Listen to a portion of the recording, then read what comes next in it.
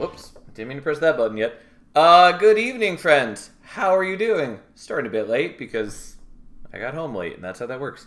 Yeah. Anyways, let's do more Monster Train 2. Let's get more crowns. We're making steady progress. Still a long ways to go, but that's fine. It's a fun project. Okay, so which crown are we going to start with? I definitely should be focusing on the Monster Train 1 clans, because I have way less crowns over there. Kinda want to do Bolette, though.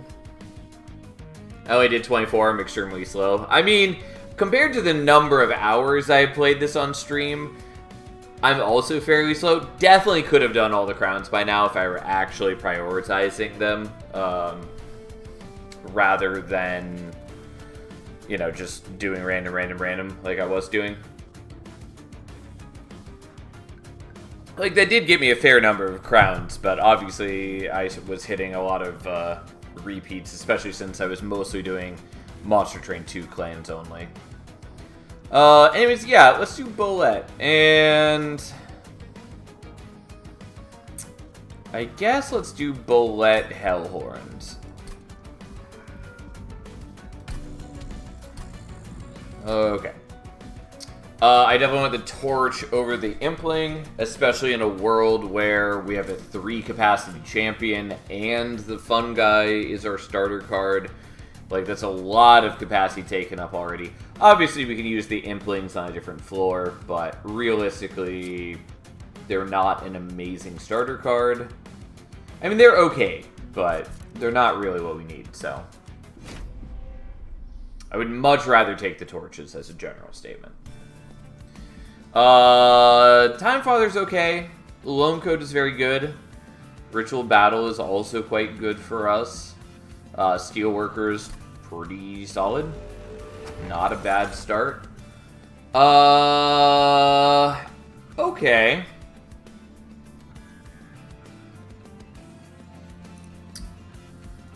So, Collection of Tales, I'm not, like, wild about. It's fine. It preserves a little bit of power, basically. But it's not that impressive. Shattered Halo, on the other hand, is interesting. So Shattered Halo would not be great for, like, Fun Guy, because most of the, like, Fun Guy spawning things that we want are not in the rare pool. Obviously, Fun Guy in the suit is quite good, but, like, we miss out on the various propagating things, we miss out on a variety of other things, like, I don't know. And on the Hellhorn side of things, it's kind of an awkward spread. I don't care about Impalate. Spike of the Hellhorn is bad. Reinforce and Last Stand are both sort of situational. I mean, they're conditionally decent, but not really what we want. Alley of the Ancients is good. And there is the possibility that we do One Horn's Tome. The problem with One Horn's Tome is it doesn't work well with, like, the Loam Coat. And it doesn't work well with the Fun Guys, sort of. But, you know, we could set up armor with the Steelworker. And then we could maybe just repeatedly play out One Horn's Tomes and live that life.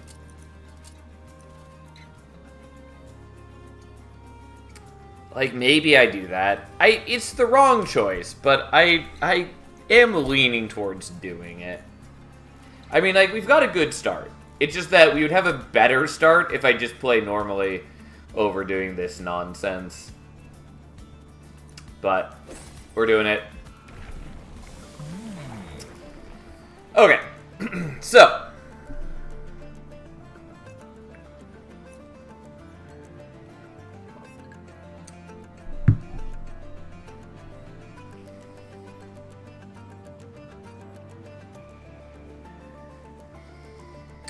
Well, we're gonna go Headsman, because Hive Minder, we're just not gonna get all that much rallying done. I mean, sort of, it's possible, and if it's offered later, I might cross-path into it, even though it is better to take it early if we're going to, because then, you know, you're getting all the scaling between now and then. Nonetheless.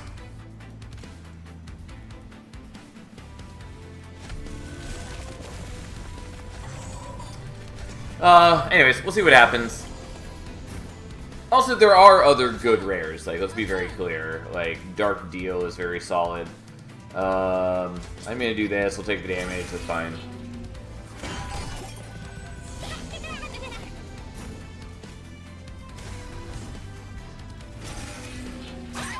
Oh, I accidentally left it on the Implings. Fuck me. I talked so extensively about how I wanted the torches, and then I accidentally gave myself the wrong starter card. Well, that feels bad, but alright. So be it. Well, gotta get rid of some Implings then. God. Yeah, that was a mistake if I've ever seen one.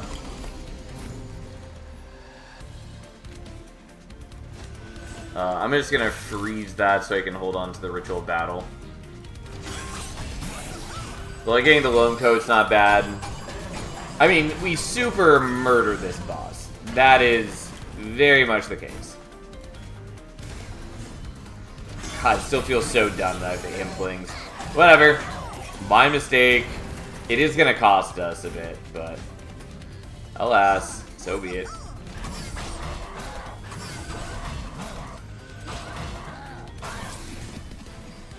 Okay, now what sort of shenanigans world are we gonna live in?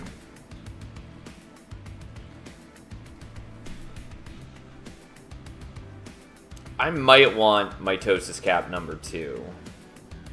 Well, I might want Mitosis Cap to make a second Steelworker, is what I was trying to say. Yeah, I will do it. That was questionable. Not what I wanted, but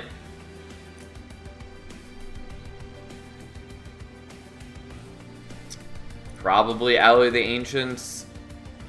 You're the Jank Master, you should be used to mistakes by now. I mean, many of those mistakes are of my own choosing, at least. This one's just a full-on absolute clusterfuck of mistake. I think we should take Alloy, even though I kind of want to not. Now, we're going to go here. I would very much like to go to the Merchant of Magic, but I very badly want Smidgestone. That's not Smidgestone. That's absolutely not Smidgestone. Okay, that's unfortunate.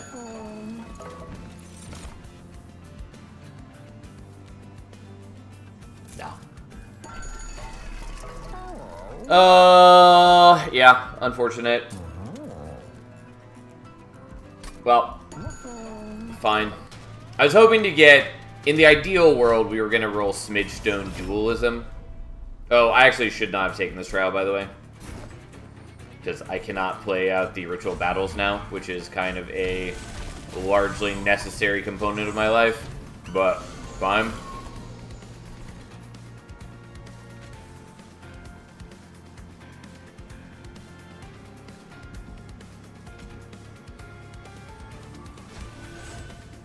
Oh, and I only have 2 Ember. God, it feels bad. Whatever.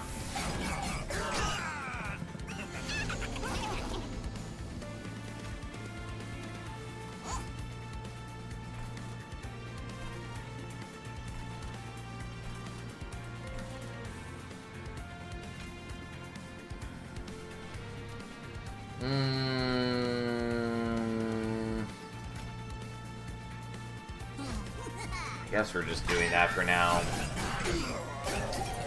I'm kind of reliant on building up the fungi for damage at the moment, which is not great. Well, so be it. We're taking some fire damage, and by some, I mean a chunky amount.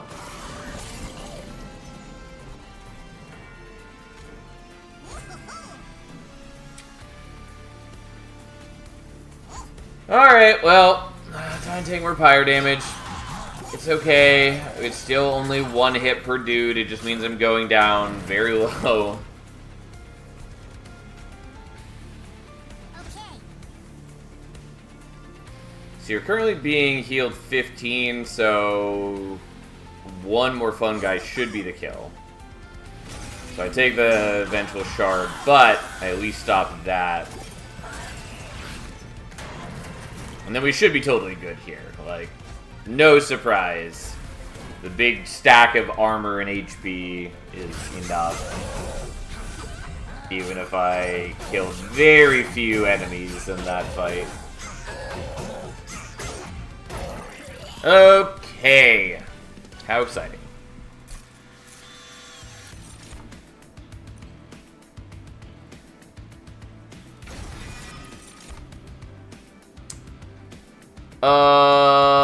Yeah, I mean, we're taking Dark Deal. Last Stand also kind of cute, but we're definitely taking Dark Deal here. It's not what I wanted, but it's within acceptable ranges. We have to go here. I mean, I would like to go there as well, and it would be valuable for us. It's just this is way more valuable for us.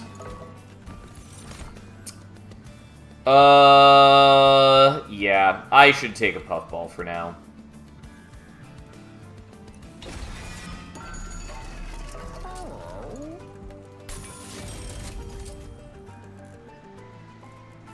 Could also have done Spell Chain on the Tome of Evergrowth, and that would have been good, but I didn't.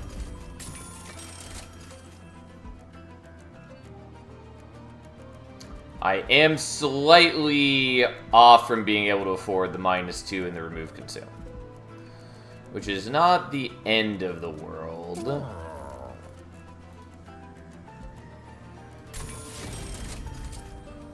So we either intrinsic, like, the Ritual Battle or the Tome of Evergrowth.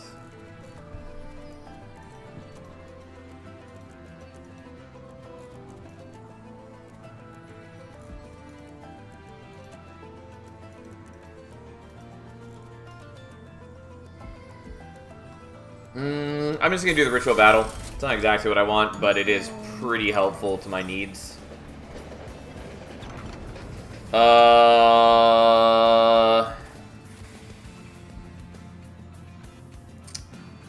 mean, I do really like stats. I will do it.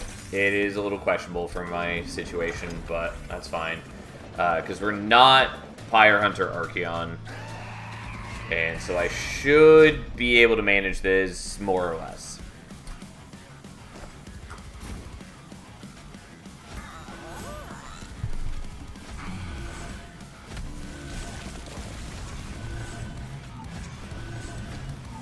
Okay, so have to play that. No surprise. Not equipping the Mitosis Cap because I don't have what I need. I mean, I guess I could have equipped on the Puffball, and I probably should have done that.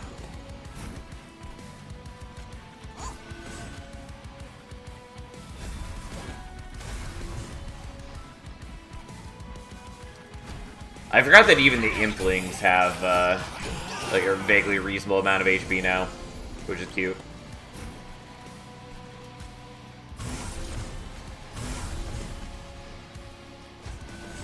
Okay, let's put the Loam Coat on you. It's good on Bolette, too, but we want to build up as much bulk as we can against this Archeon. I do really want to do Tome of Evergrowth, but this is a chance to play out the Calcified Ember. And so I am going to do that, and that'll just freeze those, I guess. Like, we're in pretty good shape. Yeah, we're making Archeon a lot stronger, but on the other hand, like, Bolette is a monster. Also, we've done a pretty good job of avoiding killing things on his floor thanks to the Puffball and all that.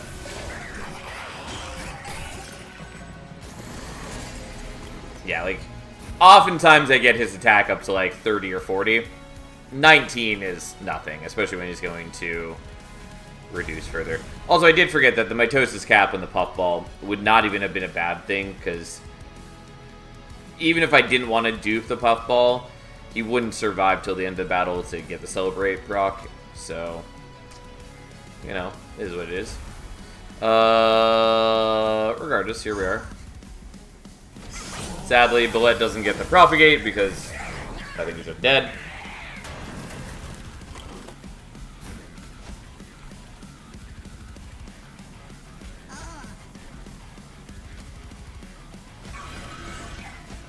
Whatever, look at him. We'll let him do a little bit of damage.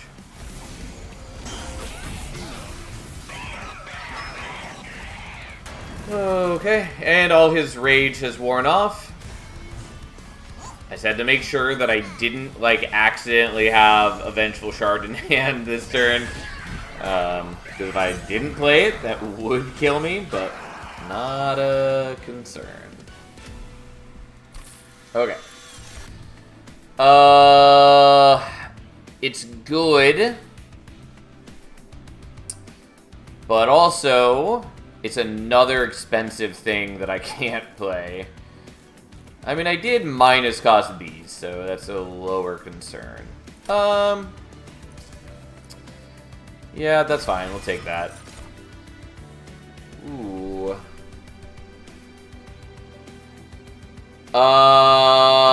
Yeah, I'm probably willing to take the Death Cap Profit here. I was gonna make more Steelworkers, but I'll take a Profit, I guess.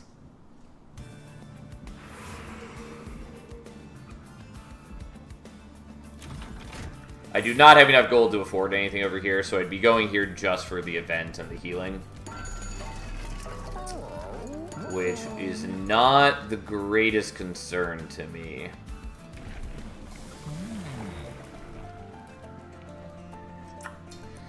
Okay, so I could do permanent scaling. I'm late to the party, but that's probably worth it. Because, like, going full propagate, it gets us up to 100 attack. And it does do propagate 4.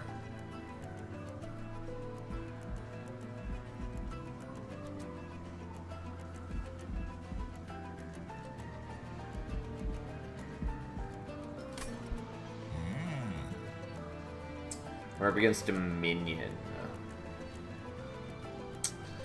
I don't know. I lean towards the permascaling. But I'm not actually doing all that much. Alright, we're just going here. Whatever. It might not be right.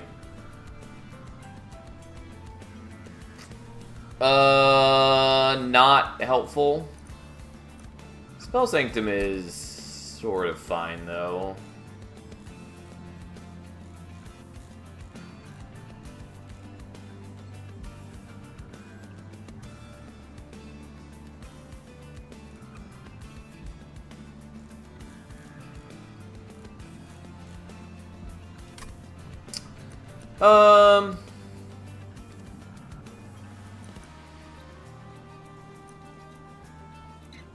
Okay. I'm willing to take Spell Sanctum. It's a bit awkward for me, but it's good enough.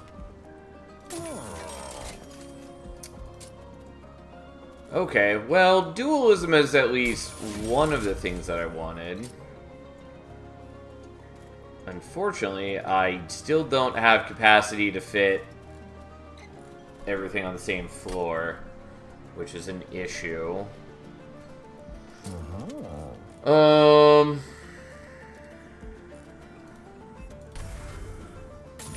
Whatever. We'll see. We'll see what I can do.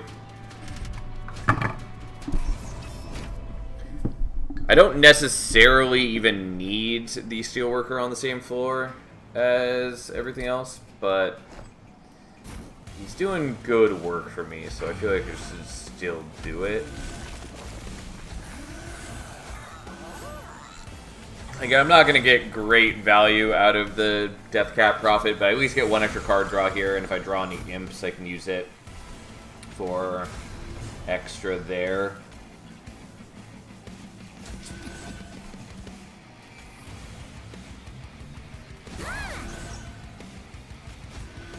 Yeah,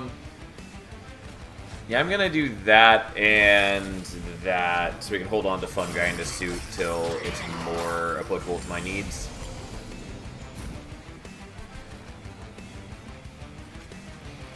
I mean, I really want to play out the Calcified Ember, but I think some other things here are also rather useful for me.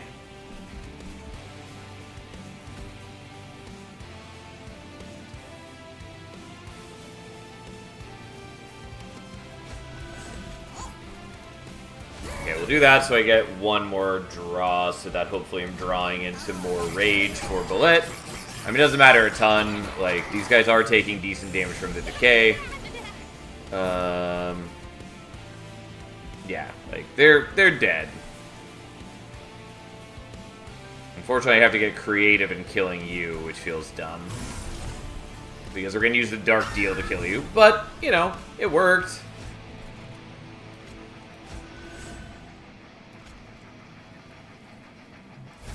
Okay, and you have dualism, so you give double the sap. Double the regen, too, but I don't care about that part. Alright, technically the Prophet's still alive. I'm really not utilizing him well, because I don't have... Like, I need him to be on Bullet's floor, but... So be it.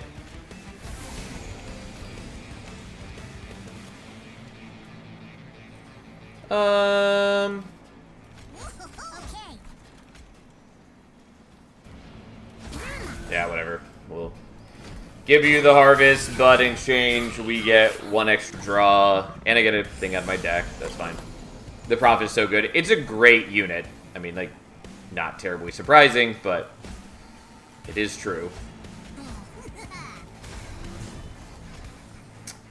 Okay, so, yeah, you do the most damage. And then Bullet murders. At least we have good rage gain for Bullet. Like, that's important to us.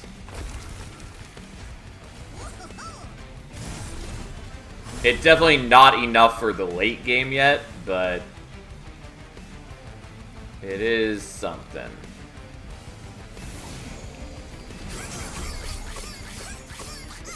Alright, we did start losing some Fungi stacks, but only 2.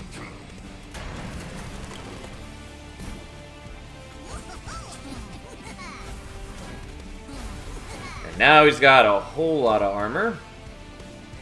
So you're doing 9, you're doing 16. We'd rather do that. Also, I could have put out the Impling. Forgot. Hello, Glacier. How you doing?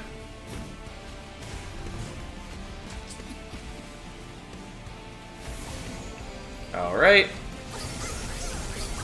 Look at us go. Your sap means very little to us with a big, chunky bullet hitting you from behind.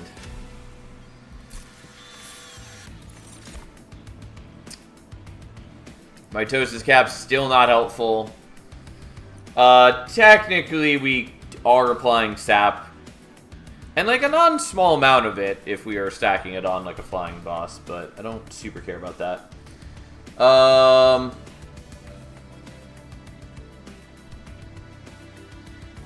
You missed all the spaces? What?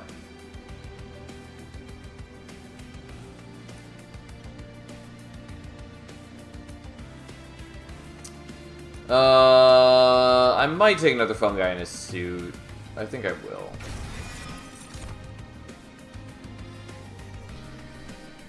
Well, Ally of the Ancients is okay. Kim was sitting on the spacebar when Cat helping happened. Fair enough. Yeah.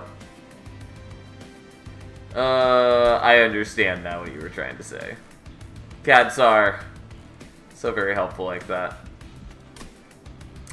I don't think we need an Ally of the Ancients here, not with, like, double Fungi in a suit. Okay, so...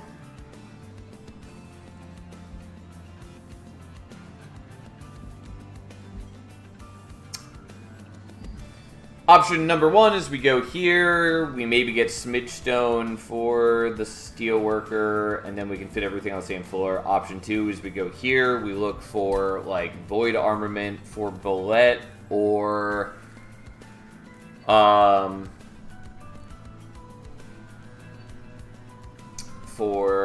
what am I trying to say? It would be great if I could think.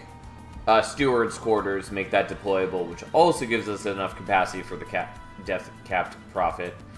Alternatively, we could also put deployable on the spell sanctum, which is pretty decent because I am not using up most of my deployment ember. Which is to say, I'm using up 3 of it, so I would still have 3 open for the spell sanctum. So that wouldn't be bad. I do really like this option though, because I also get an artifact and there's removals. But I think this is the better choice.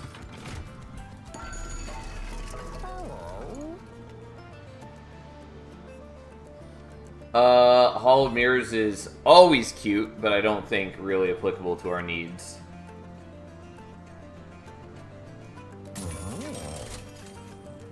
I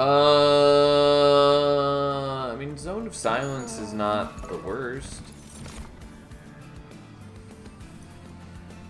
Okay, I'll take that, I guess.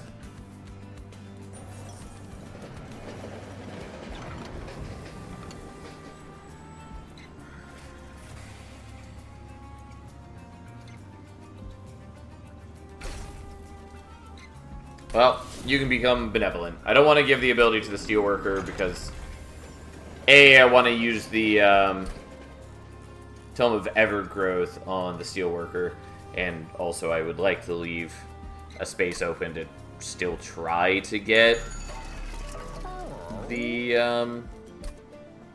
Smidge Stone that I so desperately desire.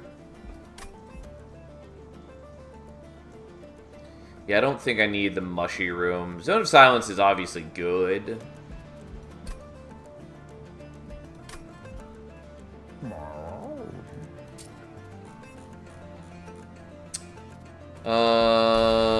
Yeah. Oh, and I didn't do this yet, which was one of the major things. Obviously, I could also do deployable on the Void Armament instead, but this is what we're doing. Okay. I have problems. Here they are. I maybe should have taken the Mushy Room. Maybe should have taken the other thing. This is a little awkward. Still doable, though.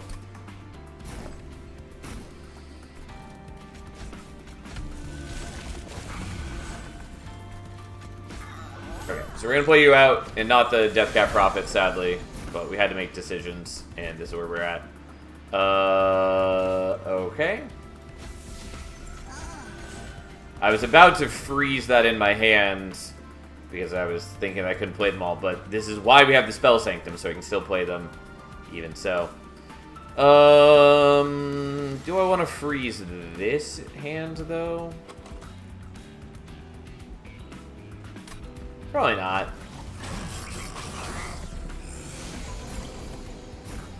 Again, for all this, we should still be in pretty good shape.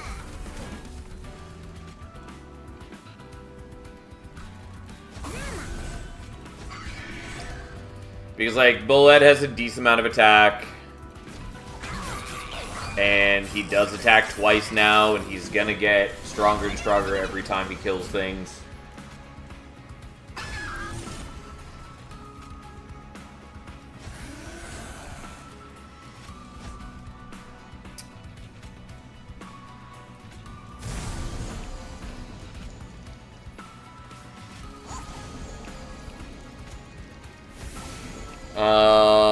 Yeah, I'm not going to worry about freezing the Fun Guy suit. I probably should. Honestly, I'm considering sapping my own dudes so that they are not stealing kills from Bullet. And we use his ability to heal the Puffball to full, which is pretty cute. Although, again, anything that's dying to the Puffball is essentially stealing kills from Bullet, which is a problem. Also, I can't Loam Coat Bullet now, not with the Void Armament. It's still worth it to do it this way, but... Also, I think I forgot to sap the guy up on top floor, but not a huge deal. We do lose some armor, oh well. sometimes lose armor.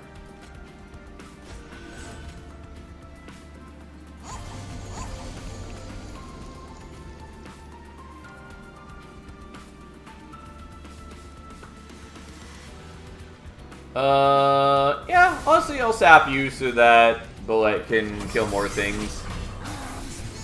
Also, it does give him regen, which is kind of vaguely helpful. Not really with the fungi because of how their HP works, but it's a nice thought nonetheless.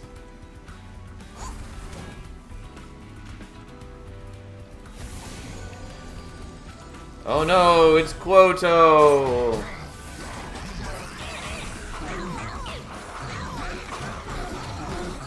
Well, we get through a little bit of his Titan skin, he gains it back. I'm pretty confident we'll be okay.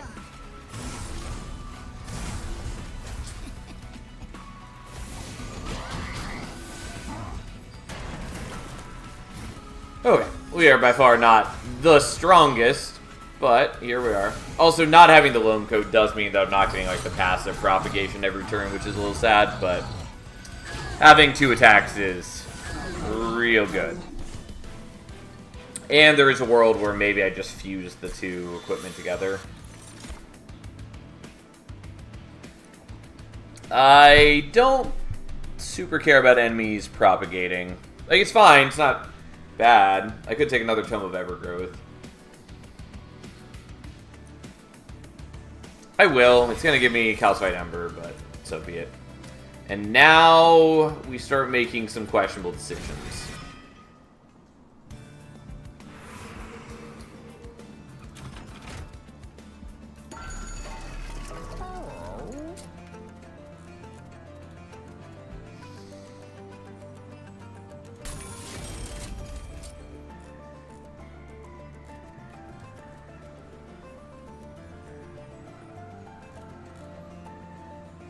Yeah, this is a big problem in that I need to be giving Bullet armor as well.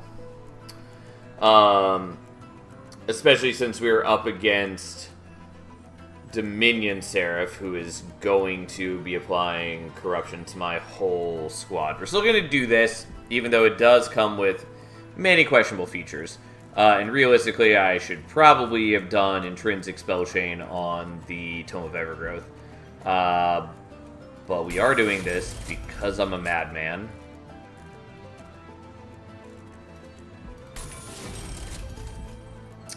What could I even hit on the reroll that I would care about?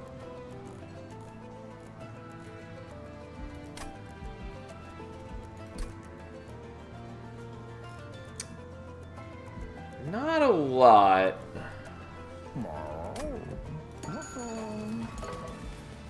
So I don't think I'm going to bother re-rolling, probably. I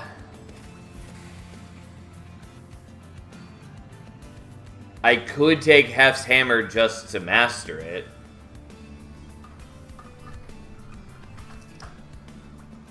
I'm going to, even though I think it's wrong to take, and I'm not going to be putting it to good use at all. But we already have a room. I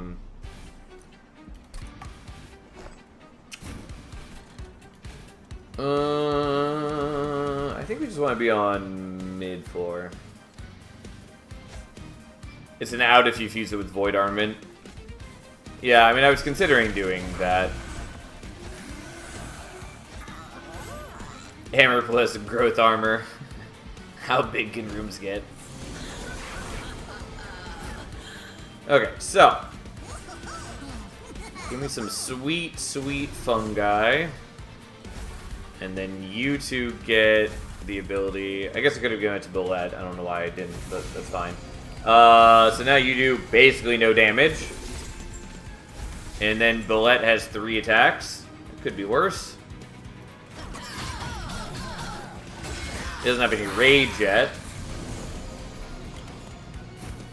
No, what am I talking about? He does have rage. Literally have an intrinsic thing for this purpose.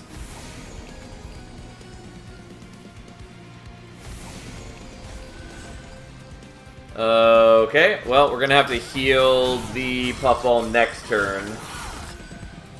But we can. I mean, it's not that big a deal if the Puffball dies. He was mostly there just to soften things up and get us rolling, and he's done that job now.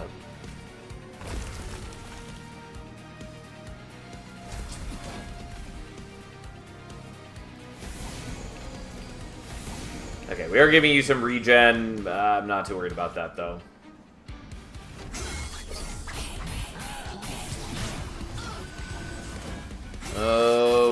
Okay. Alright, have attack number 4. The enemies largely don't get to bother me. Like, this is why we have the Tome of Evergrowth. Turns out, it's just good. Okay, this is a little dangerous because we can't let Bullet ever actually take damage. But that's fine, we just don't let him take damage.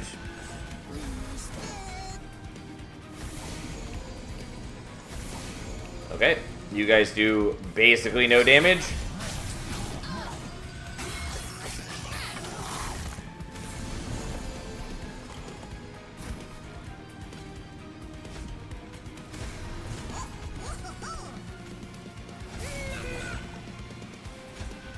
Okay, may as well heal.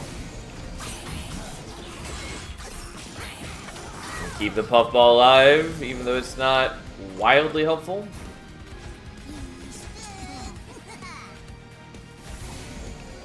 The problem with sapping him a ton is that eventually he's just, like, in Relentless, he's eventually going to need to wear through the sap so that he can then attack into the Puffball. Because, like, we're not killing him on bottom floor. So eventually all that sap is basically going to get wasted.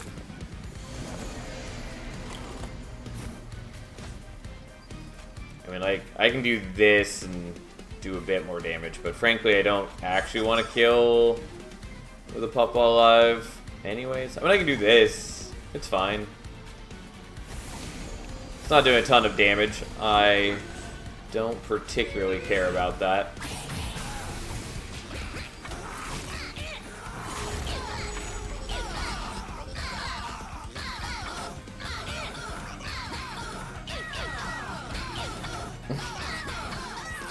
Alright, he finally is able to attack us.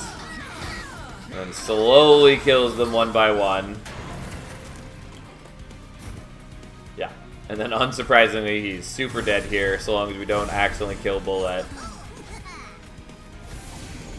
And then we'll refresh his sap, because that's just the kind of guy we are. Ta-da!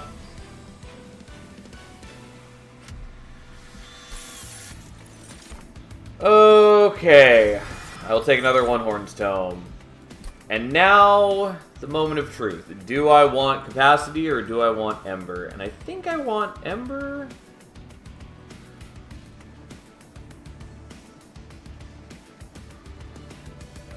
Maybe. I don't know. Maybe I do want the Capacity.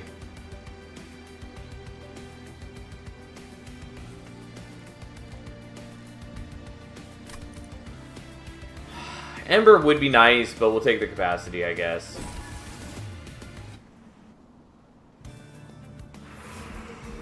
Okay. I do really want the Merchant of Magic. Nonetheless, we're going to go for the Merchant of Steel for a number of reasons that are available to me.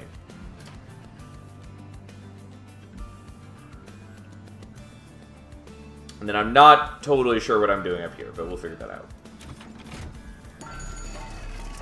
Yes. Thank you. Okay. Now you're gonna reroll looking for Dualism.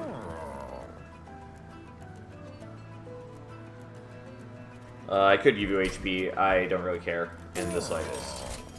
Yeah, okay. Does it look weird? We're giving him Dualism even though he has no actual use for Dualism. Only because it does work with the, it works with the Tome of Evergrowth. And so we're gonna use Tome of Evergrowth with him, and that's gonna be grand and exciting.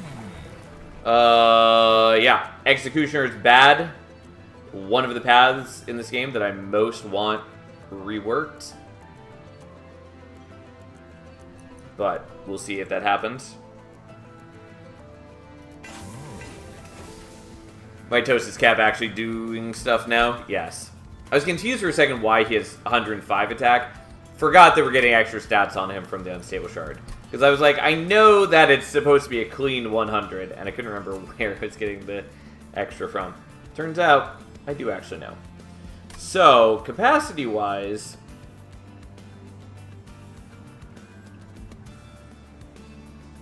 yeah, the problem is that even if I make extra dudes, I won't have enough energy to play them out. Hey, thanks for the raid. Welcome back again, Potato. Fresh out of deep fryer, it's the Potato raid. Well, glad to have you here. Hope your night has been well. So I guess we can stop playing the Puffball.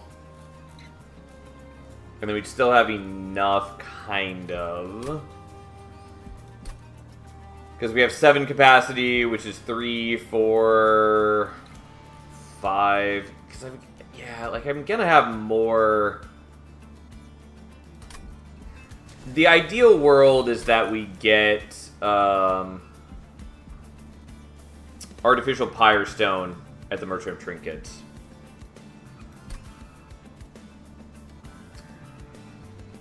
Do you want that as Potat or Potate?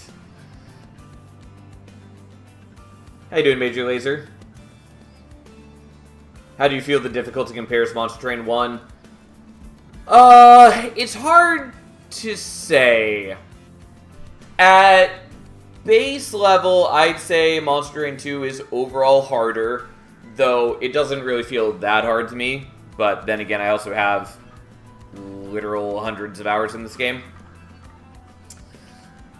Either, fair enough. Hey, thanks for the follows. Yeah, anyway, so like it's a little weird for me to speak about difficulty in this game compared to Monster Train 1 because I do know that not to sound like arrogant, but I do know I'm on like the higher end of playtime and experience with this game. And so I don't lose that many runs and I don't feel that challenged in that many runs.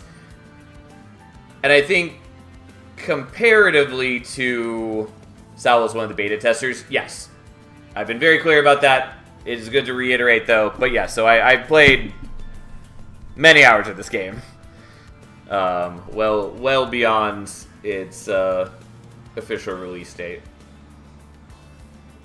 But also, like, comparing difficulty, a lot of my time in Monster Train 1 was spent playing, like, high shards at Covenant 25, like beyond 100 shards, and that did also inflate the difficulty beyond the level that a lot of people were playing Monster Train 1 at.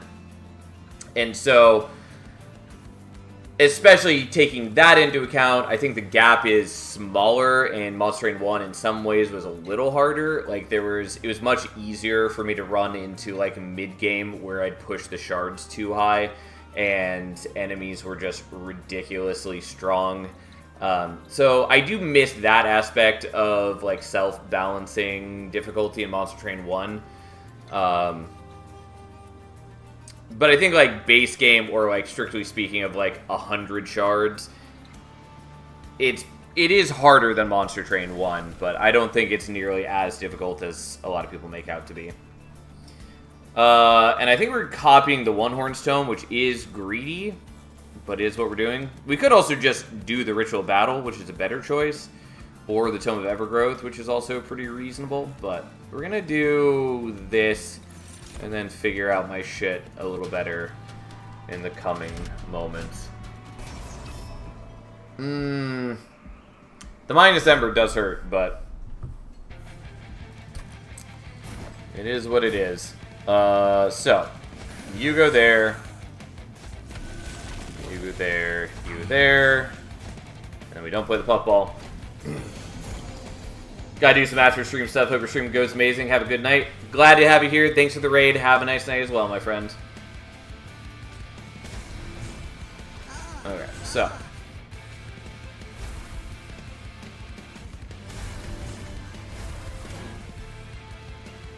Oh, I forgot that you have an ability, and therefore I didn't actually need to do dualism on you. Doesn't matter a ton, because I probably am happy to overwrite that ability anyways. Oh, you're dying to the sweeper. Whoops. I was like, why did my damage output drop? Turns out... Oh, I could have also just, like, you know, sapped you. Nonetheless, it's probably best to give you some armor regardless. Yeah, unfortunately I can't play out multiple of those.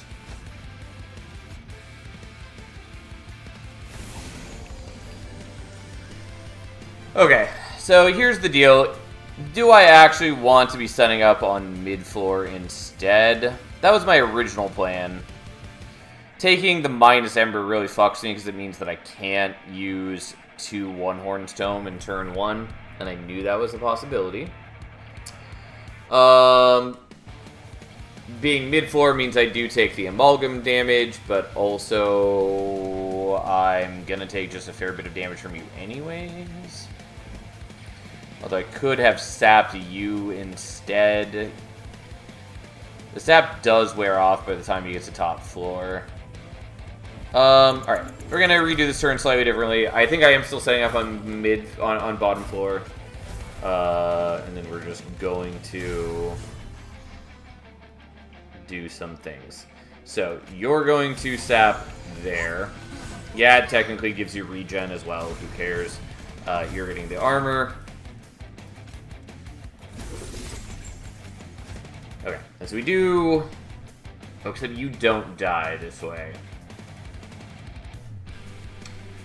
Don't mind me as I forget about ever so many critical things. It is possible that we draw into the puffball, which kills you. Whatever. We're freezing this so I can use another One-Horned Stone next turn. And at least mitigate that problem some.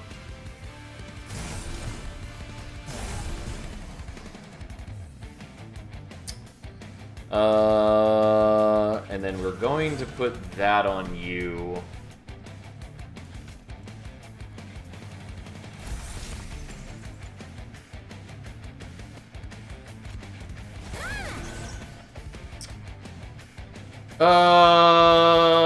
And then let's just weaken one of you guys, I guess. I could heal with the Prophet, but we're not doing it. We aren't equipping the Void Armament.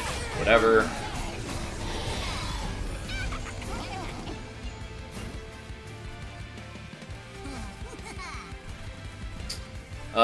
Yep, unfortunately didn't draw what I wanted. That's fine, I take a little bit of damage. Well, we're gonna do that so I can get the kill.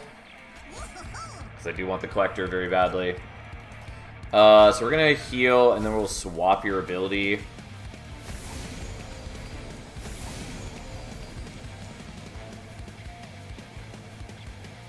Except then I can't play out the One-Horn's Tome, which means that I am leaking.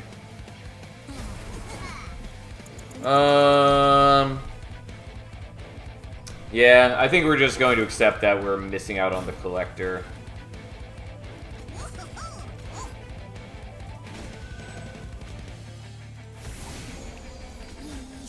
As much as that saddens me. I don't know if it's true, but I feel like I have more runs in Monster Train 2 where I just die in the first battle. Monster Train 2 definitely does have a harder early game in that regard, or at least like the first battle. It's very hard to actually die in the first battle in Monster Train 1.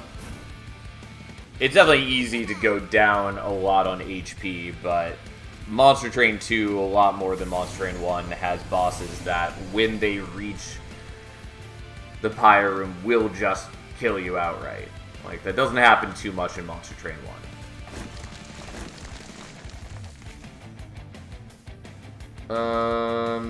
Whatever. We'll put you there, I guess. It doesn't really matter. I don't lose in the first battle all that often. But it definitely is a lot more possible in Monster Train 2 than Monster Train 1. So, like, I'll definitely give you that, but I think some of that also comes down to people being, myself included, not being judicious about which trials to take and when not to take them. But on the whole, like, the first boss or two definitely are rougher. Also, I expect that with time, we're probably going to see some buffs to certain units or champions to smooth out the early game. Like, I would not be surprised if one or more of Ekka's paths gets a little bit of early game focus buffs. I don't think she's in, like, a terrible state in the way that people make her out to be, but she definitely is more prone to that than others. Anyways, we did take some damage here. We do get another Steelworker. I am not going to do another fun guy in a suit, I don't think.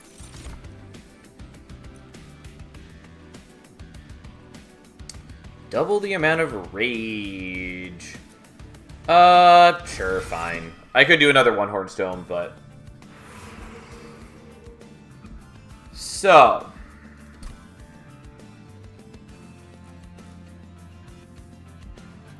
I don't think I really need to dupe, although duping the Ritual Battle would be pretty decent. Duping the Tome of Evergrowth is pretty decent.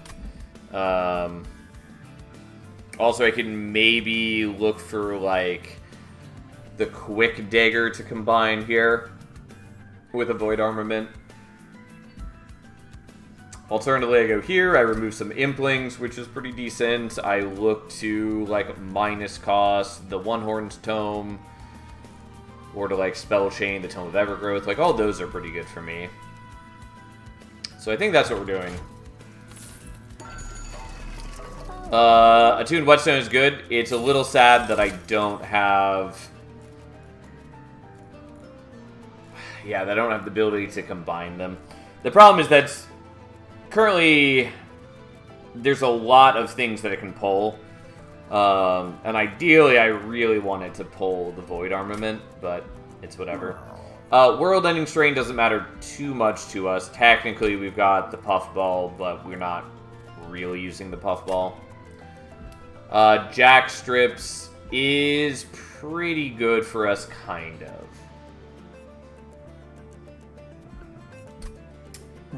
Because I could use it as a way to cut out some of the corruption from getting onto our front unit in the Dominion fight. Since they're the, like, 3 health dudes that apply corruption on death. And so if I set up top floor, when they ascend, they'll die on mid floor, and so I won't get that corruption. I'm not totally sure how much I care about that.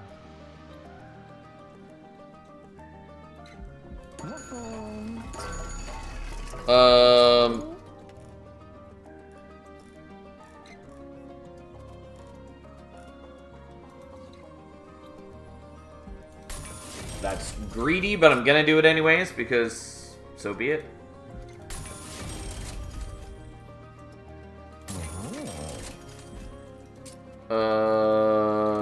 Okay, let's -2 that. Let's Spell Chain this, I think. I'm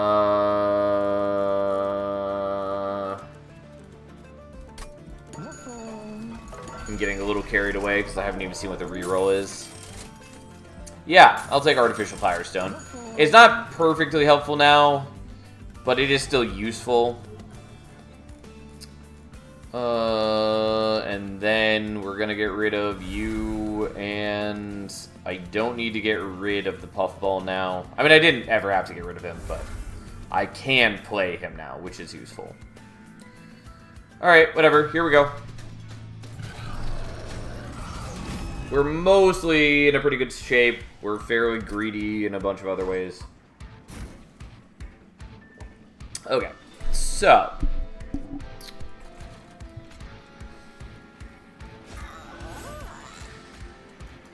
we play you out first so we can get the rally.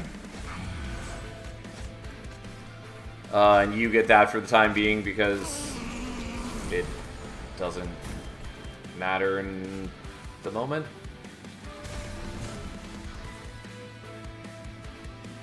So yeah, I do want a mitosis cap one more time.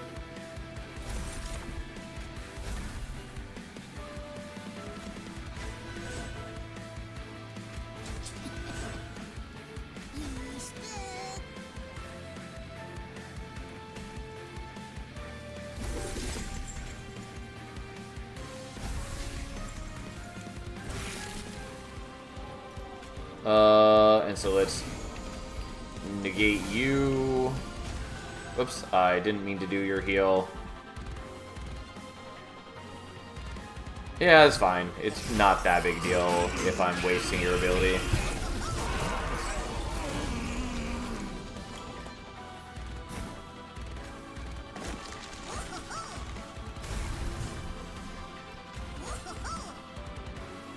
Okay.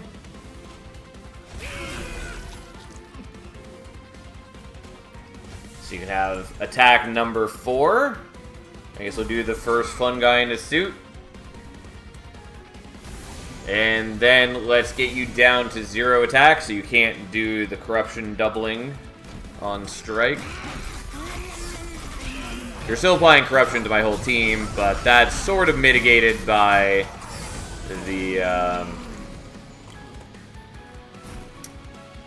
the steelworkers applying a bunch of stuff every turn. Okay. Yeah, I just do not have enough Ember for all the things I want to do. Even with the cost reduction to spells. Also, I should maybe be spreading the Rage around since I do propagate on the whole squad, and also I have Last Stand to double Rage. How does Fragile work with troops? I don't remember. I think it kills the whole stack if they get hit. But I don't totally remember. I did want a Loam Coat, but here we are. Okay, so you don't get to attack. You also don't get to attack. You similarly don't get to attack. Puffball dies, and here we go.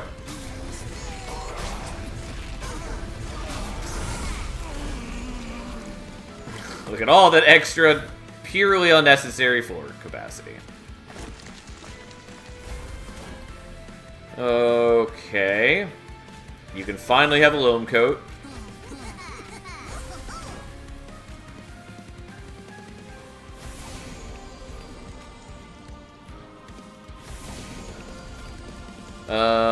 So those are the only ones who are doing corruption on strike. So we'll extend your sap.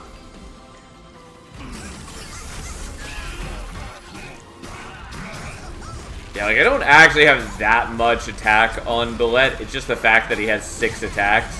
And like he is gaining more power every time he kills things, but definitely not as much as might be desired.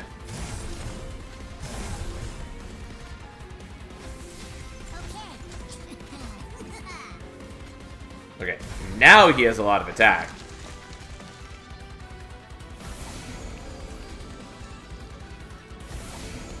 It's hard to see that there's a deformed duo here, because he just sandwiched between the other dudes and, you know, not even visible behind the gladiator.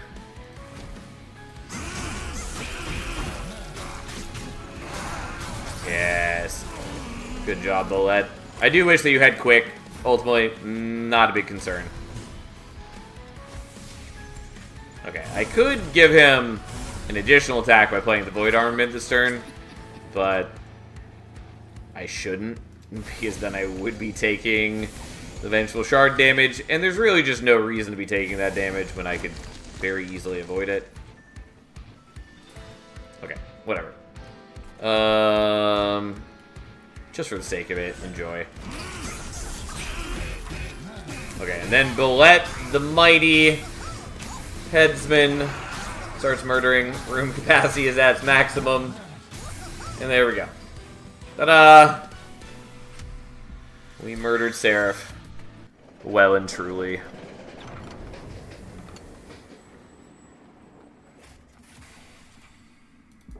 Alright, let us fight some Titans.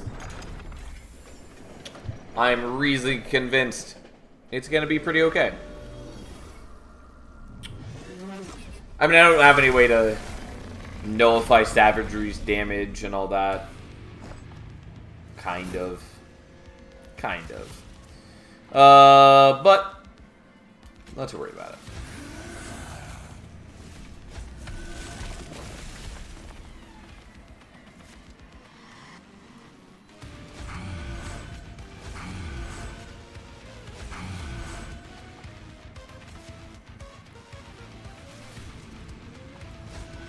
Oh, whoops. I meant to play that on the puffball that I just drew.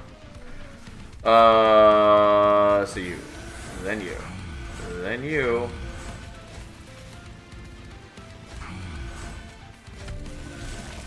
And then the puffball gets it, so he survives a little longer. Surprisingly, scaling his room capacity isn't a thing yet. Yeah, I do sort of expect them to do that at some point.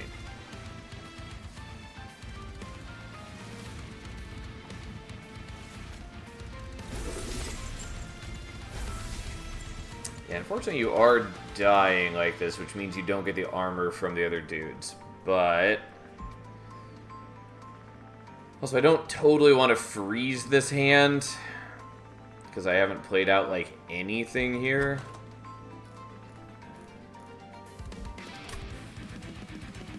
Though I guess I'm still gonna do it. It's awkward, but, like, I might end up using the fun guy in the suit just so I can get a few dudes to stick around.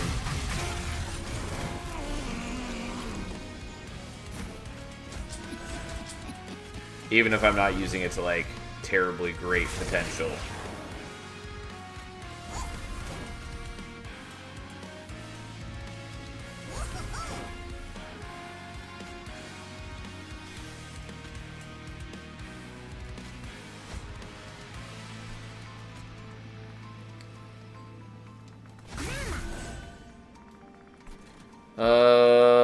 Yeah, well, that felt like a waste of the fun guy in the suit, but fine. I need the fun guy to be there so I can start propagating them and so they can absorb the corruption and other things. So, like, it is important to me, even if it feels a little bad.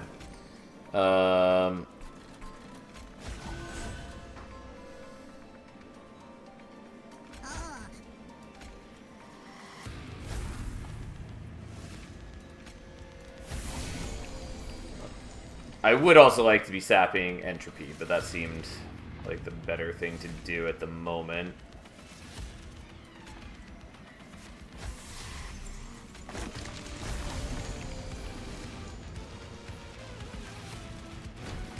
Okay, whatever. To take some damage, it's fine. I have enough HP to withstand it. Because I should get through Savagery and Entropy reasonably quickly. Okay, no attacking for you, and very little attacking for you as well.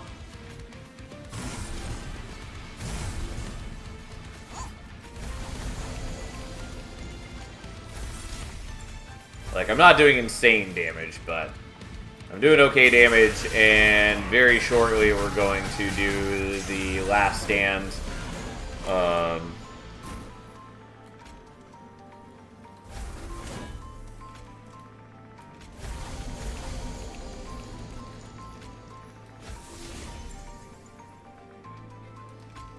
You guys are attacking for an annoying amount.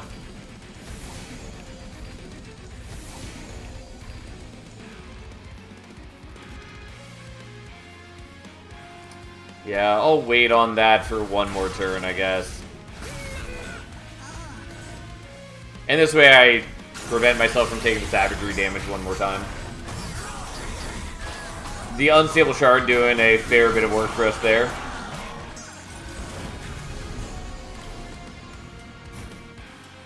Okay, so let's increase your rage a little further. I still haven't done that for you, but also...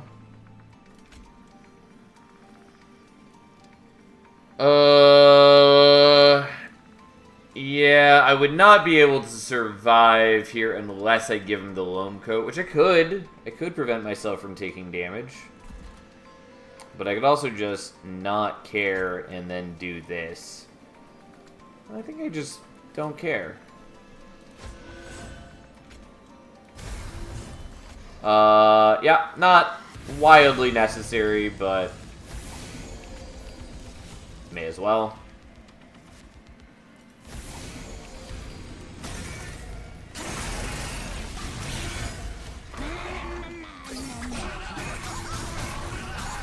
And then Galette murders them. Only needs to do a couple attacks because the deformed duo has Reanimate and is not killable with a single trample strike as much as one might wish. Okay, you don't get to attack. It is satisfying to see his attack just drop from 15 to 0.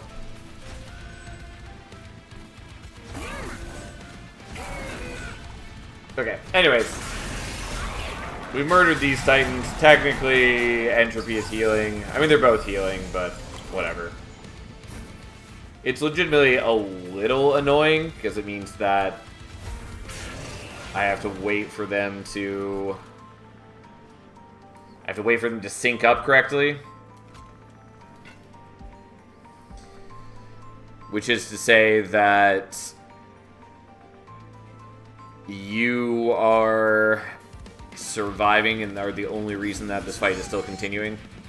But if I do something like that,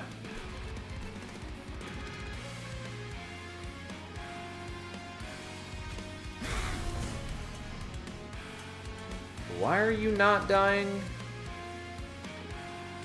Oh, because it's dumb. So here's what's happening. I didn't realize why this is looking the way that it is, because we're definitely doing enough damage to drop him down to 1. The problem is that he's got 20 regen, and so he takes damage, drops down to 1 HP, then, at the end of combat on this floor, heals up to 21, and then on this floor we do the remaining damage, and he doesn't die, because Savagery is still alive. Mind you, that is sort of solvable.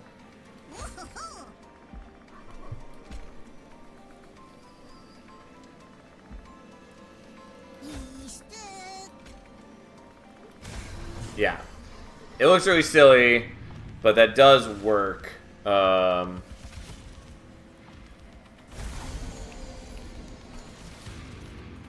And then none of this matters. It doesn't matter what we're doing on this floor because this floor effectively doesn't exist. Anyways, that was a little silly. There we go. We just need to kill them both on the same floor.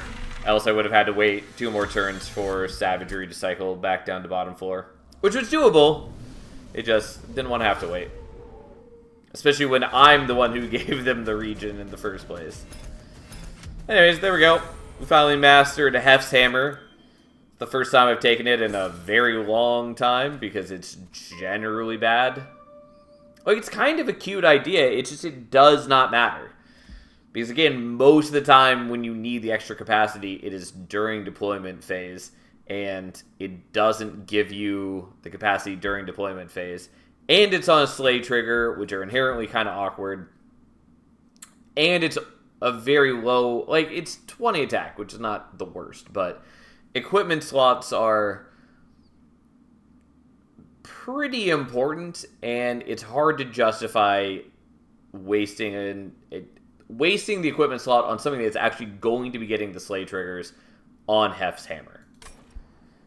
Also, the other choices in that event are pretty reasonable, and so I would rather take something that is moderately good over the hammer that I'm basically never going to use. Regardless, There we go. How exciting. And so we're up to a clean 70 crowns now. Only 110 left to go. So, next up, I should probably do one of the Hellhorned ones, even though we just played Hellhorned. I think we're going to do... I don't know, we haven't played Awoken in a while, but I'm leaning towards doing a Stygian one. I think we're going to do Soul Guard and... How about Soul Guard Lazarus?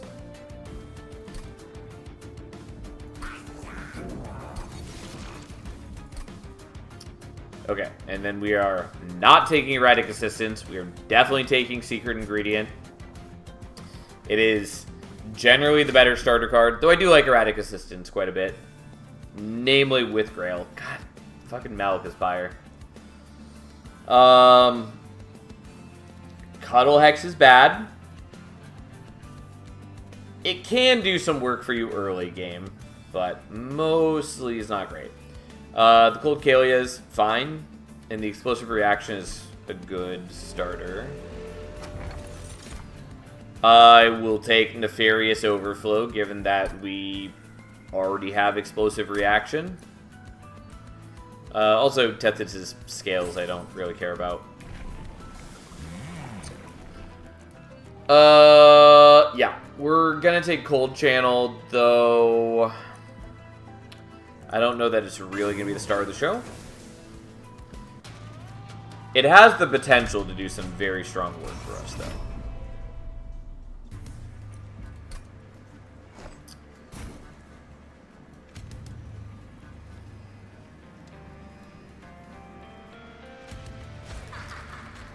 Okay, we're going to try putting you up on top floor. I kind of wanted to put you elsewhere, but we're going to do top floor.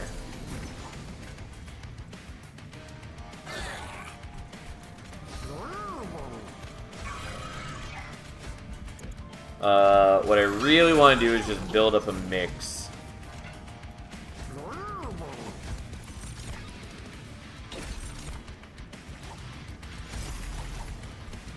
Okay, whatever, you're at least killing the backliner. Unfortunately, I'm not getting, like, a ton of...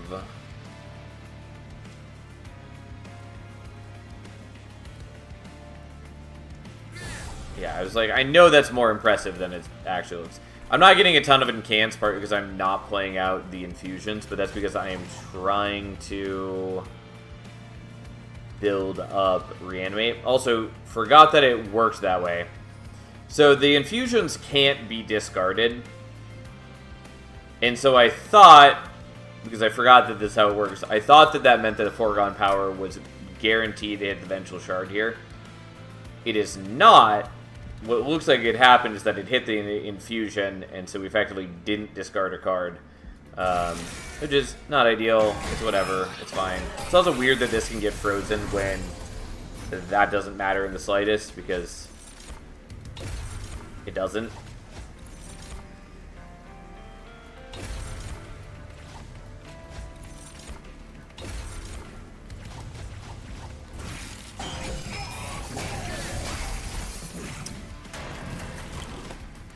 Okay.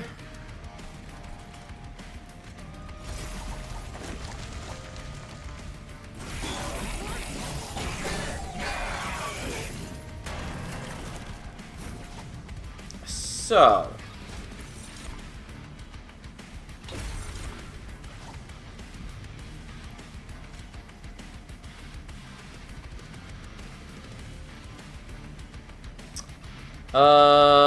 I actually maybe want to do this, because then every time you explode, it'll be 50 damage.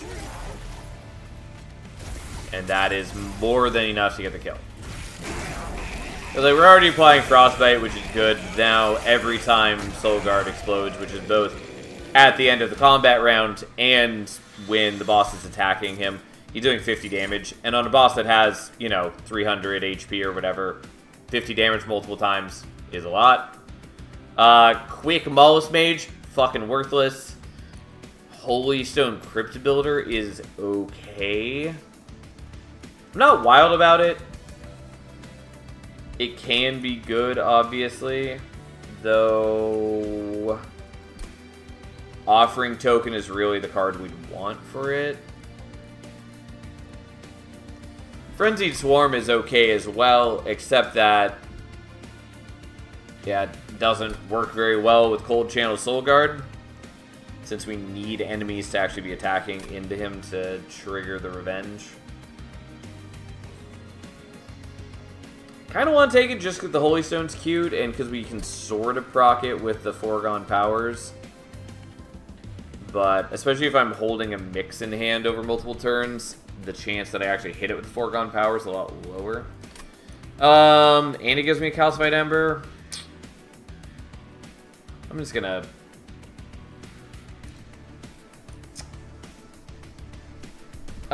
skip that. I kind of want the Faulty Body. I'm gonna take the Forevermore Serum for sure. Sadly, it gives me a Calcified Ember. Also, the -1 is fine. It's not wildly exciting for me.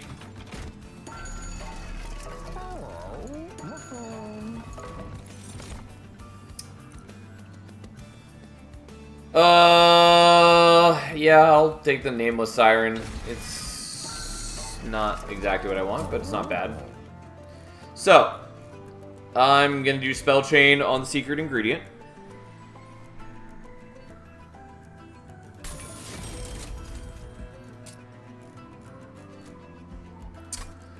Unfortunately, I thought about doing it on the Forevermore Serum, because that's also quite good for us.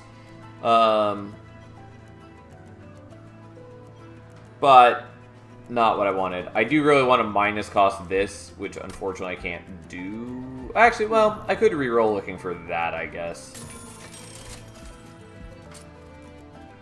And that's pretty good for us, because now both it and the Spell Chain copy are free, which is very useful for the incanting.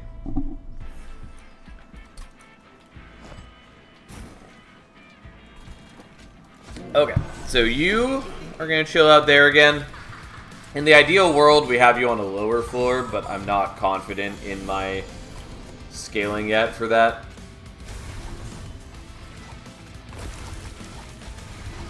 So, here we are. And the Cold Kalia at least does decent work for us in stopping all that.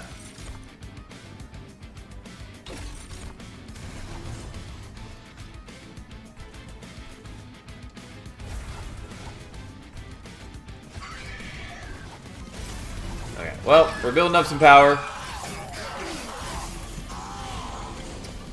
I'm not making the best use of the unstable doubling, but it's going okay.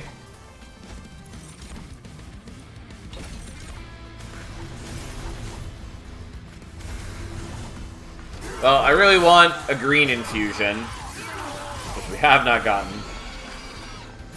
But we're trying. We are going to explode those because it's definitely good enough for me to do so.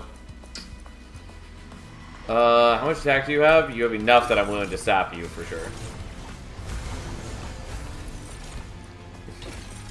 Okay. I mean, I could just be doing a red infusion as well and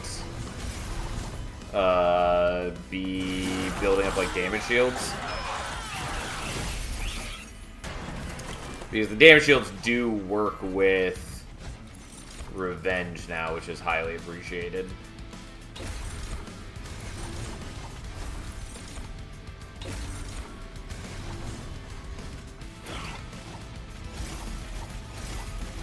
Unhelpful, but fine.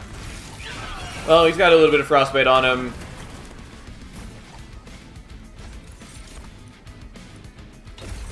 Honestly, I kind of want more regen on you, but I think the reanimate is just better. And unsurprisingly, there we go. Especially since we have a Siren sitting in the back, hitting for 250 damage a round. Don't really need Soul Guard to do a whole lot there.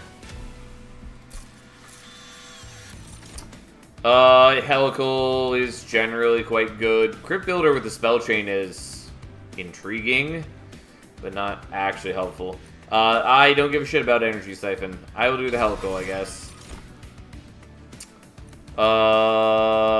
It's Alive is kind of cute. Pseudoscience is sort of good. I'm just gonna take another Forevermore Serum.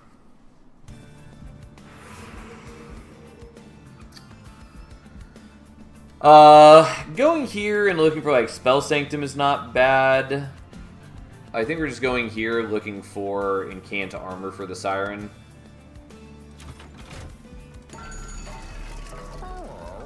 Like, obviously all of these are good for me, but Soul Guard can handle our Wave Clear, and so giving you a little bit of survivability is good. It also means that in extended boss fights,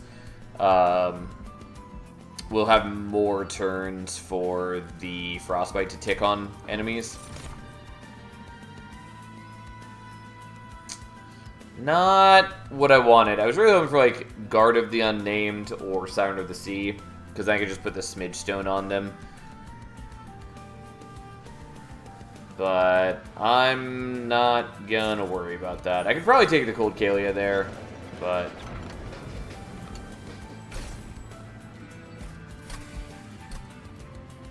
Nope. That's the second time I failed that on the first choice in the, well, in this week. Which is sad, but whatever. Yeah, the Rage is concerning.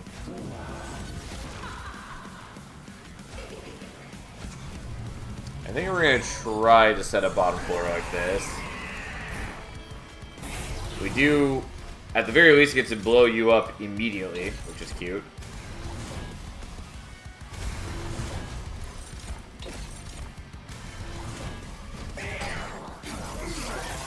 Okay. Yeah, here's where it gets a lot sketchier. Because now Archeon starts to hurt. Well, there's one stack of Reanimate gone, but he's got a little bit of Frostbite on. That's something.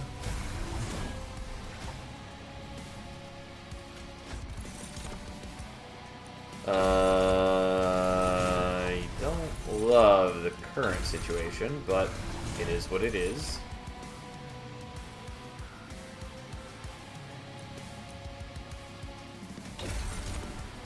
Probably should have done the Reanimate there, but I did the regen for some reason.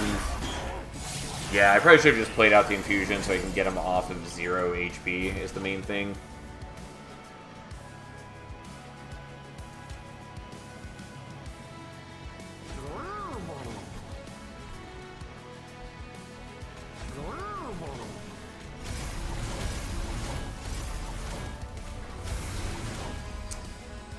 Yeah, this is concerning. I mean, like, the Siren's in good shape, so as long as I can just delay for a little bit, we're sort of okay.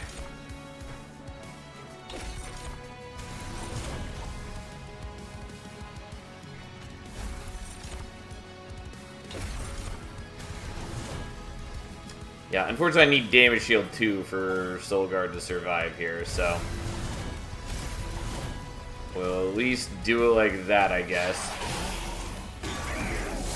Again, we should be fine. Especially when we just blow that guy up.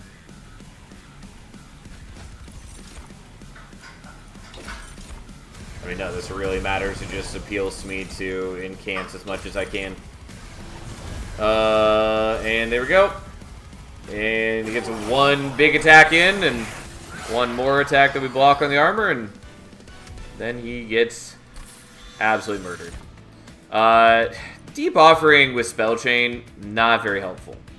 Deep Offering in general, though, quite good.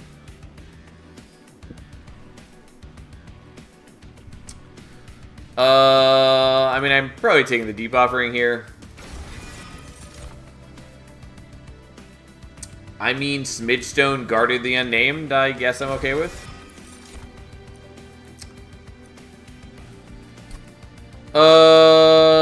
I probably just want the draw. Extra Ember is nice, but not totally necessary for me yet. Especially if I can just minus cost more things. Or get, like, Spell Sanctum.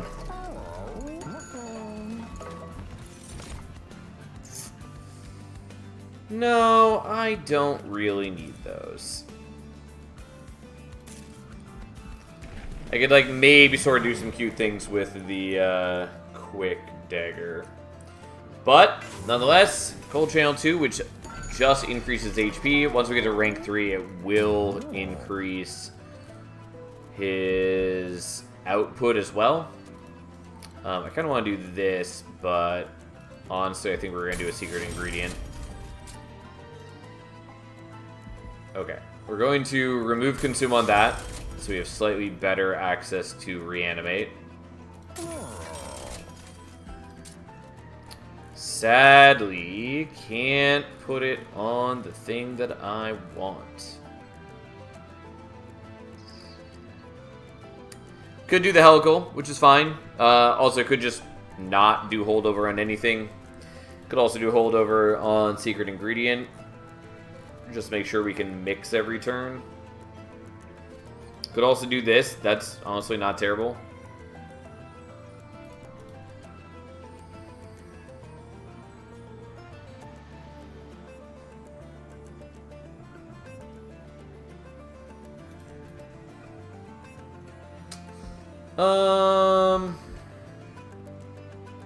Although if I'm doing that, like, I'm really gonna struggle with Ember because I can't minus cost it right now, and I only have 3 Ember a turn.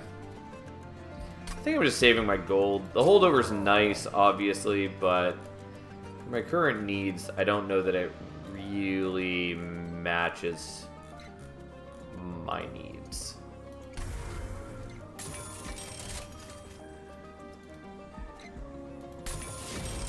That's a little questionable just because the Explosive Reaction is a good card, but I am not going to worry about it currently.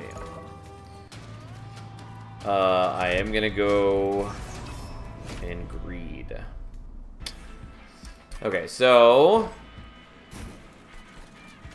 we should be able to handle this with the Cold Kalia. Oops, I don't have enough Ember for that.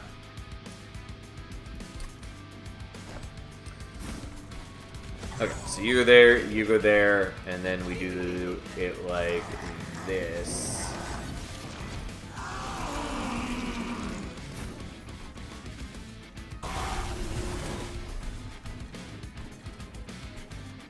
So I could do that, or I can do this, which I think I prefer. Because I don't care too much if she dies. I just need her to stick around till next turn to shoot these guys. And that's good enough.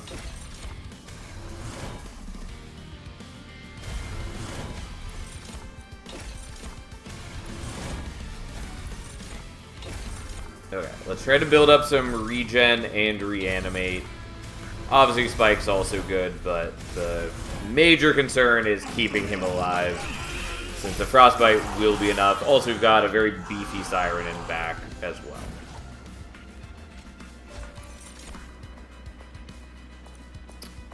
I'm actually going to take some regen right now.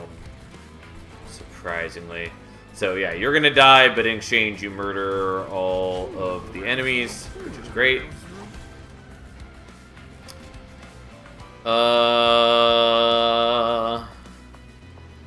Yeah, I'm going to do this and take less damage. I do take the Pyre damage from the Mental Shard. Oh well.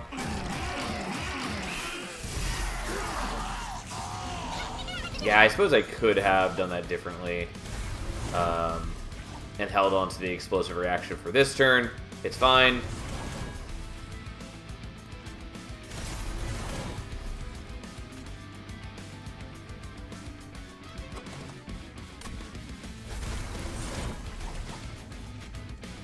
Yeah.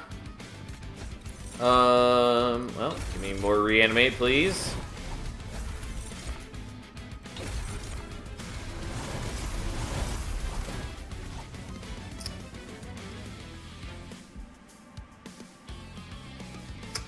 Alright, fair enough.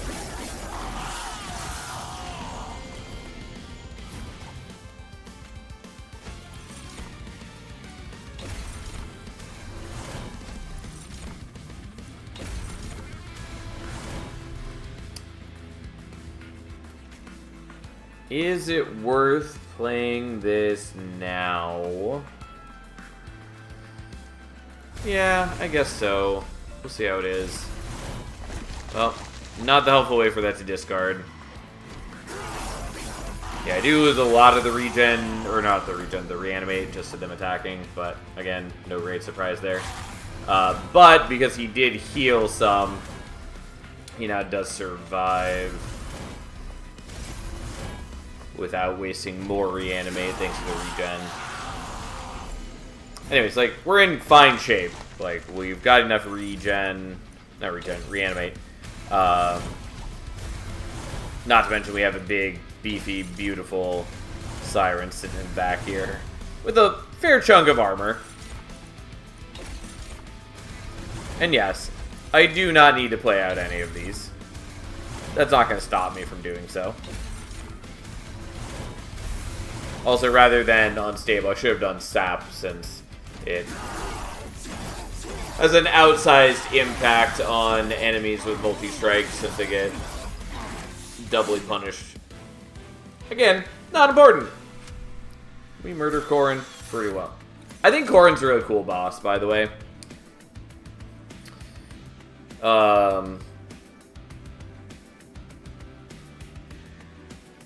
It's just like a really unique effect for Monster Train. And I think it encourages a bottom floor setup in a more interesting way than a lot of the other bosses that encourage a bottom floor setup in this game. Because this one is doing it by making the entire battle up to that point matter more. Because you are really punished for leaving enemies alive on the turn that Corrin spawns. Because Corrin on their own, not that punishing. They attack for 22 damage, which, you know, hurts. But it's not that big a deal. But if you leave enemies around, they then pull all the enemies to the bottom floor and give them all multi-strike as well, which ends up with a very scary floor if you let even a couple enemies join Corrin there. Obviously, there are ways around it. You can still win if you do that, but, you know, it's interesting is all. We're going to take the Preserve just because it has Spell Chain on it.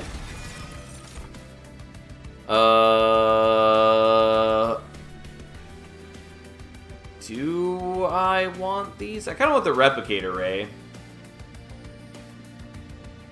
Oregon Harvester sort of works, but only if we give some spikes to Soul Guard. Which we could. Ascend Corrin away from the minions is the most satisfying answer? Absolutely. My favorite thing to do is Corrin pulls all the minions to the bottom floor, and then you ascend Corrin, and they freeze the room and just murder every single one. It's very silly to watch. I love doing that. Yeah, I don't know. I lean towards the Organ Harvester. The problem is I'm not actually killing things with spikes with Soul Guard, but I can fairly easily pivot to doing that. And it does make my life a little easier. So, we'll do that. Here would just be for duping the Forevermore Serum or the Spell Chain mix. Going here, we'd be looking for Founding Seal for the double incants, obviously. Or Cuddlebeard for the increased Frostbite. That's mostly it. I mean, there's other things that are good as well, like Wing Steel for the extra draw. Although I don't have enough Ember for that to matter a ton. I feel like I should go here and just do the Forevermore Serum, because having multiple of these kicking around my deck so I can just pump more Reanimate into Soul Guard is pretty good. I honestly do want to go here, though. It's very rare that I actually route for a Merchant of Trinkets. It just feels hard to justify. I will take Golden Idol. Sure. Ancient Pyre Tap I kind of want, but we are going to reroll. None of those matter.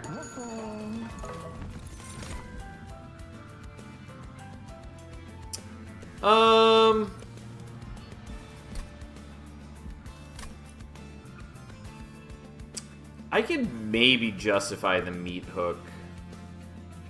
Yeah, I will actually do that. Though I do need to get...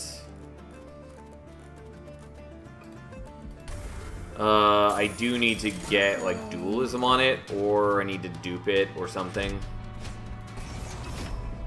But it's a way to really neuter Dominion Seraph, and that does appeal to me.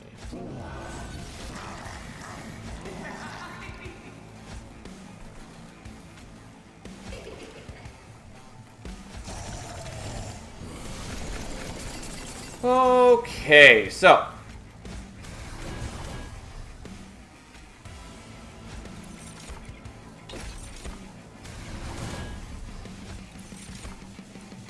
yeah, unfortunately it spikes 3, so I'm not quite there yet.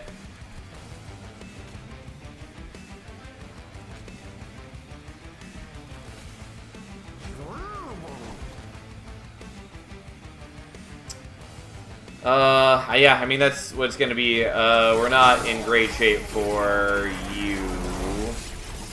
I mean, we still get some Frostbite on you, just not a lot. And then I sap my dudes, but that part doesn't really matter. Okay, the spikes is what we wanted there.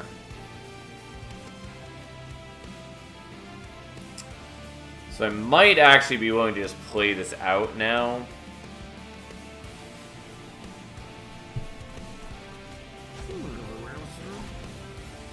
So I can get an extra incant on this turn. I think I still want to do this first.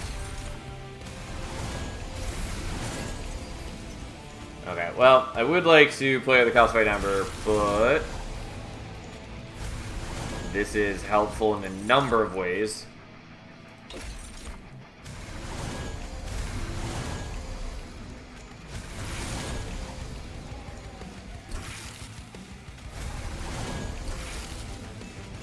Well, that's one I didn't want to discard because this one's ephemeral and it goes away at end of turn anyways. But, hey, here we are.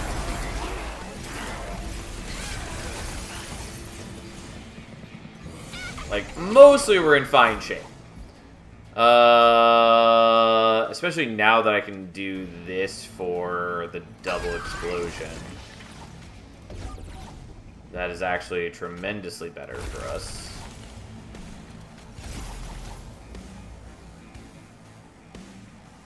Yeah, so like you're going to get 6 more Frostbite. So it'd be at 27. It doesn't matter. We're taking a hit on the Pyre regardless, so I'm not going to worry about that. I'm just going to incant here.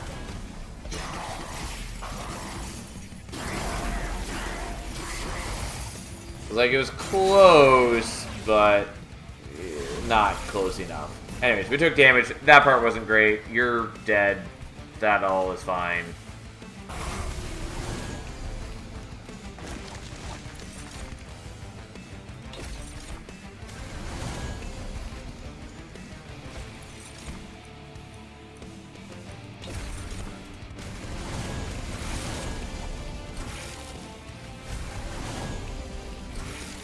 Okay, I stabbed my dudes. Who cares? Our general Frostbite situation is working out well, and Soulguard has a fair amount of reanimate from killing the backliners with spikes.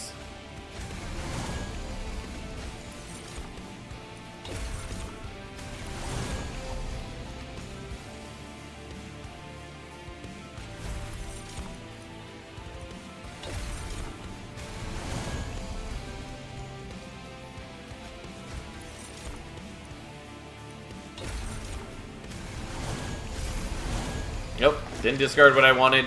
I'm always thrown off when nothing leaves my hand from that. Because I expect it to discard something, and then it sometimes doesn't, which is weird. Anyways, we super easily definitely have the kill here. Not too worried about it.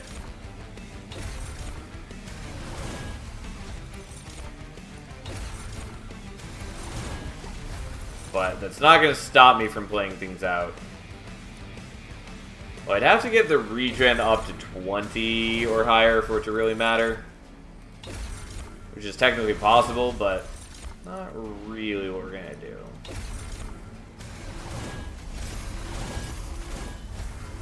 Okay, look at us go!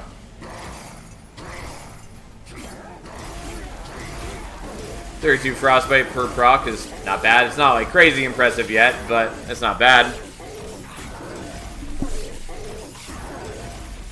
And then we pretty easily murder that boss. Especially because he didn't have time to build up anything. Since he gets extra reanimates, he goes higher on floors. Ice and Pyre's a maybe. I might have to swap to setting up on top floor. No, I'm not going to take it. And Guardian Samia does not work for us. We need things to be attacking into us. Ancient Synergy is pretty cool, but it's too expensive for me. And it's Consume, and I don't really want that to consume. Surgical Strike is cool, except that it is a Consume card. We'll take Mixology, though I also, again, wish that it hadn't been given Consume. So going here, I do have attuned Whetstone, so like if I fuse something together with the Organ Harvester, it's still going to be free to play. We're still guaranteed to get it turn 1. That's not bad. Also, again, getting like Spell Sanctum is maybe worth it.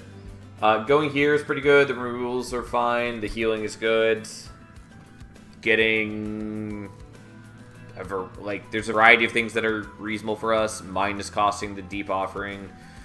Remove Consume on like the Mixology, Spell Chain on the Secret Ingredients. All of that is pretty solid for us. But we also have Merchant Magic here. Nonetheless, I think we're going here. It's just a pretty solid set of things for us. And I think we're doing this on the Mixology. Forevermore Serum, obviously good too, but I'll do this.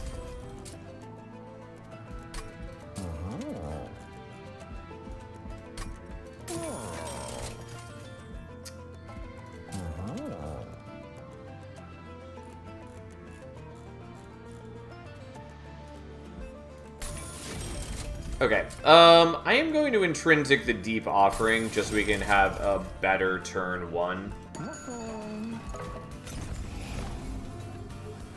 Don't need those Cuddle Hexes, but they're also kind of lower impact right now.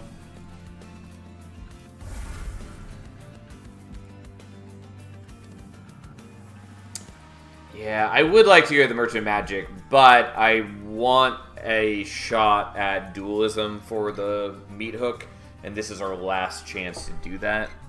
So we're going to go there next.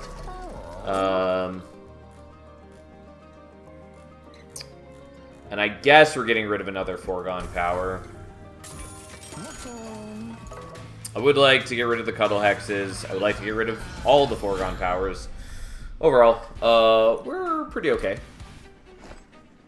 We're not incredibly strong by any means, and the Organ Harvester here is not super great for us, but it's doing some work. Okay.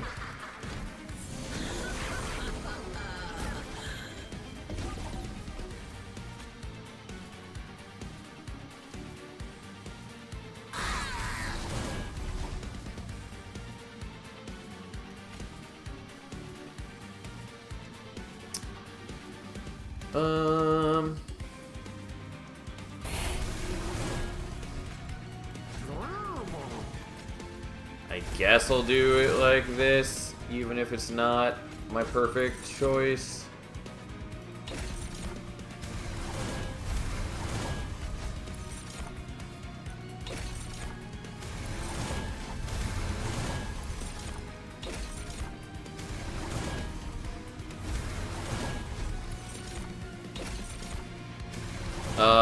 And then I think I want to do the Deep Offering again. I think it's just too good for me to do, even though I would like to do the Forevermore Serum.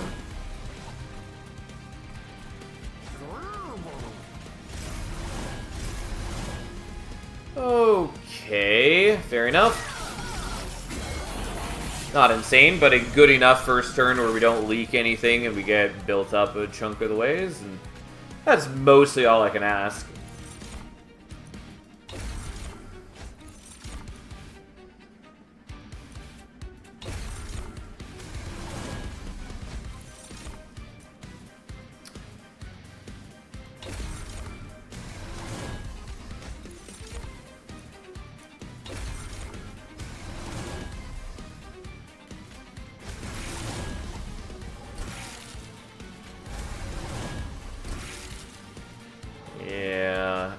I guess I'm going to do that now and cut down on some problems. You do scare me. But, we'll see.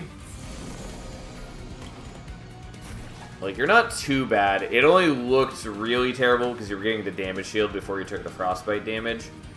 But without that, you are taking a fair chunk of damage.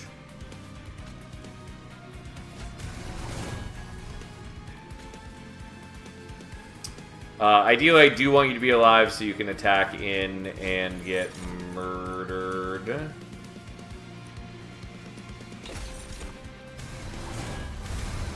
Also, this one I'm not playing at the explosive reaction, which is a little sad, but whatever.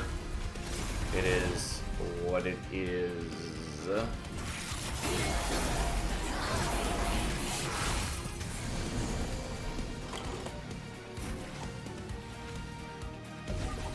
Let's just stop you from causing problems for me.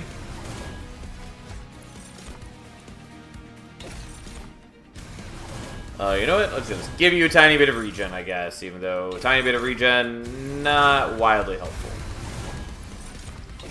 It does add up, though.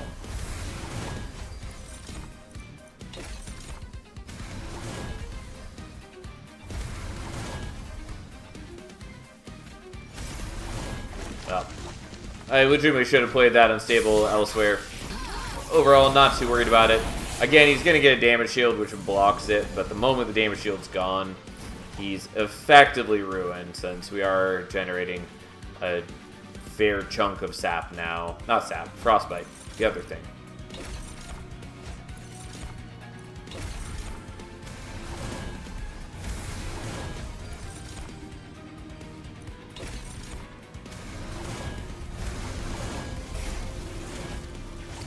Okay, at least the foregone powers cooperated.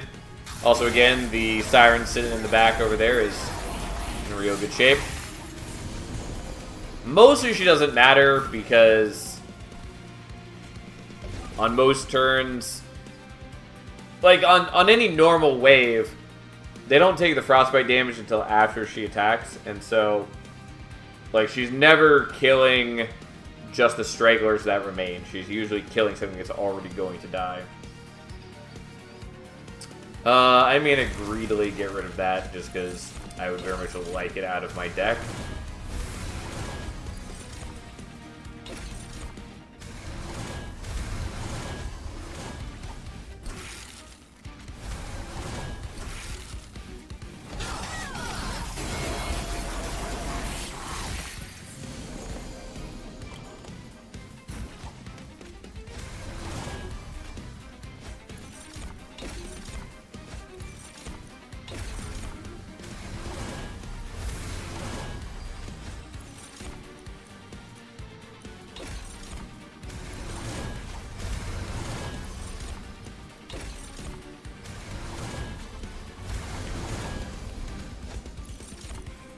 Yeah, I mean, like, Solgard is not the healthiest person here, but also, thank you.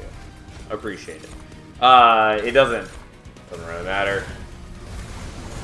Like, we are applying enough Frostbite that even if Solgard dies, we'll be fine. And also, we have a 770 attack power Siren just chilling in the back, ready to take the stage.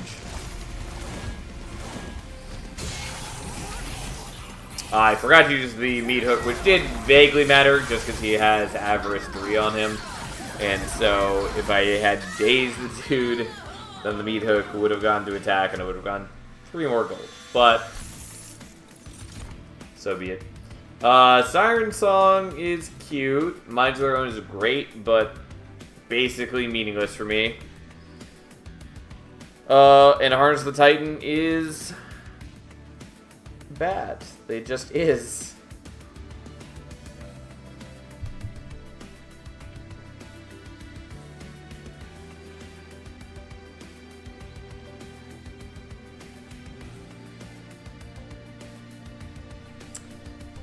I kind of want the Siren Song.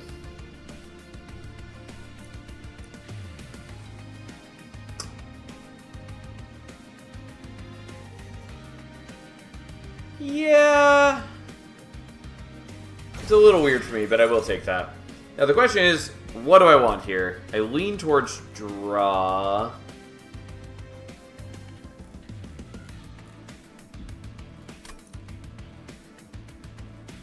Yeah, I'll take the draw, I guess. It's very rare in Monster Train 2 that I take double draw.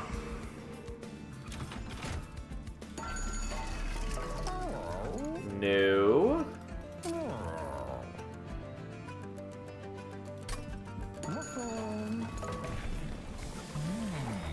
Okay, Cold Channel 3 now does 2 Frostbite per shard, so his scaling is double, which I appreciate. I mean, I could do that on you. I don't think that's worth the golds. Yeah, that's not what I wanted.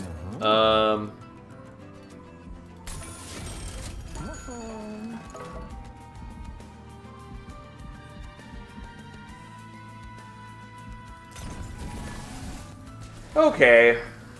Holdover Harness the Titan is my goat. It's so bad. Like, especially in a world where Conduit exists. And yes, I know technically there's a bit of a difference because Harness the Titan, it can affect any floor essentially, whereas Conduit only builds up on, you know, a single floor, more or less. But it's a bad card, nonetheless. It's not as bad as Forgotten Name, although Forgotten Name is an artifact. But, like, Forgotten Name is definitely top of the list of artifacts I want reworked. It was bad in Monster Train 1, it's even worse in Monster Train 2. Because when you play your third spell of the turn, all cards gain +1 magic power for the rest of the battle. I'm going to tell you right now, if you are proccing that every turn of the battle, that only equates to being about 9 extra magic power on your spells, which is a terrible pittance even if you are proccing it every turn. Doesn't matter. Does not matter in the slightest. If it were uncapped and you could trigger it multiple times per turn, it would still be bad, but it'd be slightly better. If it were permanent, it wouldn't be great, but at least that would be much better. Or if they just upped the magic power, though they'd have to up the magic power pretty substantially. Like, for instance, where is it? I mean, there's a variety of, like, Luna things that outclass this, but I was thinking Stardust Treat.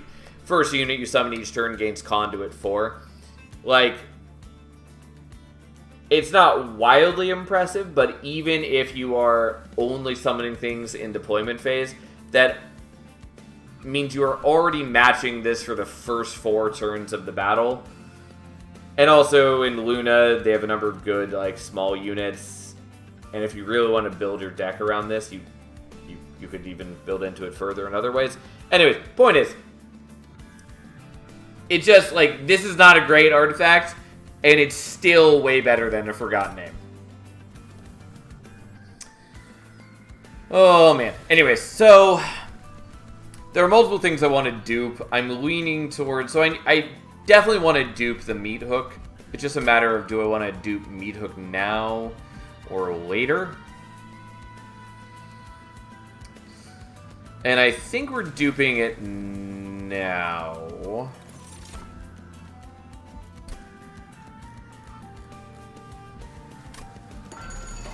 Though I am gonna get rid of the Cold Kalia now, which I don't, like, super need to do, but it is what's happening. Yeah, I did know this was a possibility, and I didn't plan for it.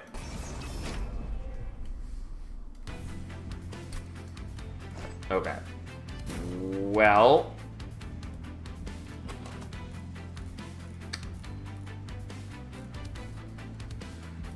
Okay, we're setting up on mid-floor, which causes problems in its own ways, but it is slightly more workable for us.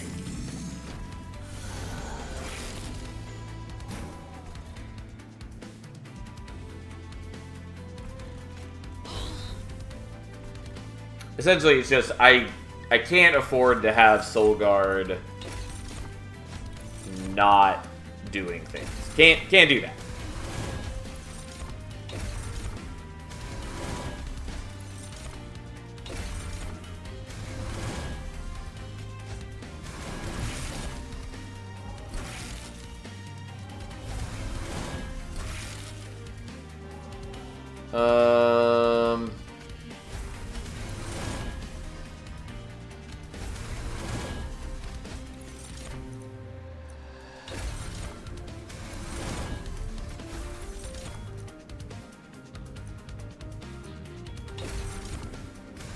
Yeah, I, again, would love to play out the Forevermore Serum. We're gonna get rid of that because I do not need it. But we're just gonna do this. Of course, I then draw into the thing. I mean, no great surprise. It's highly likely that I was gonna draw that based on what was still in my deck. I mean, if I really want to, I can guarantee that I get rid of it. I just play that out, and then I do that. Anyways, so, at least we've killed him now. That would have been one of the reasons, by the way, to do the holdover explosive reaction like I considered earlier, but I didn't. I should have done this differently.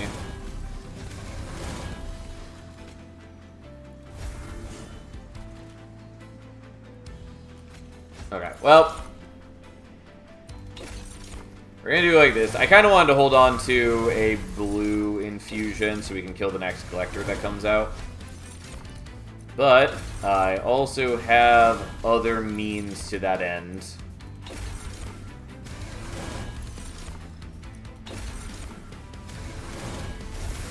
Okay, because now this is going to get frozen by the Cuddle Hex.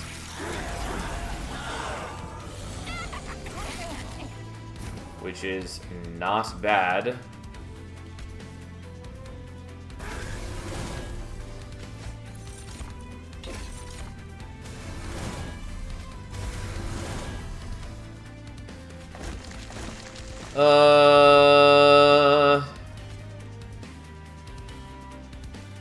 Yeah, I'll just leave it like this. I did forget that was going to get frozen too. Anyway, so I do block one of the draws for this turn, which is a little sad, but not a big deal.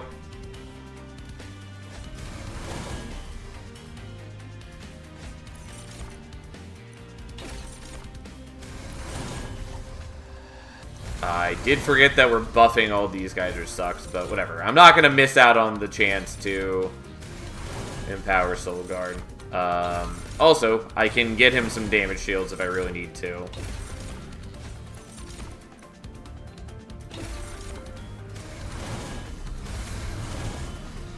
I suppose lifesteal there would have been vaguely reasonable. Well, I have to freeze the Vengeful Shard, which I actually don't want to do. I mean, I could have done that in other ways. Whatever, here we are.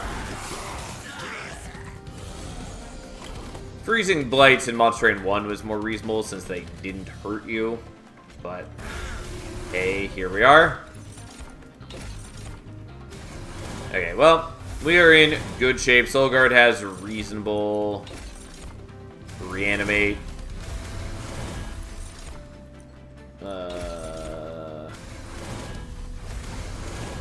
I do lose one less reanimate that way. Anyways, I do a lot of damage on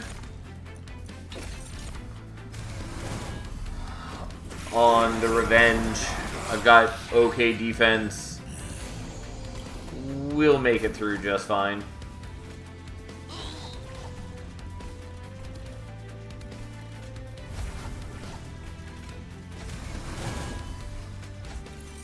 And yes, I know I'm buffing them up again. So be it. Like, I'm losing Reanimate on Soul Guard either way anyways. Also, it is sad that my meat hooks have Avarice, but they never get to attack, so it doesn't matter. Yeah, surprising that you guys are surviving. I mean, it's probably because you have Reanimate, and so the Siren attacks into you and doesn't do fuck all. But, hey. So let's just explode your buddies before I actually have to deal with them.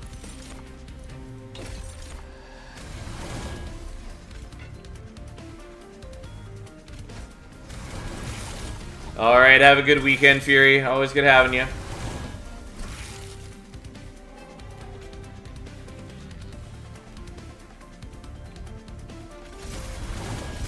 Well, I was really hoping it would discard the Vengeful Shard, but we'll just do it like this. God, yeah, we do output a lot of Frostlight. Turns out, Cold Channel Soul Guard, pretty satisfying.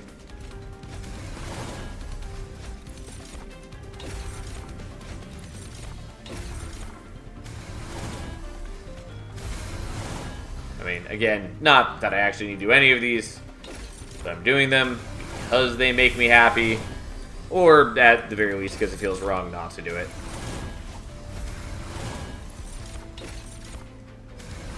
God, he hits for so much.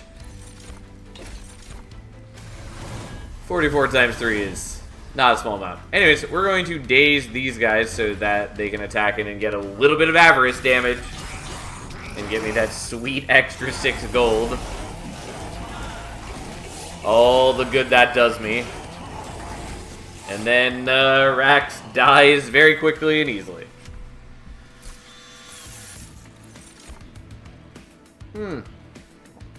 Yeah, Intrinsic Unnamed Tome is not bad. Mute 5 is a little shenanigans. Don't think Reanimation Lab matters to me. Surgical Strike is cute, but probably not worth me caring about.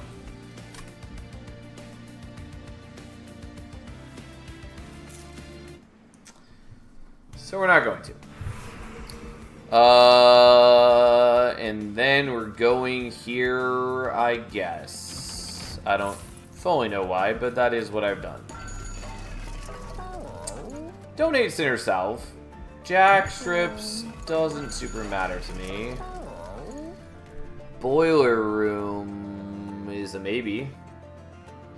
Electricity Chamber. This is sort of the time to use it.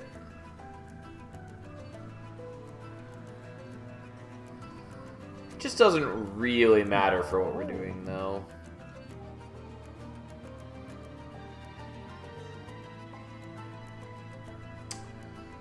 I still kind of want to do it just because I don't use it often, though.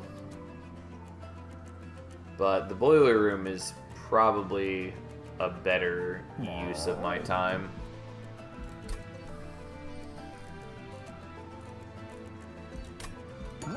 Okay, well, first off, we're taking this.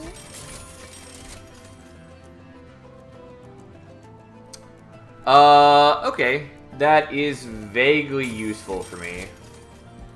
Because it means that I can now get 1 extra Ember in deployment, since I get to draw my Organ Harvester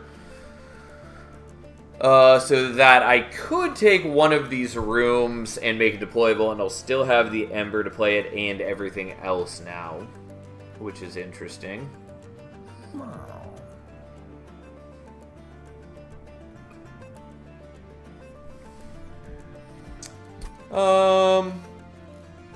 I am semi-frequently unable to play everything, which is why the boiler room is nice. I'm just gonna take Electricity Chamber, even though I know it doesn't really matter.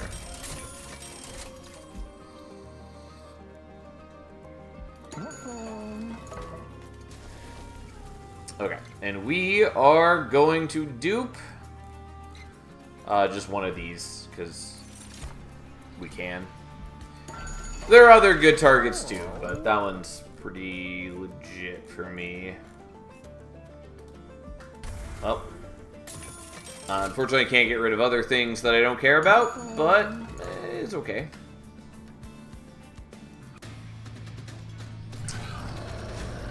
Alright, so. Come at me, Dominion. So that comes out first. So, we get the spikes. We equip you and we get energy back. We play these guys out. And we're good. So, they team up to daze Seraph for 2. Because why not? Yeah, I'm gonna do this here. It doesn't matter to do that on Seraph because essentially Seraph is dazed for the entire fight because it's only going to rotate between my occupied floors. So if it comes down here, it's dazed for 1 turn still. Thanks to the daze 2, it'll go back up to top floor. They'll have their cooldowns back, daze them for 2 again, yada yada yada. So we are fine in that regard.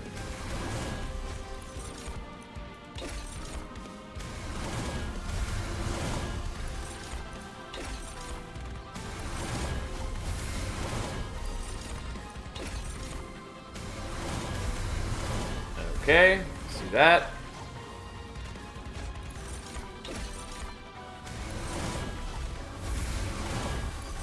We're just building up as many incants as we can. Unfortunately not what I wanted, but that's okay. I mean, if I really wanted to, I could start putting Unstable on Soul Guard. I did consider that as an option. Also, we may as well just daze you for even more turns, if we can.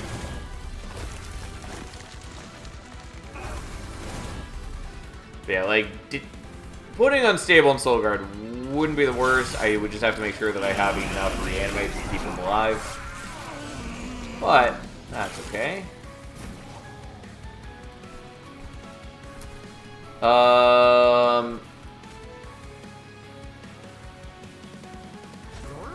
Yeah, I am going to play you there, that you are going to mess with the whole Seraph going to the right floor at the right time sort of situation. But that's fine. I will figure it out.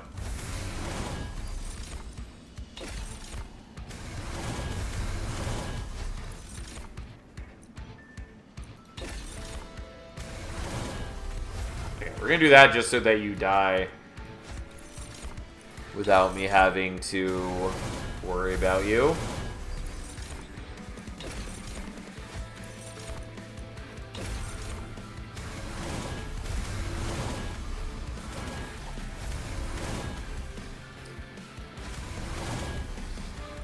Yeah, and then you survive because reasons. I could have killed you, and yada yada yada. It's not a big deal.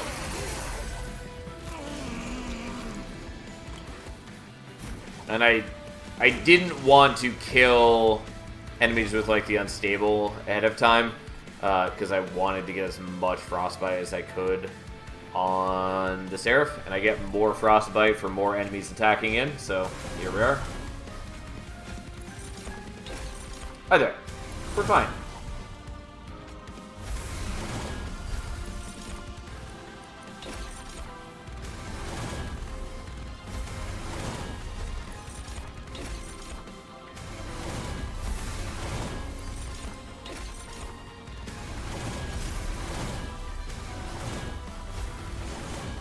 Oh, boyo.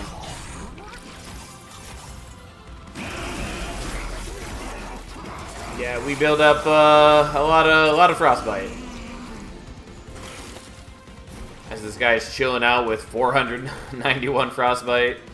Unfortunately, I'm not stopping that guy from attacking this turn. I could deal with that. I'm probably going to.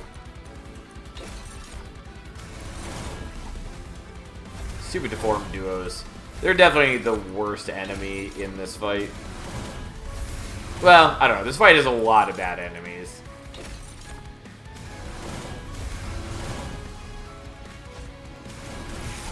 Because, like, the Scourge guys are a big problem, particularly the Chosen Scourge guys, if you are not dealing with them.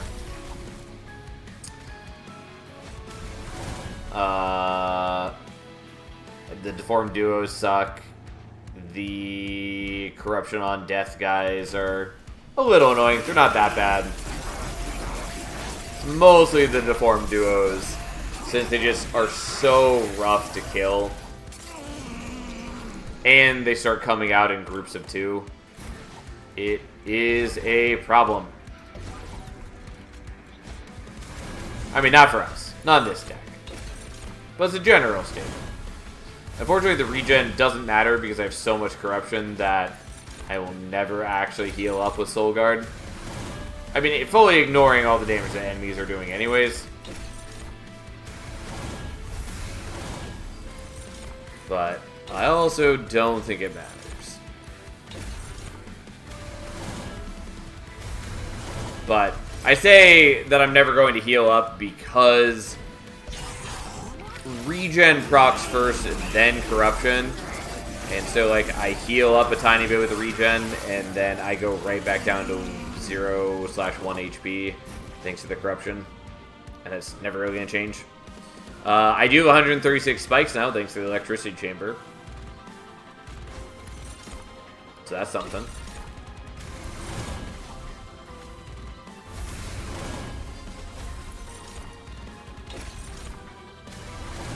So every incant I do right now is 12 damage on Dominion, which is kind of cute.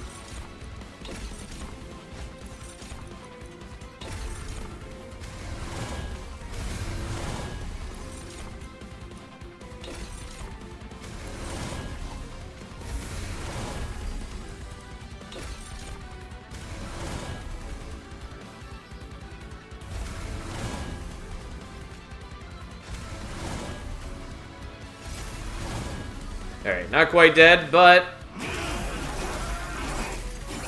Seraph is pretty ruined now. Given that he's got still 3 turns of daze, which is now 5 turns of daze, and 2,000 frostbite on him.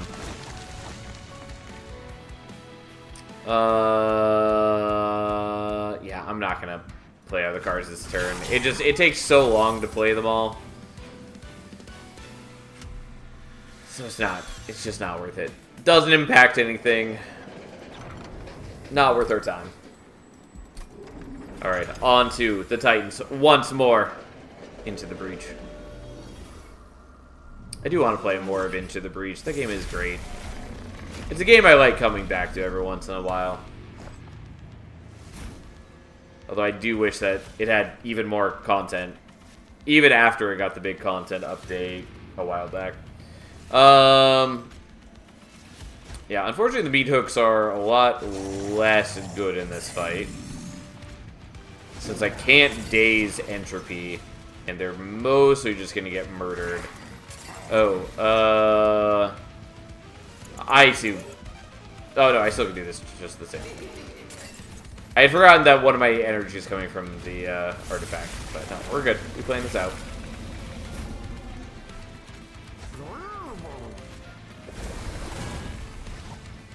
Okay, not a bad start.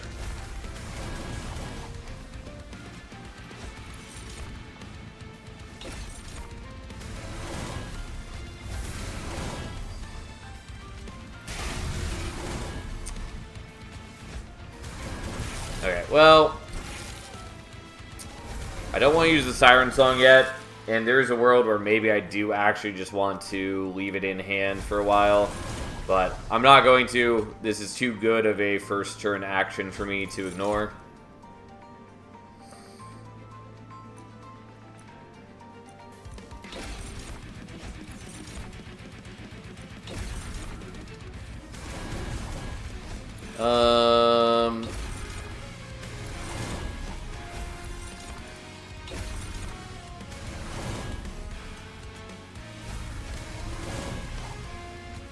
A little annoying, but perfectly fine.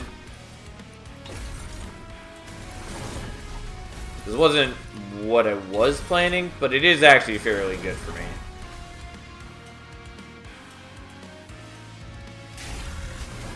Because we're then going to dump all this over here.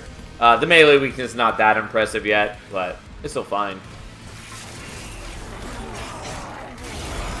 But this way, Savagery doesn't get to hurt our Pyre for a couple turns. We also can daze you, though that doesn't matter a ton, since you're already not hurting our Pyre.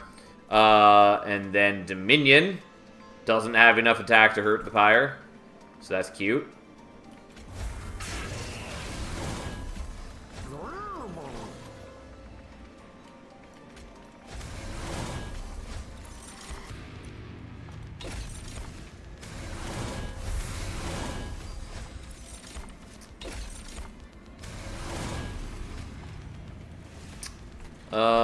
It is not on my incant floor, but we'll still do that. Just that we can extend Dominion's inability to do anything.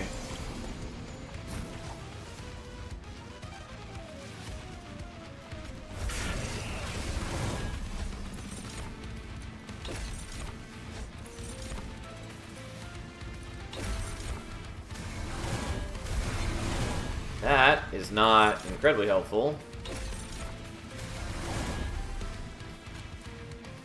Well, we'll do that and greatly reduce the incoming damage.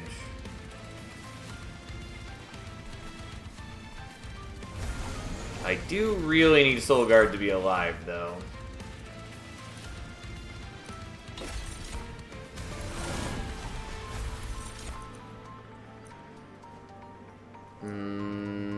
No. No, I need Reanimate.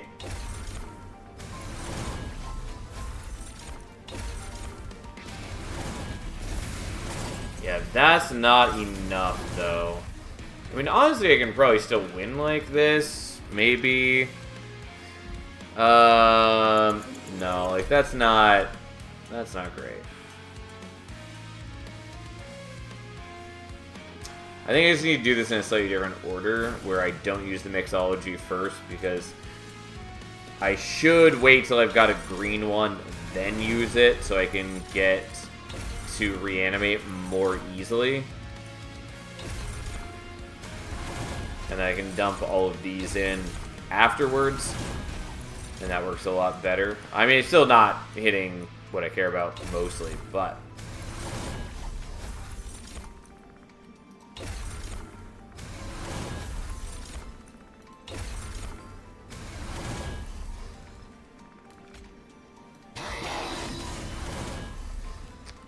honestly, don't know if I care about playing the Pyroite this turn.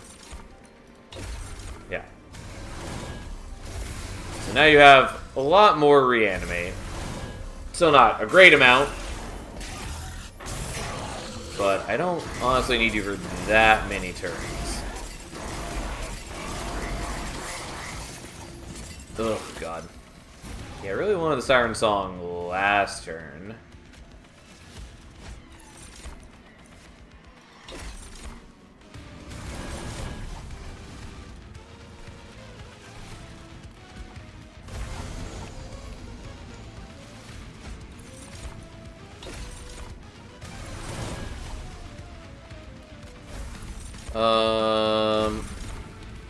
Lifesteal is not the one I want. Damage Shield is.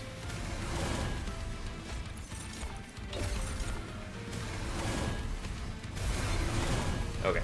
Pretty rough, but we do survive it.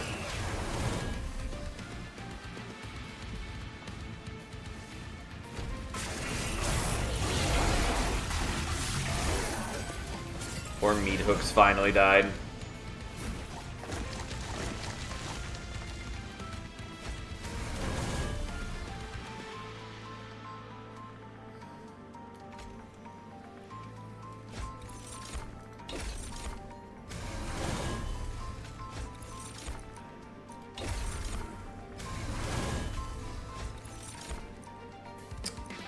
Not helpful.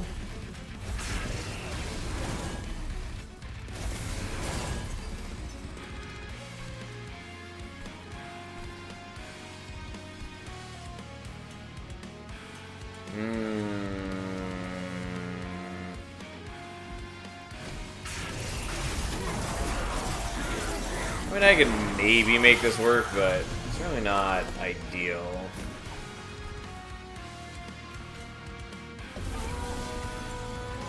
Yeah, because like I really wanted you on a floor where Soul Guard was here, so I could then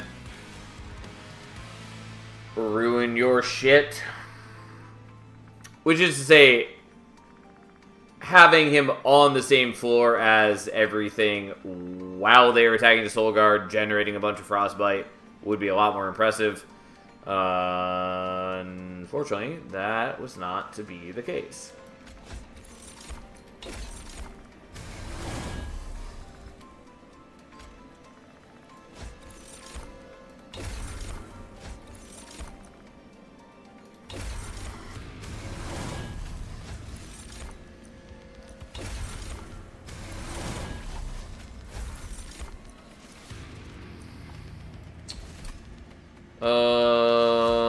Yeah, I need this to do more damage still. I mean, need is a bit strong of a word, but it is what we want to do.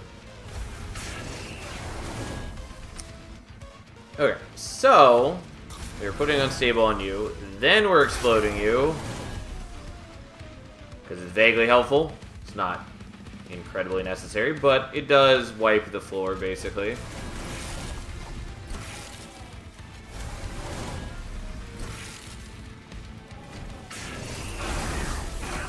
And it gets Savagery closer to death, which is all we need.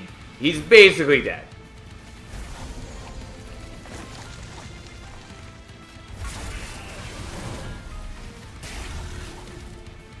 And you're a little ways away still.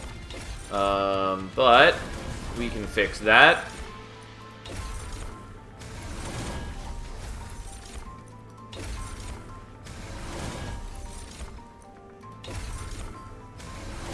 Okay. And now you're dead, and, you know, all of you are dead. You're actually dying from the Unstable. I thought it was going to be a little bit short on Savagery, but I forgot that he had Unstable on him, so that made up the gap. Anyways, there we go. Soul Guard died. I didn't have quite enough defense to keep him alive, but it did not matter. We lived on past his memory.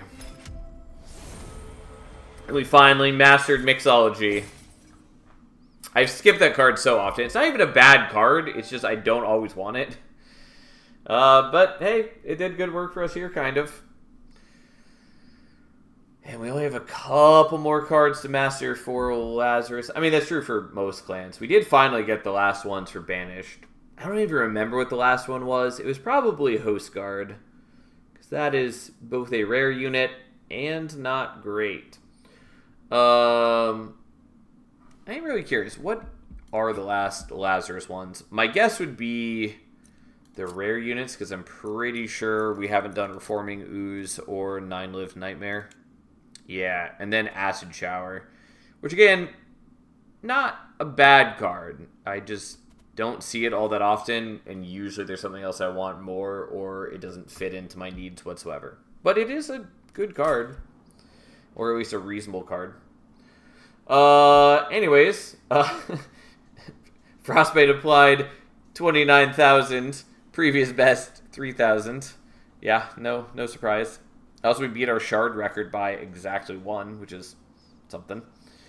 Yeah. Anyways, how exciting. So, what is our next challenge?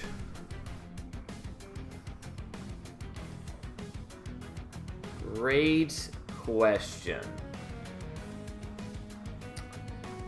We haven't done Grail in a while, so that's the thing that I could do. Kind of want to do Talos. Again, I know I should be focusing on the Monster Train 1 champions, but I think we're doing Talos. Not sure what to combo Talos with, though.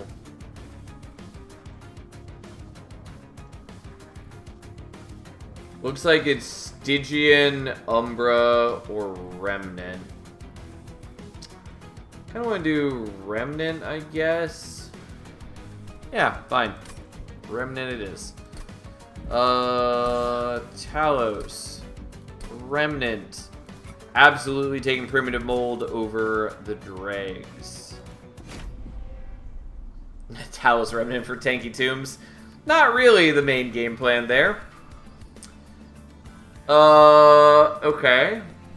Windblade is a thing. Avenger is a thing.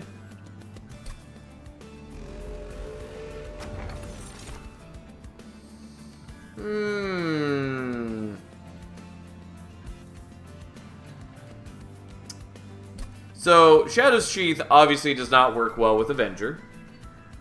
And overall, it's probably not what we want. Kind of. It can cause problems, is essentially the issue at hand. But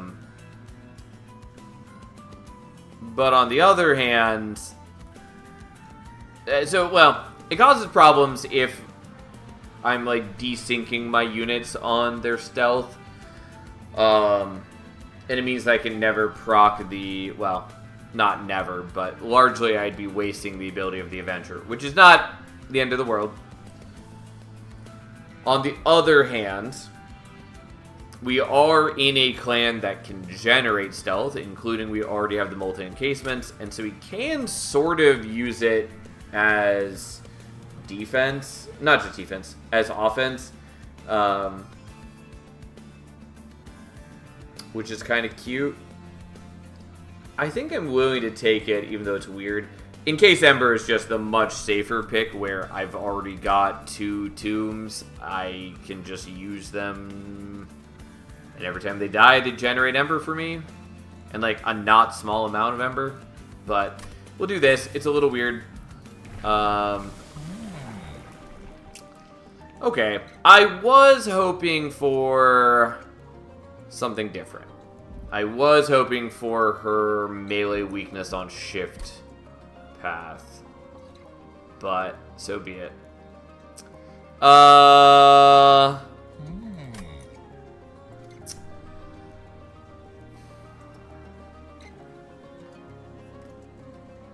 Enchantress is fine. Largely seems unnecessary. Because if I'm just building up stealth, then it doesn't matter how much HP is being generated. Yeah, she's also generating attack, but that largely is going to get outclassed by the amount of attack we're generating on Battle Cleric. Since at rank 3, it's, what, 6 per turn? That's not the right thing. Yeah, it's Valor 6 to friendly units every turn.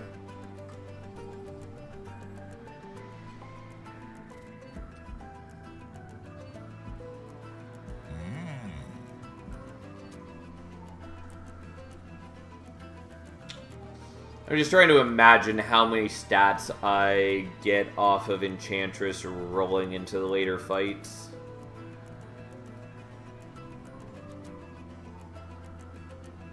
I think the answer is not enough for it to matter. We're just going to take Battle Cleric. It's fine. It also is a stronger start, and we're more likely to have an awkward start right now. Given our Shadow Sheath situation. So, here we are. It's okay. We'll make it work.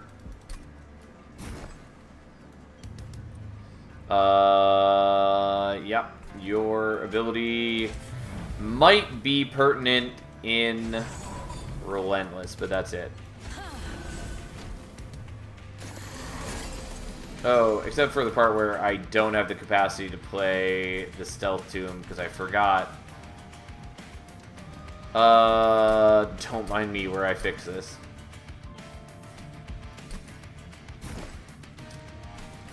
Okay. Yeah, this is a lot worse with us not really able to overstack the floor with Talos. It's fine. We're gonna deal... It's okay. We can mitigate this a number of ways.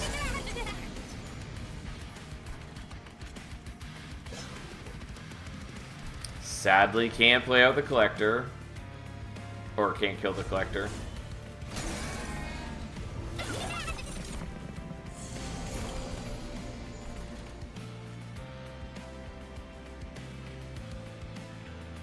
Oh, just because you're not attacking. God damn you. Whatever, fine.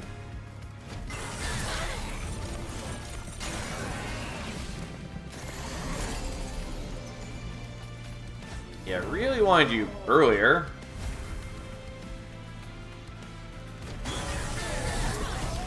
I probably should have used Time Fathers just to get the permanent mold in hand. Yep. That would have been nice.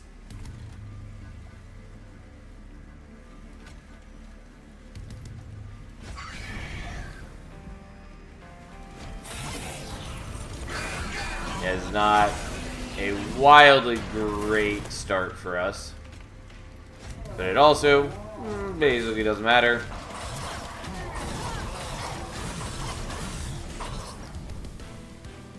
Okay, whatever. Took 11 damage. That's within acceptable ranges.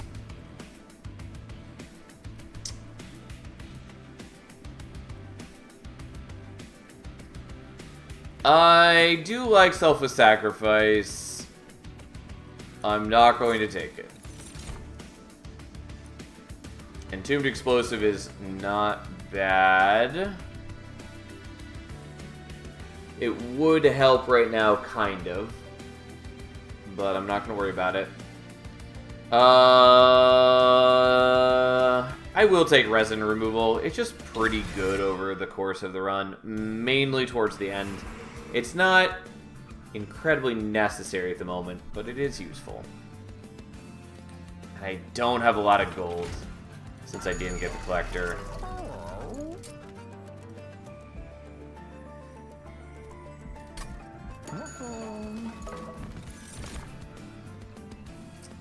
Firebrand is no. Battle Dancer is no.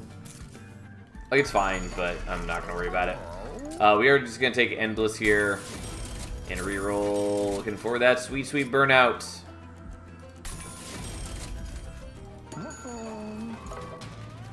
Yeah. Yeah. We do have a lot of problems, though. Would really love some Smidge Stone, among other things. Forgot that I didn't want to play you. It's fine. I'll leave you played, I guess. So I can at least mitigate the incoming damage somewhat.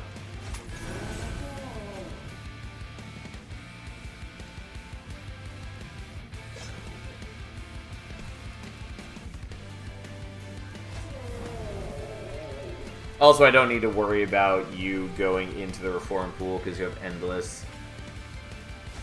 There's no reason not to shift you because I can just shift you back before it matters if we think it does matter.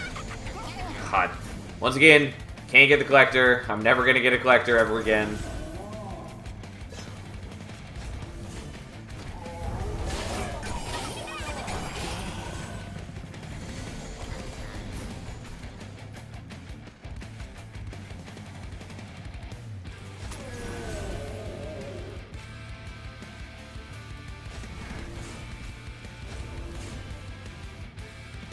Yeah, unfortunately we're not doing enough damage to kill you.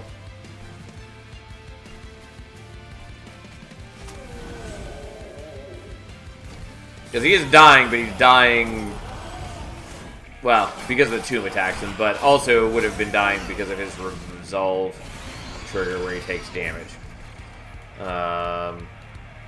But for our needs, just not enough. And once again, I'm just kind of bleeding out. God, and the guy survived at 1 HP. I'm so close to not being shit, but I am pretty shit.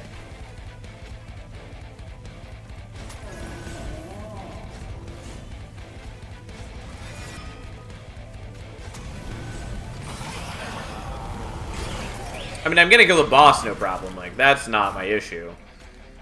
My issue is just literally everything else.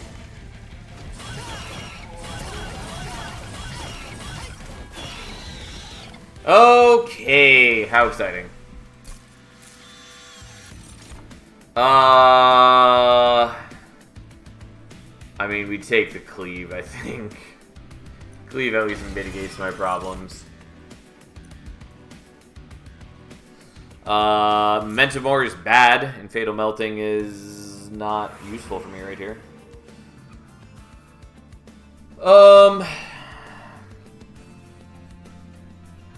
So I do like the Merchant of Arms here. Mostly under the idea that we could get like Steward's Quarters so I could get more capacity. But I think we want to go here looking for Multi-Strike or Smidge Stone. Also, the healing is not unwelcome when I'm already just bleeding out constantly. That is one of the things I wanted. Hopefully we get a unit that I enjoy.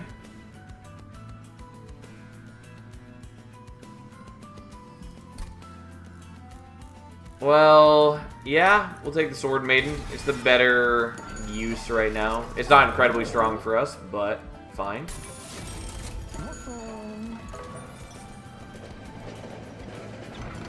Yeah, I did consider that we might get an event upgrade here, and I thought about just putting on, like, the Valor upgrade.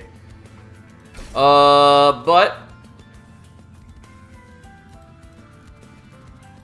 could give it to him. He'll come back every turn and attack. I think we're just giving it to the Sword Maiden, even though that means we're giving up hope of the Smidge Stone, which I think is fine. I think just having the additional attacks is going to be useful.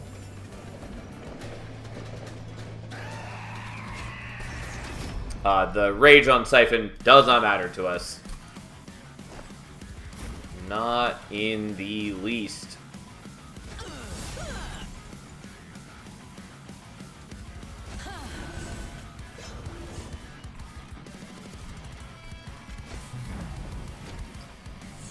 Okay.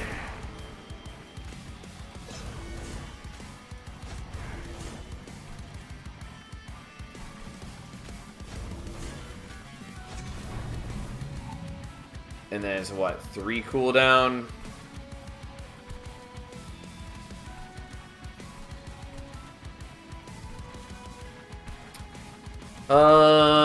Yeah, I'm gonna do that now, even though I should maybe not. I will just do this to hold on to the cleave in case we need it, because that's our useful tool for the future.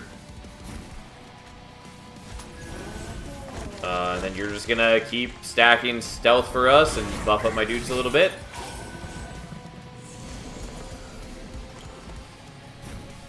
Which is not bad.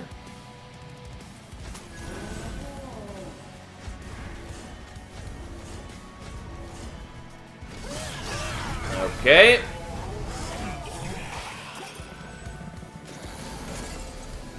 Yeah, Avenger's gonna die. Totally fine. Not a concern.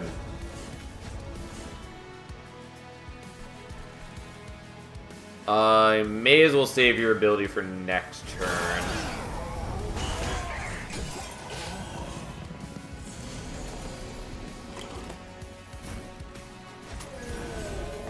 You know what, Archeon?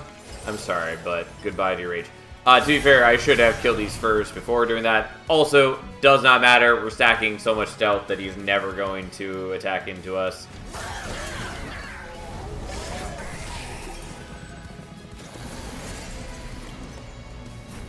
Like, this is more or less what we were trying to set up before.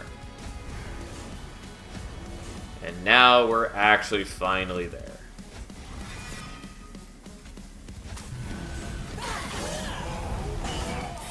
Which is to say, it was not great how much damage we took in the prior fights, but we stabilized. That's all that matters. That is how Monster Train works. And our deck is way stronger now, and will get increasingly strong as time goes on. Also didn't end up needing the cleave, which is great.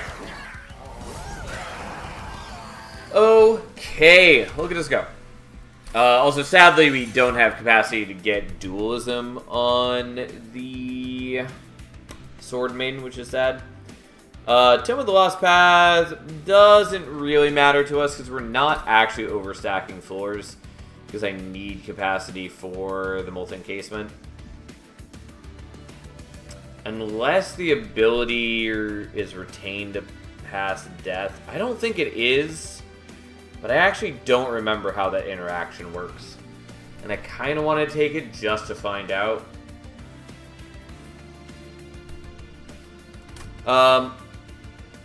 Alternatively, I take Intent on Death, and then I just use that occasionally to get more stealth, which is what I was going to do.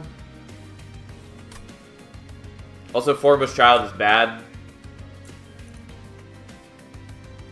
It's just an awkward unit. Like, 40 attack, not bad, but it's a lot of hoops to jump through because it doesn't, like, minus cost the unit like Reforming would normally. Also, often if you're getting something back from the graveyard, you want it to have Burnout stacking up, and this doesn't give it Burnout. And you have to draw the tomb in the first place, and it's just, again, a lot of hoops to jump through. I just really want them to do something totally different with this. I think I've talked about this before, but I think what I want this to do is, rather than bringing back a defeated unit, I would rather it just become a copy of a unit in the graveyard. So you can make a temporary copy of a unit for the battle. Like, I think that's an interesting niche for it to fill, rather than just being another pseudo-reform card. Anyways, stalling aside, I kind of want to try the Tome of the Lost Path, even though I'm pretty sure that the ability is lost on death. On the other hand, like I said, the Intent on Death is just a decent card for us. Could also just take the Intent on Death because it also masters the card. You know what? We'll take the Intent on Death. I'm not going to take any of these, though the Tycoon is sort of okay. But we are going to definitely dupe the current Sword Maiden.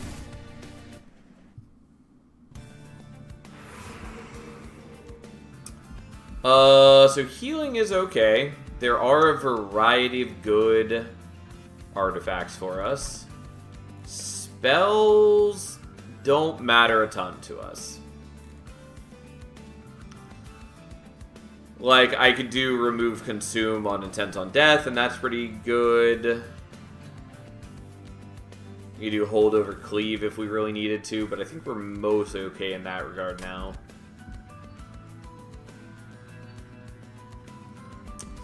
I don't have a lot of gold, but we're gonna go here just for the sake of it. Ooh. Yeah. It's probably worth taking Flicker's Liquor.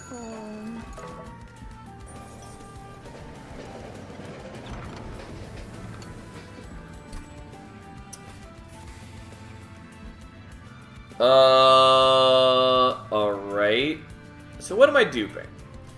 I think we're just duping the Sword Maiden. I could also 5 times dupe the Intent on Death, which is kind of cute.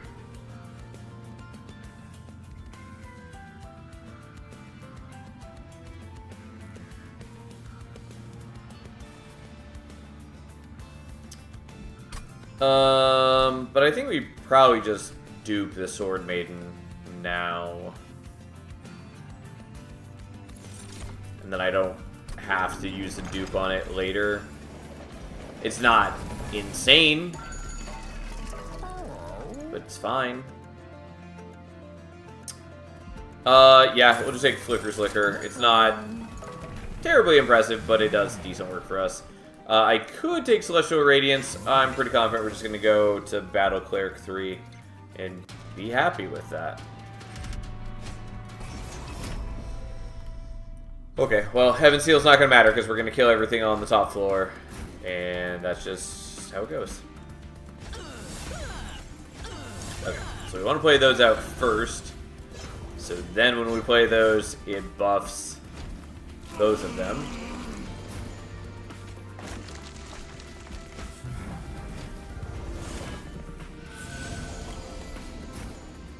Yeah, not helpful if we don't draw the tomb first.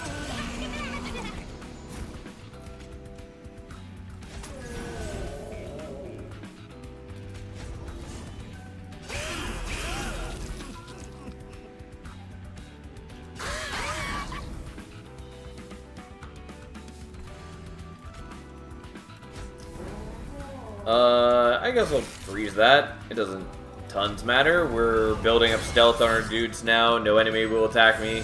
I can play the tomb in front if I need to absorb the corruption from various enemies. And we'll just start playing out some units that don't matter to me. But yeah, here we are.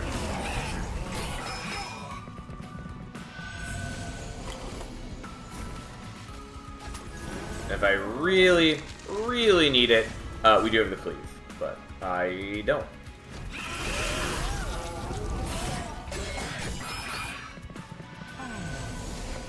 Okay, well, Corrin would be scary, except for the part where they don't matter to us in the slightest. I'll do that just for the sake of it. I could have played it in a different order and gotten rid of the corruption. Also could have just gotten rid of your corruption here instead. Ultimately, I'm not worried about it. Top floor is where we want to be, and top floor is gonna murder these guys without any issues.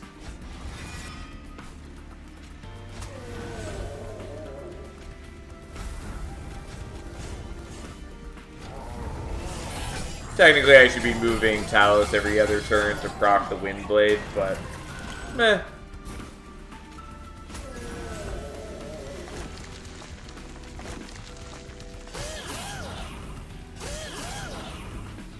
Okay, look at him go.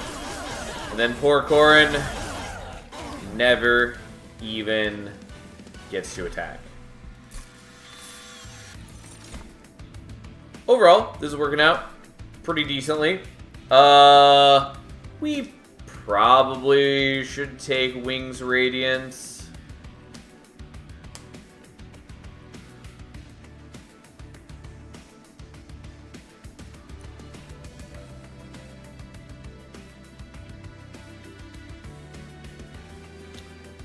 Yeah,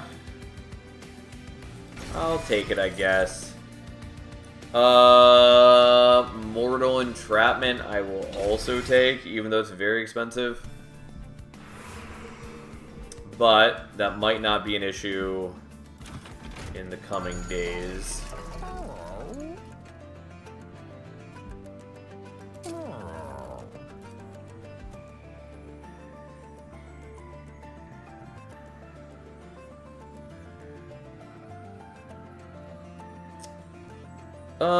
I mean, I don't, like, totally need the Mortal Entrapment. Most enemies are not going to get to attack into us, and of the ones that would, mostly the best use case for it is going to be the Titan fight, just dazing savagery, but also I could just bully him with, like, stealth units. I think we're still gonna do it, though. Just -2 and double stack it. I'm definitely getting carried away here.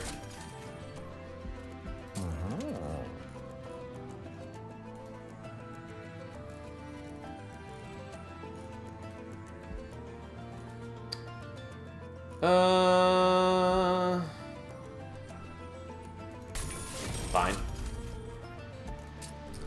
And then I really should remove a lot of cards from my deck.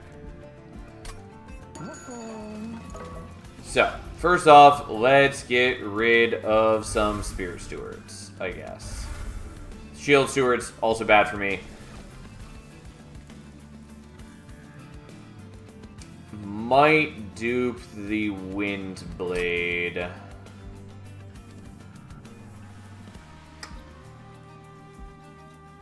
Feels a little bad, just because not that impressive.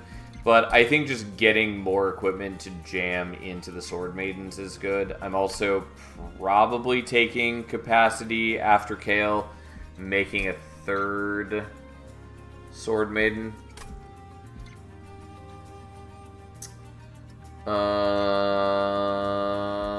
Yeah. Yeah, I mean, that seems okay. Alternatively, we do the multi-encasement, so we're more likely to draw it, which is also fairly appealing. I think that's actually what we're going to do.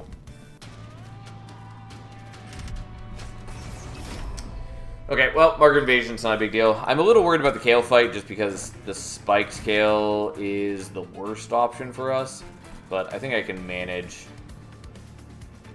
even if it's not perfect.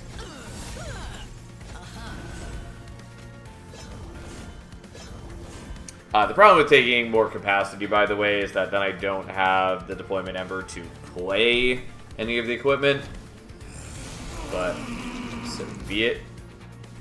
Okay, so.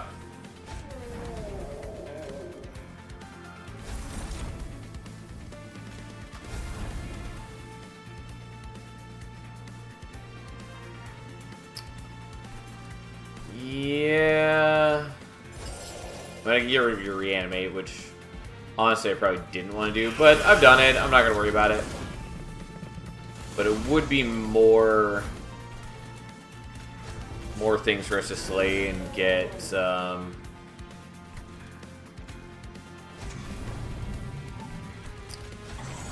more things to slay and get stealth from. That's all I'm trying to say. But I think we'll be pretty okay by that point. Well, we're doing this because I badly want the Collector. I was hoping that it would discount the Vengeful Shard, but alas.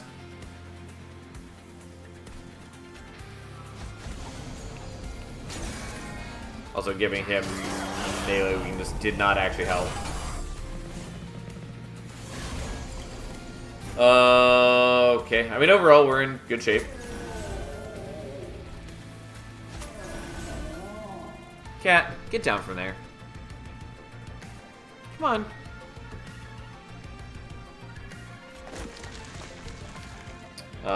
Yeah, we're just gonna leave things be. We don't need to play any of those out. Honestly, I should not be buffing the stealth of my dudes on mid-floor, but here we are. This is another of those battles where I think it relies a little too heavily on the same enemy. Because, like, basically every wave has one of these guys, which I think is a bit excessive. There are plenty of decks where it's not an issue, but it is annoying.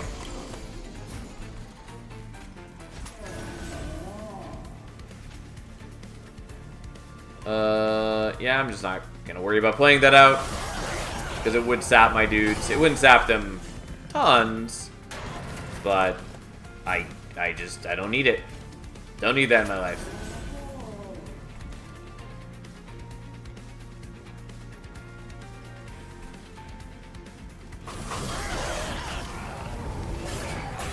Well, here we are.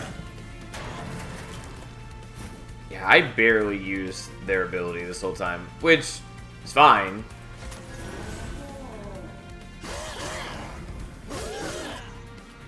You know what? Let's daze you, and also, let's just remove your 20 reanimate.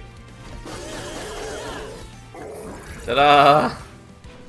I mean, we definitely had the kill reanimate or no, but It does feel a little silly to be able to just deprive him of that completely. Penitent's Death Suit. I would take it if... So, like, I would very much like Artificer to be just be changed so that it is not ally specific. Because the enemies don't use equipment, so it doesn't, like, it doesn't matter what the enemies are doing. And there's only 2 equipment currently that can be equipped to enemies. It would feel nice, and they are in Banished Clan, so it would feel nice for it to be allowed as a little bit of extra synergy with, like, Sword Maiden. Nonetheless, I think I'm taking it as just another 1-cost equipment, even if I basically never end up using it as anything other than just a way to buff the Sword Maidens. Engulfed in Smoke is... Sure, I'll take it. Even if it costs 2, there's a good chance I can get it discounted with the... What's its face? With Flicker's Liquor from playing out the multi-encasement. Kind of want to go here just to get more equipment, get some gold, remove some stuff. I think we're going here, though. Yeah, Artificial Pyre Stone, 100% one of the things I wanted. Do I care about Versatile Ember Staff? Probably. There's a good chance that I proc it semi-frequently. Because I'm playing out the multi-encasement every turn. There's a good chance that I'm playing out a spell on a lot of the turns, and then I'm often playing out a Vengeful Shard, or in later fights, I will probably also be playing out Blights, well, Scourges, like the Curse of Entropy. So, I'll take it.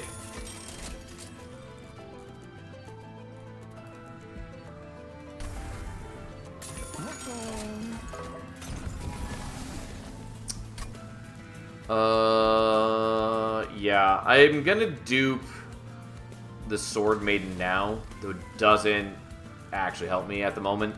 But we're gonna take more capacity, so we're gonna make another Sword Maiden now, so I don't have to do it later.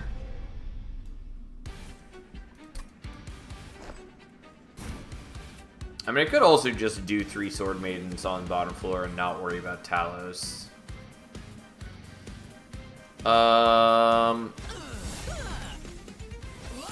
Though I do like Talos just buffing them constantly, too.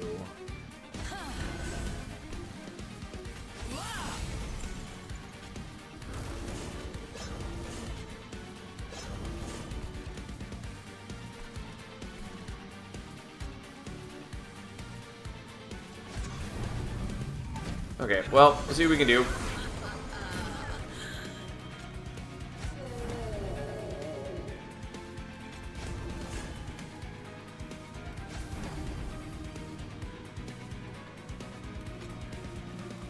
Okay, so if I give you melee weakness and then we attack, we definitely have the kill here.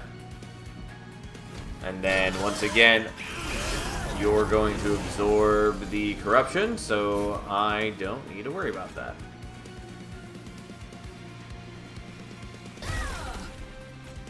And now, Kayle is dazed for 6 turns, so that basically doesn't matter in any way, shape, or form. Also should have attacked with her last turn, but not too worried about it.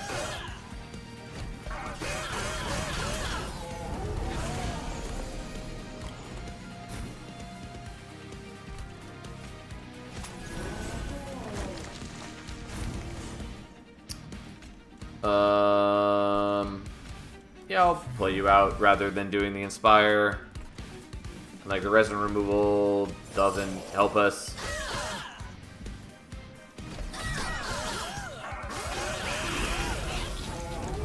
Because we're not letting them put any garbage on our units anyways. Okay, that triggers the Ember Staff. I suppose I could be using this. I was going to say on mid-floor to give them stealth too, but turns out not actually an option since I filled up mid-floor. Either way, we're in good shape. I should also remember that I have Time Father to, you know, freeze things, which I will do right now. Mainly just to hold the cleave in hand.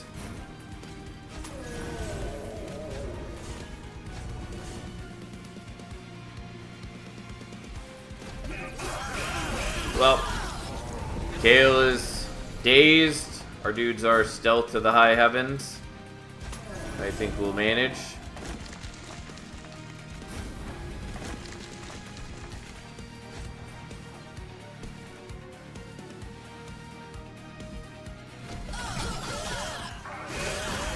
And thus, Kayle takes the stage. We're just gonna blow this up. And there we go.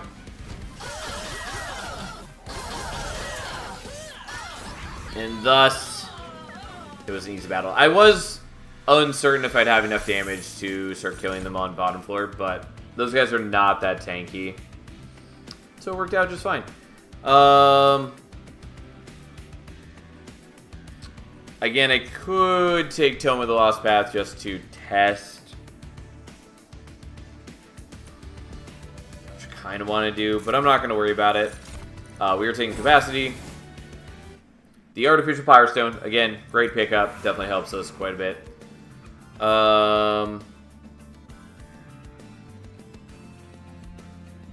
I don't know that Merchant of Magic really helps. I'd mostly be going there for the removals, because the removals do help. I think I just want to go here and just get more equipment and or maybe get Steward's Quarters so I can fit out like another Molten Casement. Or if I see the Death Metal Hymnist again, take that.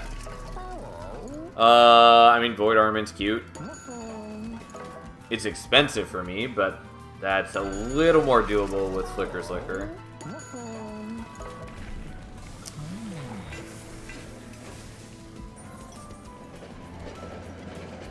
Yeah. I mean, the extra armor doesn't really matter. That's kind of cute, but I'm not utilizing it well. I could use it slightly better than I have, but... Alright, well, I give up half my health.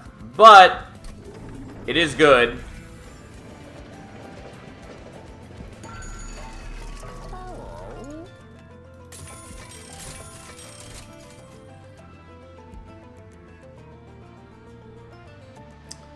Man, Hall of Mirrors is real cool. And, like, I could make double Talos and then be doing Valor 6 every turn. Which I would like to do. But it's not really applicable to my needs, since then I wouldn't be able to play out the Molten Casement. And that's kind of a thing that I do. I will just buy more equipment for the sake of it.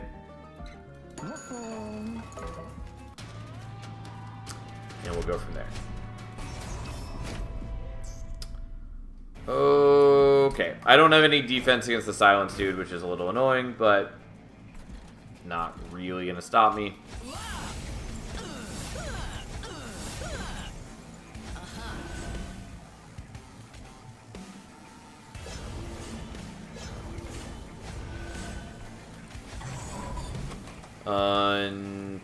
Unfortunately... Oh, I guess I've got the Void Armament still. I could equip the Void Armament on one of my unwanted dudes to purge them.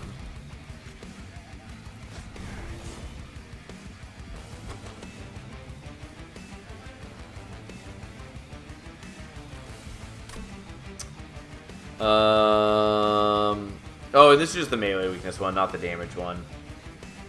Well then, I'm gonna do that here for sure.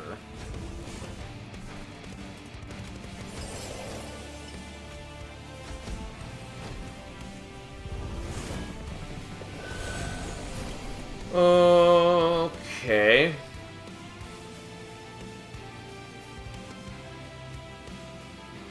It's like, I can play you out, but that doesn't matter. Because you won't give stealth on death.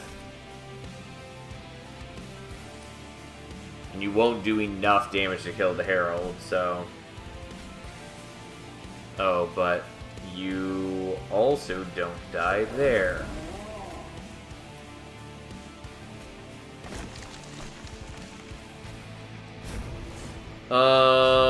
Okay, well, we're gonna freeze this just so I can be... I mean, it doesn't super matter if he's...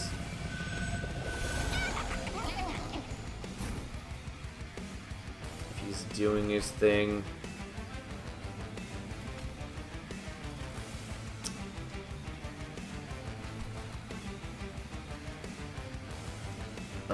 God, so I really want to kill the Collector. I also want to kill these guys. I mean, I am killing those guys no matter what. So I don't actually need to be that fancy. Hello, Ashiaka. How you doing, friend? Thanks for the raid. Well, we're doing this. I wanted to do more than that, but I didn't hit the right things. And it doesn't really matter. I have so much armor on these guys since I get double armor from Valor. And that's what matters.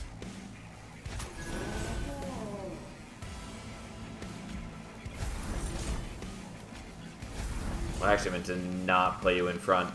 It's a fairly minor thing, but why not?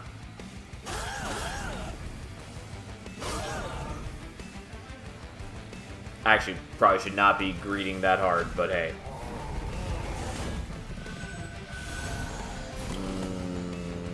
Okay. Yeah, so we still have enough to get the kill here. So don't actually need to worry all that much. Not what I was hoping for it to minus cost. Although I suppose that's on me.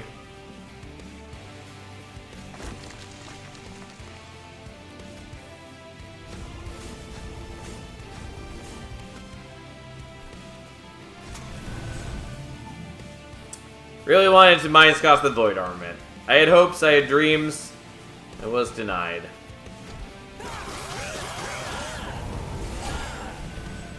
Sadly, didn't work out. Well, I would love to move Talos. Can't move Talos because this guy's a jerk. I mean, ultimately, basically it doesn't matter.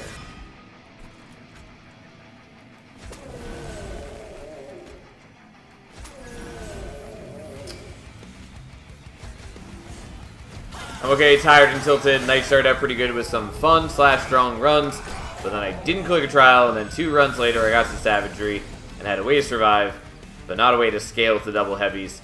Tilted giga hard at that point. Yeah, I just kind of threw an extra one because I didn't care at that point. Gotcha. That sounds frustrating. Okay, well, we're going into the back. Just want to free purge some of my units. Oh, no, this still works. I played them in the wrong order, but because of Flicker's Liquor, it doesn't stop me from doing things.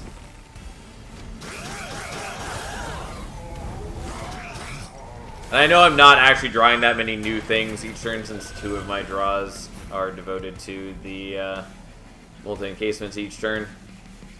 Yeah, I was hoping to remove things, but alas. Goodbye, Raxus things. Also, I spaced and didn't play these first, but that's okay. We're not in any danger of actually losing.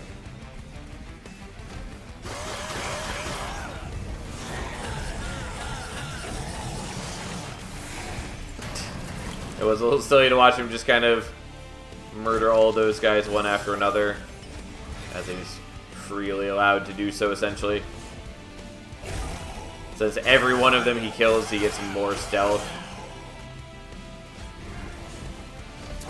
Alright, and then Rax is dead, has no chance against us, even if we didn't have stealth. He had to chew through a lot of armor and had no attack to do it. Benediction doesn't really matter to us.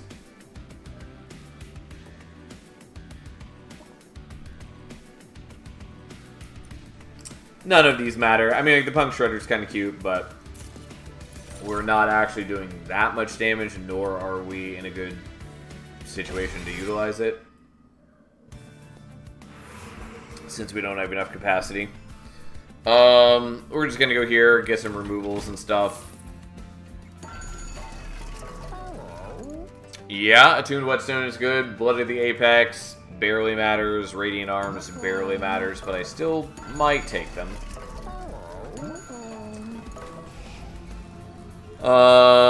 Boiler Room technically is kind of cute.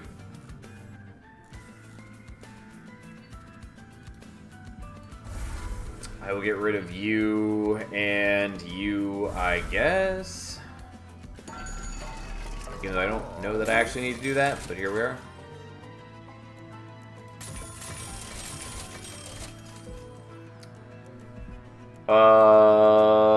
Okay.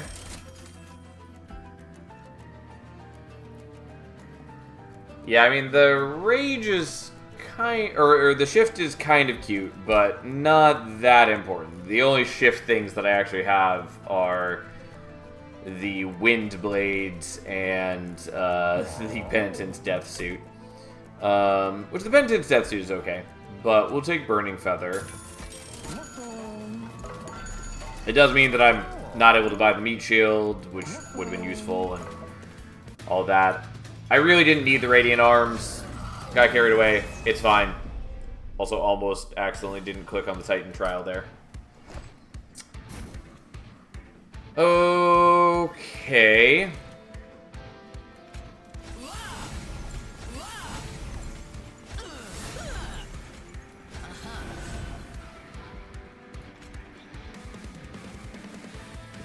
I accidentally have Talos behind now, but that's fine.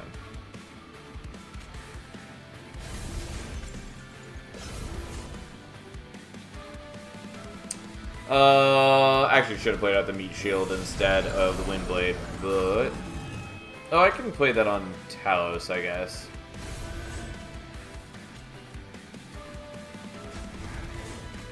Okay, anyways, they're stealth, and they all have a damage shield if they really needed it.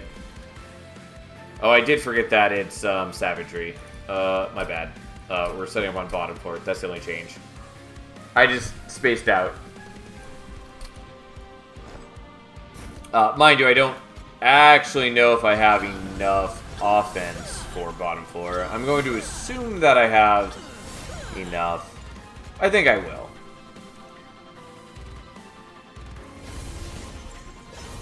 Anyways, we'll do all of that the same. I just essentially forgot that I wanted to be able to deal with the amalgams.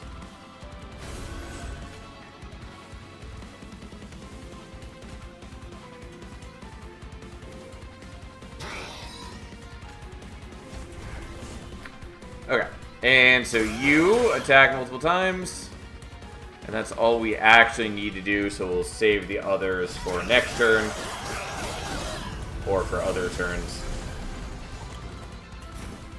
Okay, so.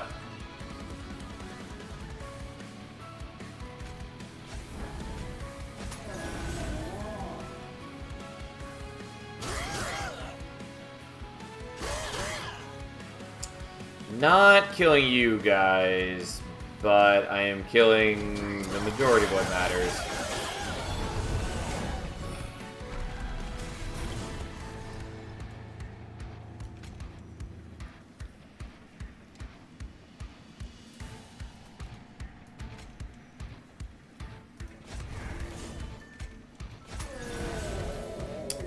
Yeah, this is the problem.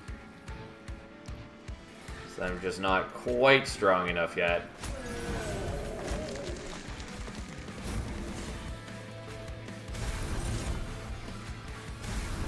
Okay, but there we go. Because with the extra stealth, it's enough that I hit the right break point where I'm able to clear the floor. And then you are actually able to just bully these guys. And by that I mean, since you have stealth and a little bit of damage, you get to kill one of them. And then next turn, I can kill the other. Yeah, Yeah, I'm okay with just freezing this. It's not wildly exciting, but it's good enough.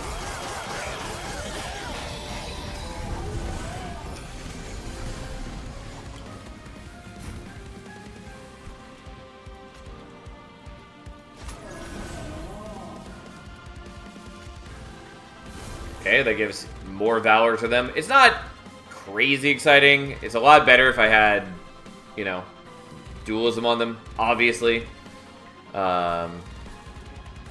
Which, sadly, I don't. But, hey.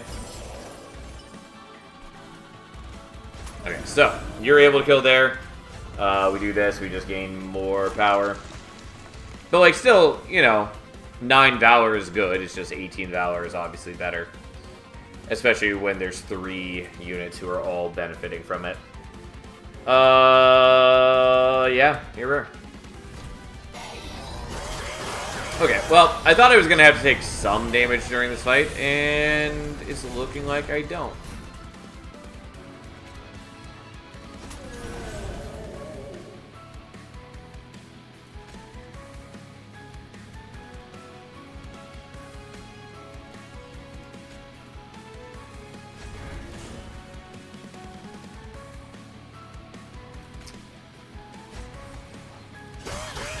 Let's use your ability so we can chew through these things a little better. I will save one of you just in case we actually need it for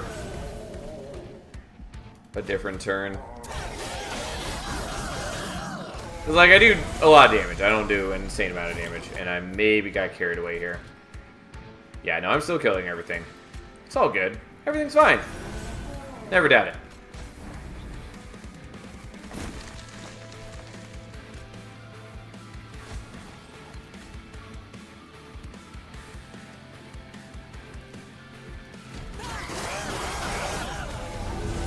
Oh boy, look at me go. And then we remember to shift occasionally. Just get a bit of Valor.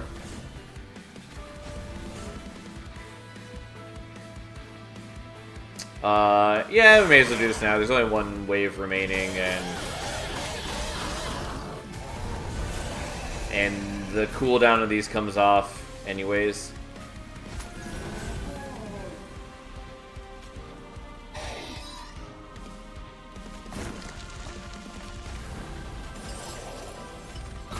Just for the kicks, we murder all those things. And we're real ready to murder savagery. Pretty easy. Yeah, like I said, was a little worried that we wouldn't have enough damage at the beginning. And we did leak those enemies on the first wave.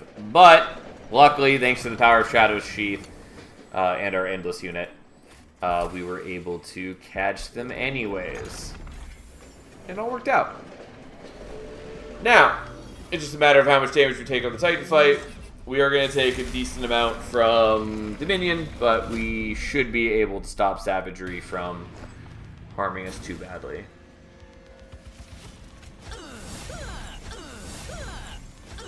Would have really appreciated the attuned whetstone grabbing the void armament, but hey. That's okay. We're still able to play out most of it.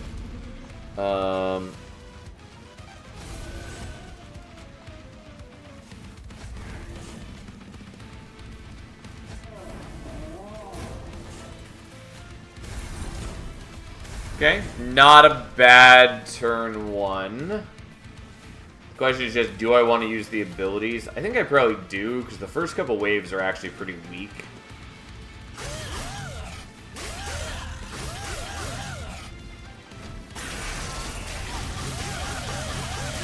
And this just means that I'm most of the way down on savagery already.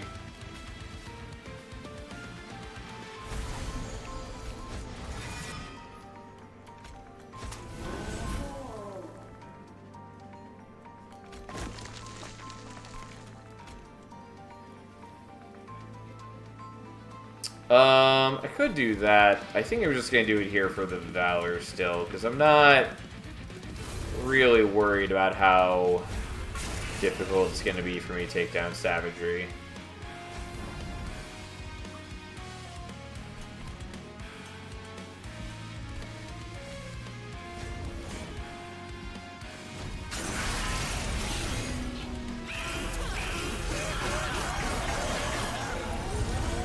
Yeah, technically I don't want you getting the kills up front, but it doesn't really matter. Anyways, your days for 6 turns would have been nice to draw that at a slightly different time. I guess I can let the corruption build up on you guys. You're getting an obscene amount of armor, so shouldn't worry too much.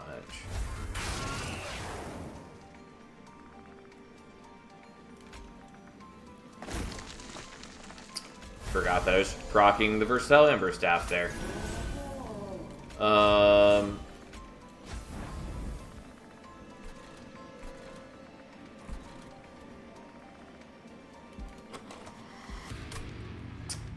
Yeah, I'll just freeze this. I could use the Wings Radiance now, and also we would roll back into it soon-ish, but I'm just going to wait till I can dump more Ember into it.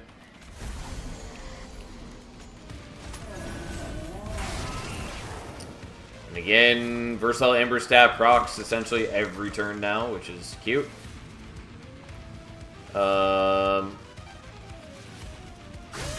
Yeah, let's just do this so we can get some damage in on Entropy. And then most of the way murder Dominion.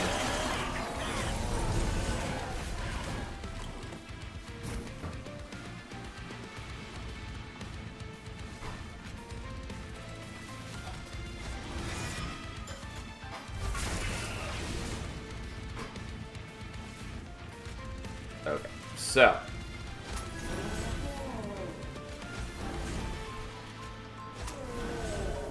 I was hoping we'd get the Engulfed in Smoke there. Just because every bit of stealth is scaling for me, so. That's okay. We're more or less done with the fight. Like, Entropy's basically done. Savagery is done. Dominion is essentially done.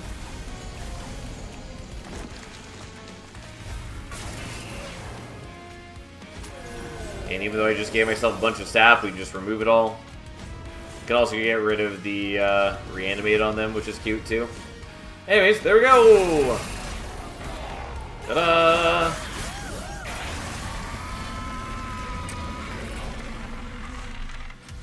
Alright, well, we had a really rough start to that. Well, really is a bit of a stretch, but we had a rough start to the run. Since I just wasn't able to overstack Talos on the floor, which cuts out most of Talos' power. But that's fine. We were able to turn it around. Getting the Sword Maiden was a big boon to us, especially getting multi-strike on the Sword Maiden. And then also the Wrath ability was big. Though I also would have been very happy to get like Dualism or Smidge Stone in particular. So we could have just fit more of them on the floor. Especially because since we were using Battle Cleric Talos, you know, since she gives Valor to the entire floor, the more units that are on the floor, obviously the more benefit you're getting out of it each turn. So, that was the thing. We're going to do one more. I should stop here, but we've been going late every night this week, so let's go late again. Who do we want to play? Still looking pretty sparse on the right-hand side. Not too bad on the left-hand side. A lot of the Monster Train 2 clans are most of the way done. Still a decent amount on each of them, but pretty good. Alright, well, let's do one of the Monster Train 1 clans. I should probably do Remnant, but I just played Remnant, so I don't really want to do that. We haven't done Awoken tonight, nor have we done Umbra. I guess we're probably going to do Awoken. We'll probably do Wildenton.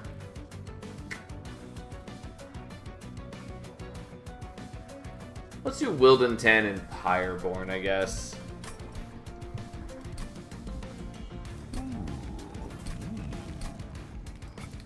I definitely want Firestarter over Bloated Whelp. The Bloated Whelp is okay. It does do some decent things early on. But I still want the Firestarter right now for a variety of reasons. Also, I am going to take a moment to feed this cat. And I'll be right back. And then we'll actually play the run.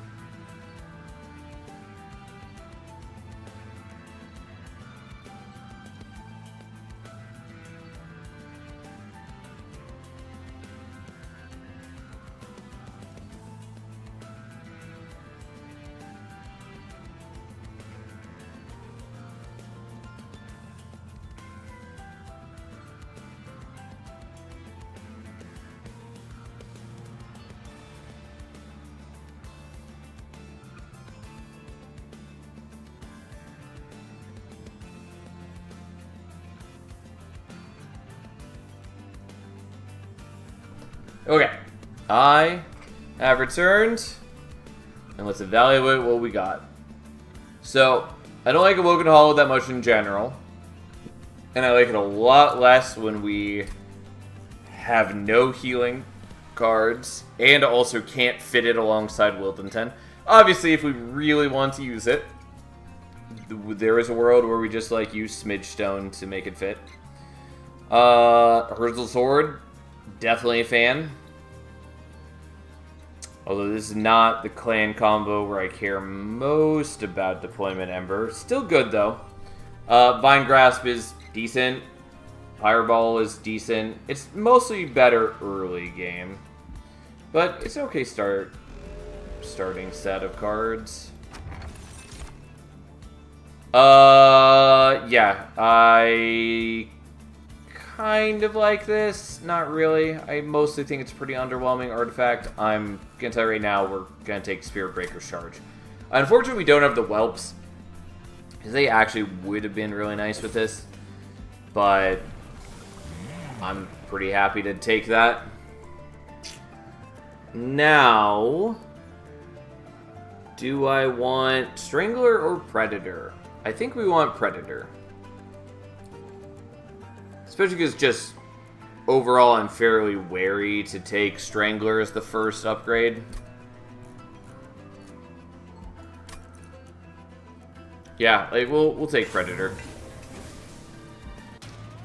And I don't super need the sweep right now anyway, since I do have a bunch of backline access.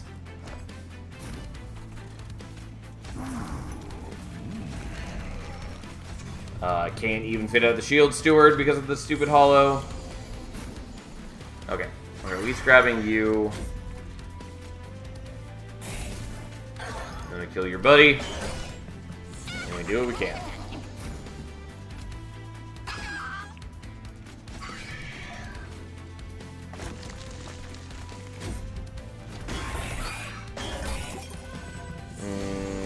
Okay.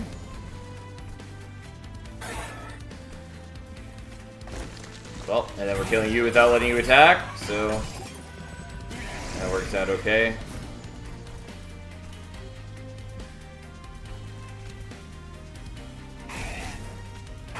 So we're gonna do a little bit of damage to you and blow up your support unit.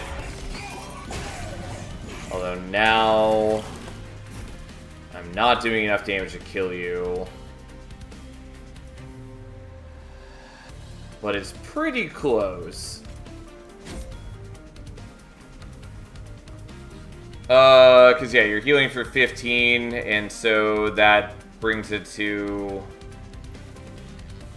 Oh, never mind. I am quite off on my number. Well, we'll just do the root seeds and then the pyrogel. I probably should have done the double pyrogel on the boss. Either way, whatever. We took a little bit of damage. Not too worried about that part. I'm mostly worried about this part. Yeah. So because part of what happens here is Wildenton dies and then the Spirit Steward doesn't get to attack again afterwards because he loses quick. And so that went really poorly. Like, holy shit, that went badly. Not wild about the sting. Not terribly excited about the restoration detonation. Though it can do some okay work for us right now with, like, the Awoken Hollow. Could also just take the Focus Growth.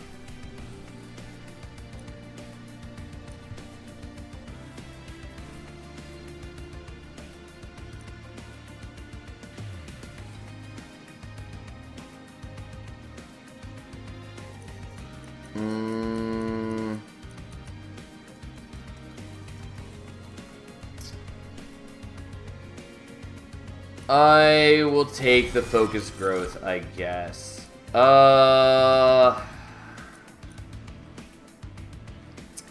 of want the Snotty Whelp just as a way to start activating Spirit Breaker's charge. Not confident that that's true, though.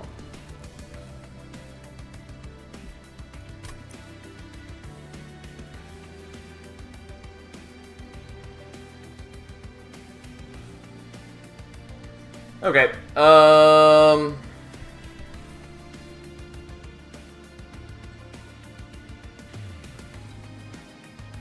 this seems so questionable. I will take it, I guess. I can't remember the last time I actually drafted one. Now, my problems are multitudinous. The Woken Banners are better for me to, like, build power onto, but the Pyreborn Banners... I mean, I would take a Magma Cultist probably. Mainly, I would be looking for Hothead here, since Hothead is quite useful to my desires.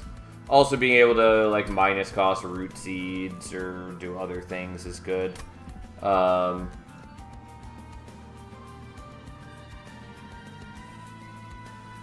Although, again, I have, like, bad defense, and I'm not sure how to fix that. We're gonna go here anyways. Okay.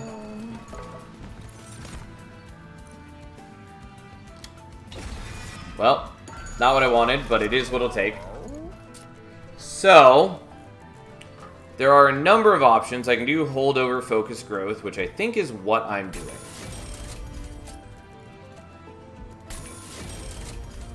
Sadly, I can't do the Spell Chain.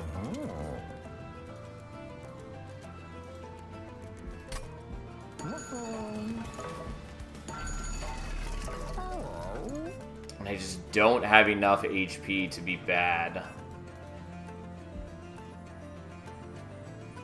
Alright, don't love it. Spell Chain would have been nice. I probably didn't need to buy the magic power. I'm going to do this, even though there's a good chance that I die, because I do actually need to be casting spells.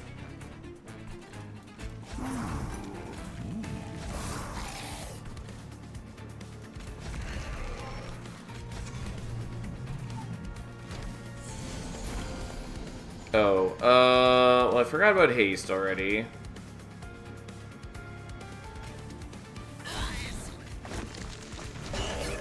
And we'll see what I can do. But I probably should have had you on a lower floor, is mostly all I meant there.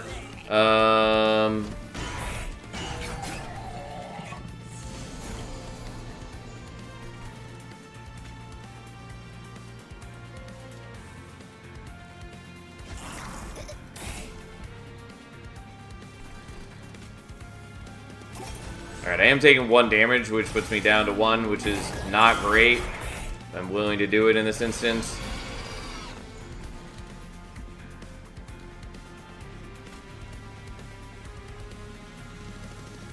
Yeah, I need to have killed you last turn. Definitely spaced out on that problem.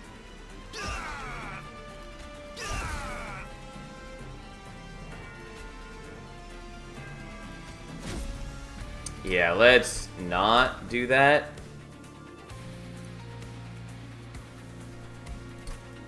Also might be worth putting you down on bottom floor instead.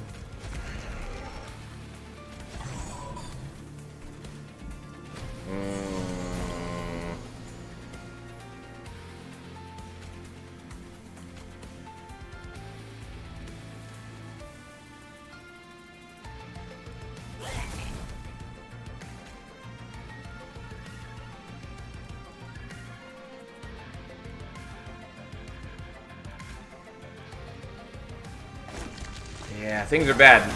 Real bad.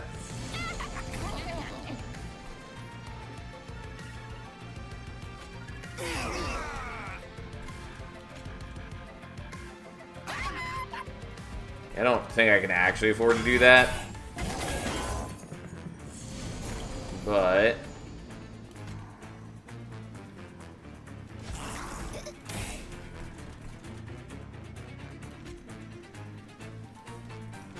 yeah, because then I'm not killing these things. I mean, I think we just lose on this because I took so much damage earlier, and I really don't have anything that meaningfully helps. Also, legitimately, the lower Ember is murdering me, and I knew that was likely going to be true. I still watched it happen.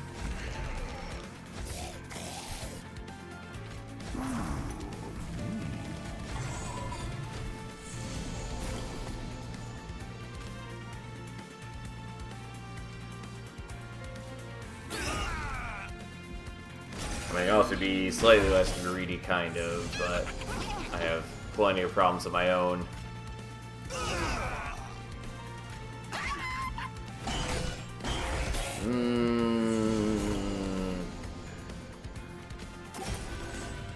So I'd really like to play out the Snotty Whelp. But I have to play that out. But then you're surviving, and then both dudes are ending up on top floor. And I don't know that that's tenable.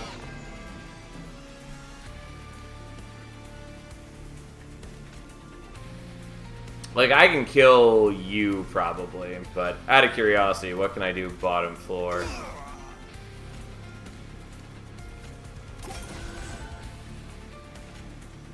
Yeah, unsurprisingly, not anywhere close.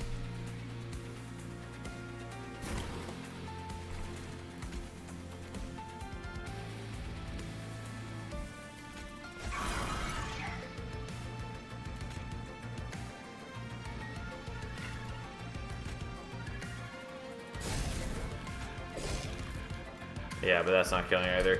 Yeah, I don't know that's possible for me to do this. We're going to greed just a little longer and find out.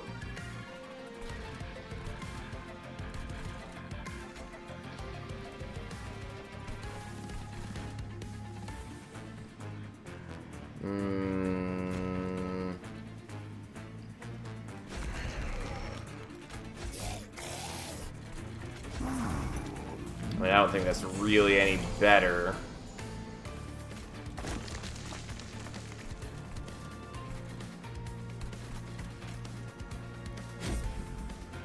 Also, I meant to play at a Train Steward on mid floor, and I totally spaced out.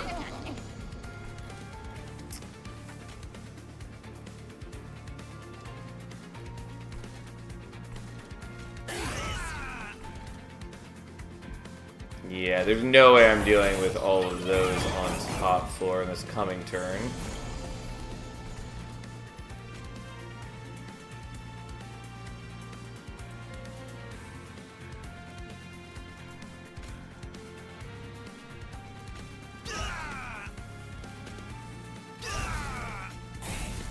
Yeah, because like I can get you close to dead, but not actual dead.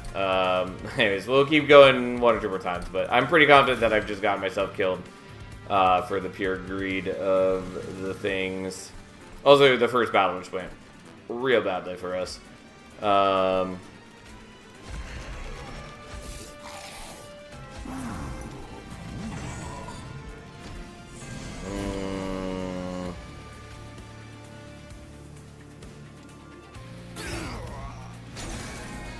Yeah, being at 2 HP is just real bad.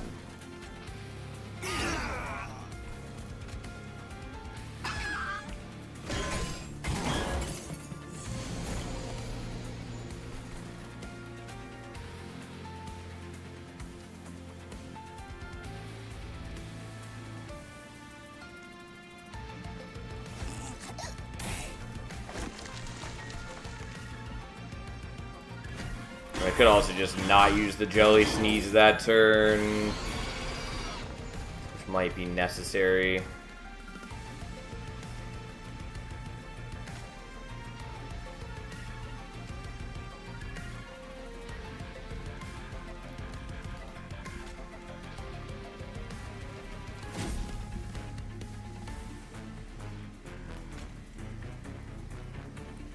So like, I could do 2 damage, bring it down to 7, then do 3. It's not enough. I can do that and pull you up front, which does work. Like, in the barest minimal sense, it works. But like, I really need the focus growth back.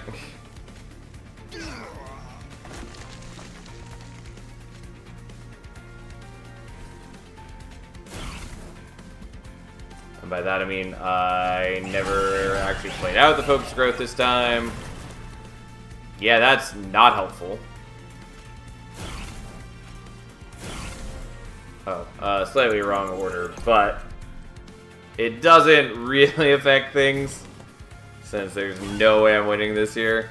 Not on this attempt. Like, if I had the focus growth so that you could actually survive, like if I had that the last couple turns and was healing you for 25 and bringing you up to, you know, a meaningful, reasonable set of health, we could have the victory. I'm going to try one more just because it drives me crazy to see potentially a victory within my grasp.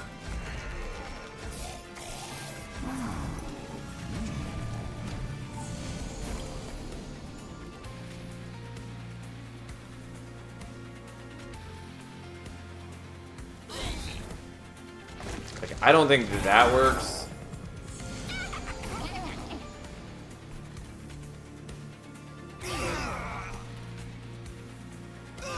But we're going to try it like that and see what happens.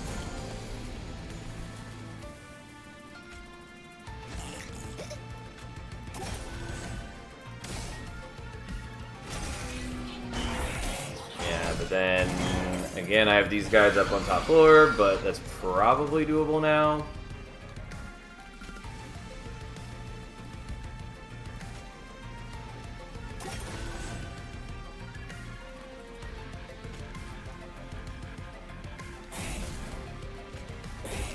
Yeah, okay, so like that does work, and I think with the focus growth, I think we're fine.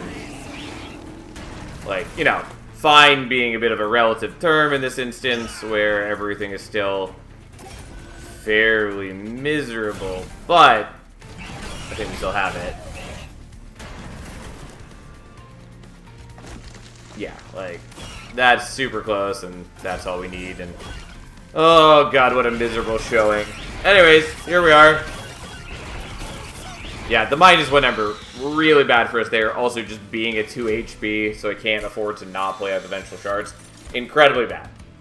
Wildwood Sap is a thing. Invigorating Solution is okay. We're gonna take a Sting. Oh, God. I guess I take a Soul Smelter, even though I don't think I should.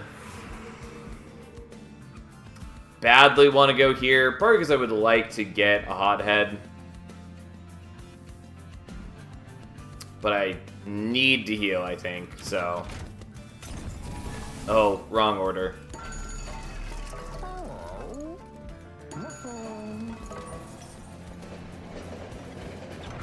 Well, we'll take Bone Dog's Pendant, I guess. It's gonna be bad if it was the, go down to 1 HP, get the Unstable Shard one.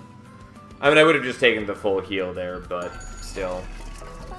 Bloodthirsty Blade is good.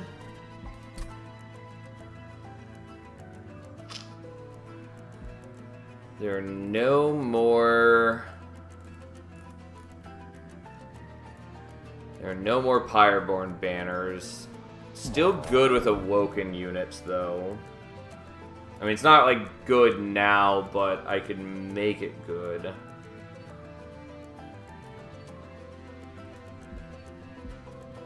Could also, like, take Overgrowth Carapace and maybe fuse them. I can't fuse them currently, because I wouldn't have enough gold for that. But it's technically a thing I could do. And even just, like, Predator, Strangler, Wilden 10 with Bloodthirsty Blade and Overgrowth Carapace, like, that's sort of a winning combination right there. I mean, we'll take the Bloodthirsty Blade. I also maybe just want to take the Fight Club. I already forgot that I have the Soul Smelter.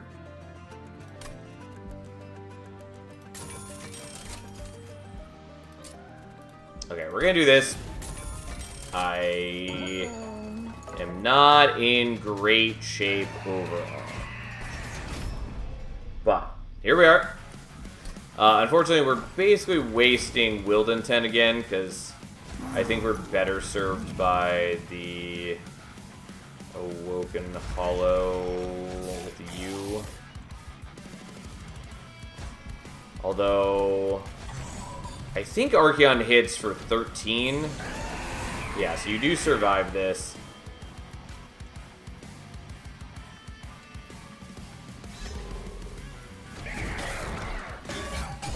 Not great. I can bring him back up to the front using...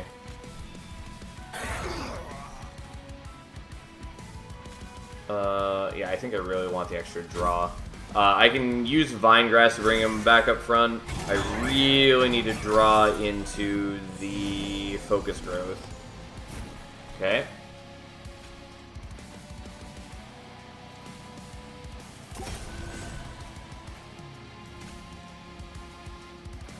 I would like to use the Snotty Whelp, but we're doing this. Because I think just getting Wilden 10 some growing stats is also pretty good.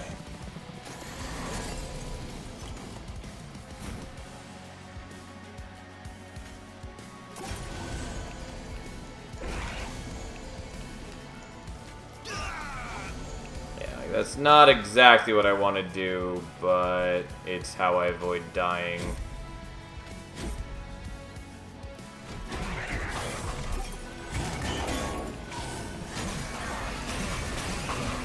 Alright, well, lose a bit of health to that, so be it.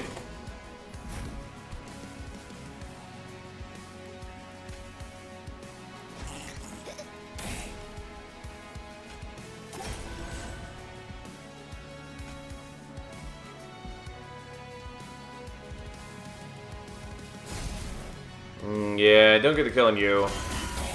But we are scaling with the Bloodthirsty Blade a little bit. Wilden 10 is pretty chunky now.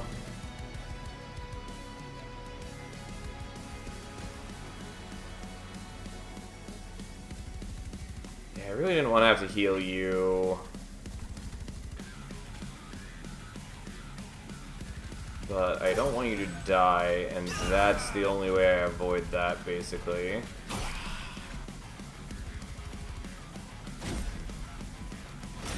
Well. Not great.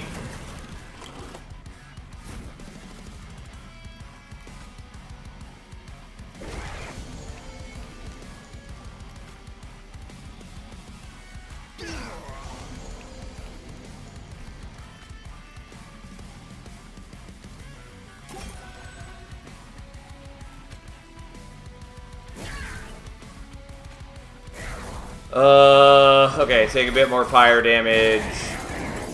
Got the hollow up front. Got him healed up some. You can do that.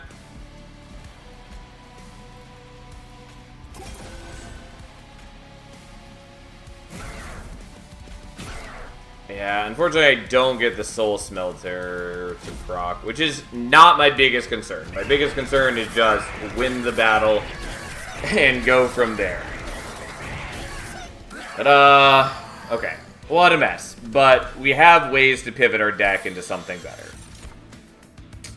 I mean, Wildwood Tome is okay. The Soldier of Fortune is kind of cute.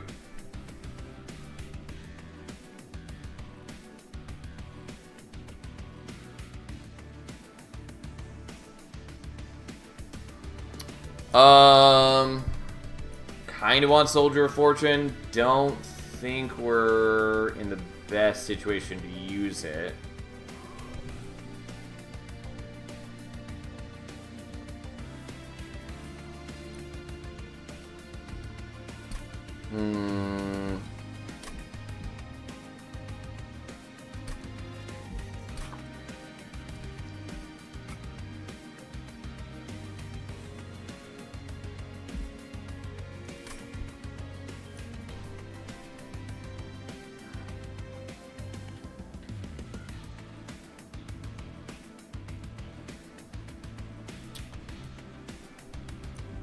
I kind of want to take it. I think I'm probably not the best use case for it, though. I am gonna skip. And then this appeared.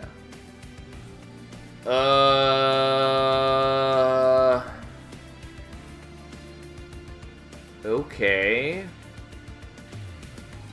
Well then.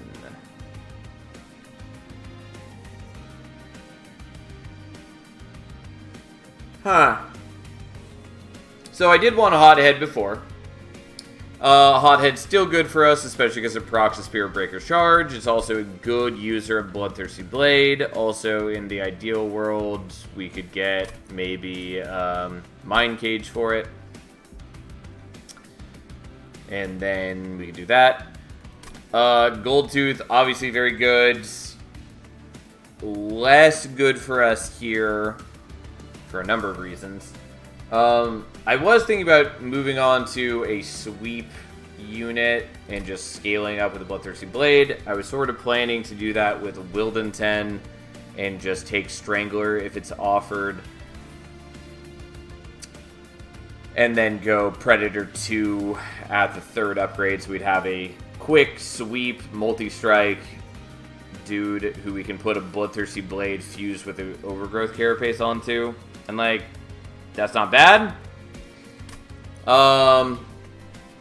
Zealot is also very good. And I think is what we're taking. Especially because we don't know if Strangler is going to be offered. So we'll take that. Although, like, Strangler might be the better option for us. We are going to take Ember, even though I kind of want capacity. And then we definitely want to go here and attempt to power up the Zealot if that's what we use. Unfortunately, not what I wanted at all.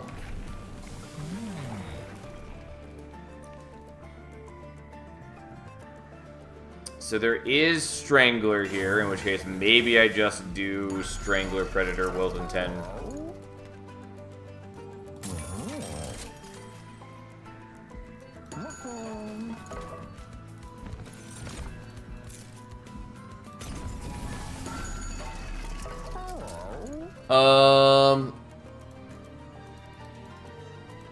Like, the dualism is also good, but we're just gonna give you the multi-strike.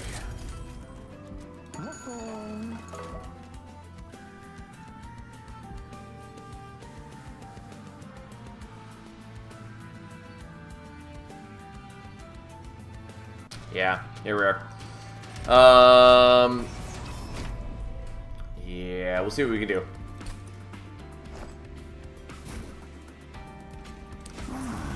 So I think we want to do this and then work on, and you're getting that.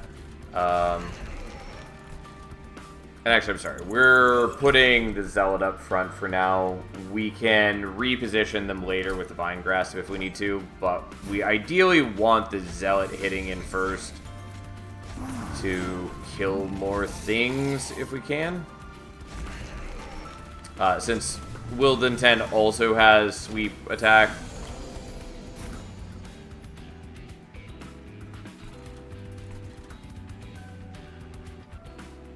I don't think the Soul Smelter matters.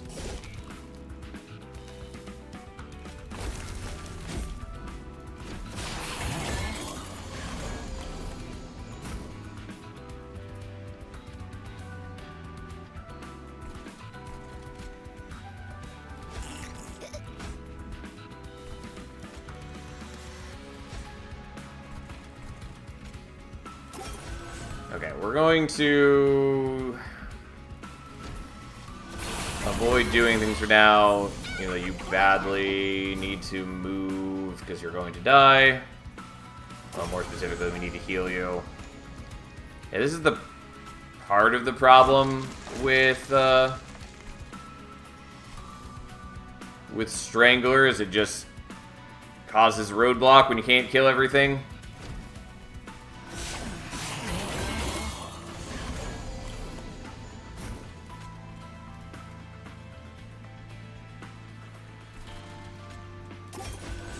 Well, we're trying.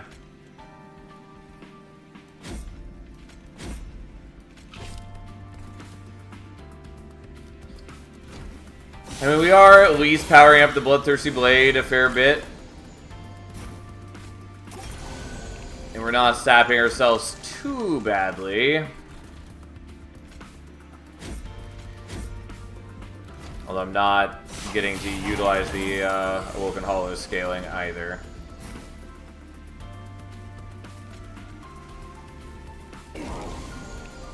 So what happens if the boss skips the roadblock, goes to mid-floor, and you drop the boss down to bottom floor? So they freeze, or at least should freeze, the floor as soon as they pop up to mid. I think right now it might be bugged and doesn't quite do that, but it is how it's supposed to work. We're also going to do this slightly differently.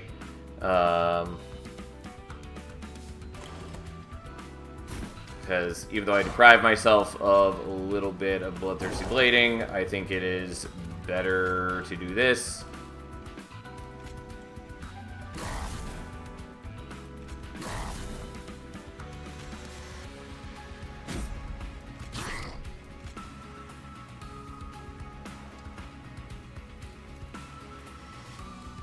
I don't think that actually matters, so we'll just do the healing there. And your thing will be refreshed by the time Ajax hits top floor. And the Soul Smelter does not matter to us in the slightest, sadly.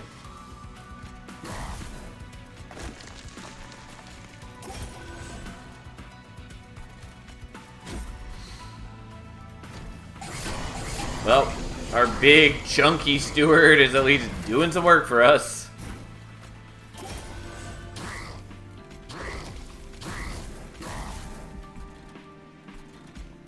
Alright, well, we got the kill. Our deck is very clunky, but it's getting better.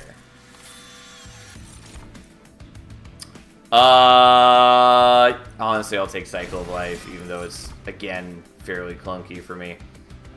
Greed is a no. Pyroborn, Brain Spike, I will take, I guess, even though, again, it's problematic.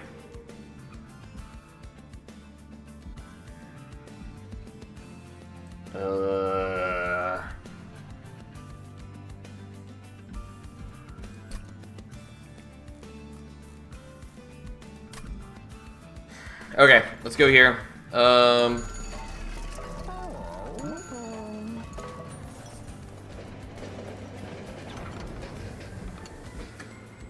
Yeah.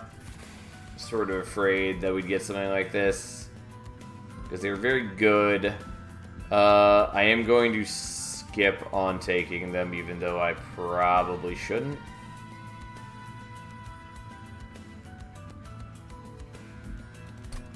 But I am going to.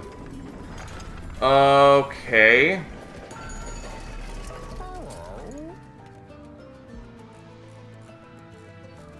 Yeah, this is a little silly, but we're going to do the Cycle of Life.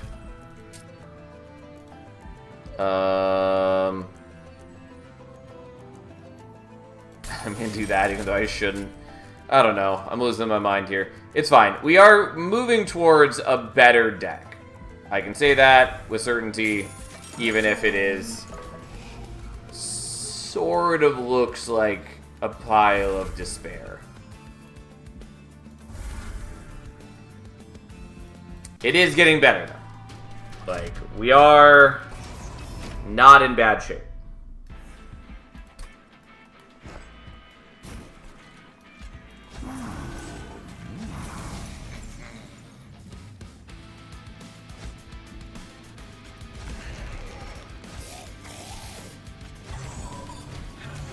Yeah, unfortunately it's the corruption guys, which I don't love.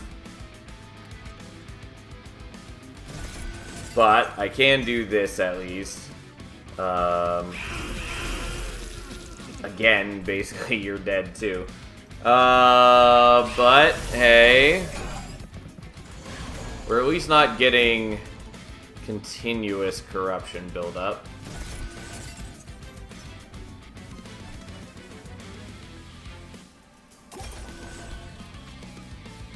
Well, kind of. You are taking damage here.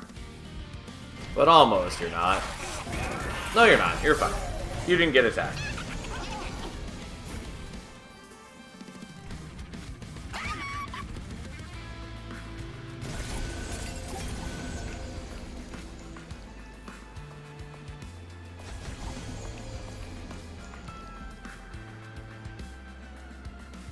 Okay, we're gonna greed for that, even though I think it's incorrect.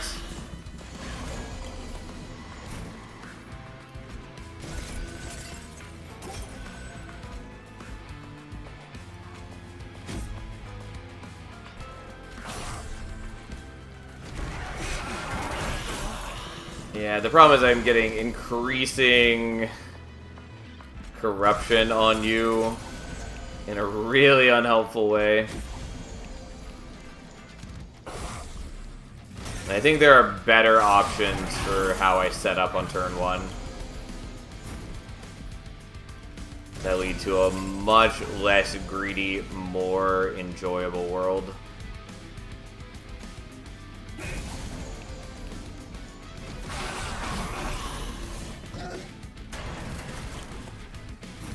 Because, yeah, we get pretty bodied here. Because,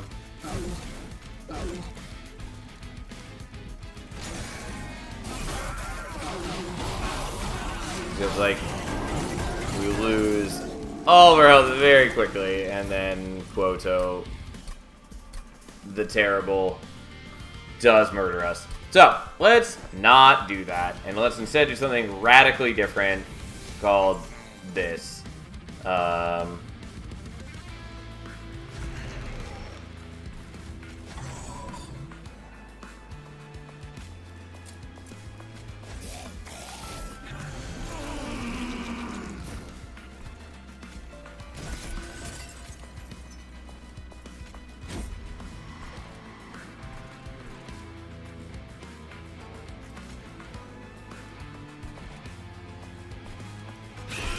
Okay, we are going to deprive ourselves of a little bit of permanent scaling, but we're doing what we can to mitigate some problems.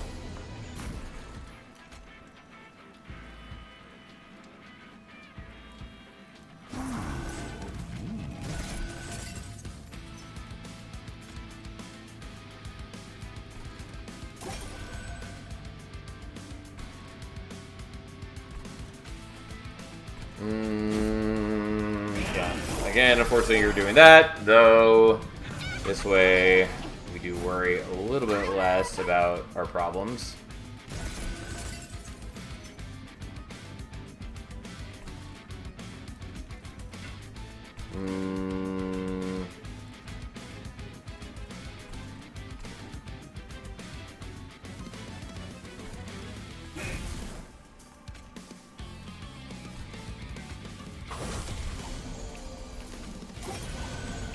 Yeah, the stupid incant sap guys are an issue, but maybe not the worst issue we've ever seen.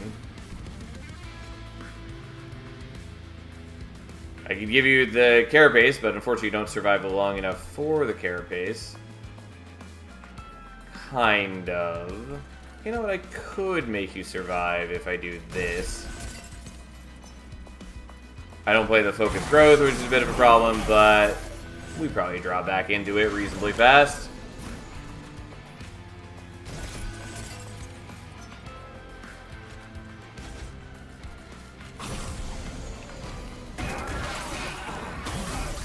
And we gave ourselves a little bit of Avarice, which I appreciate.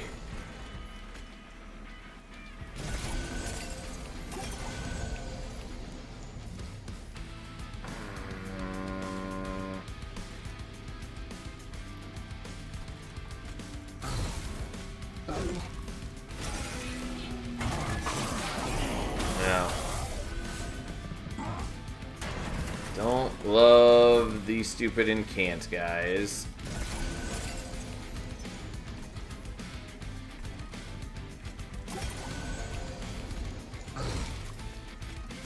I could have done a better job of getting Pyrogel on you, but we might be okay. I don't think we're super okay. Yeah, unsurprisingly, this looks a lot like being not okay.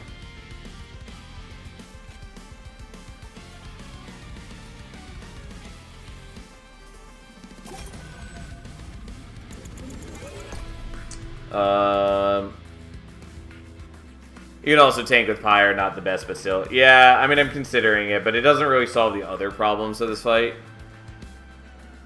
Yeah, I knew you meant for the invasion trial.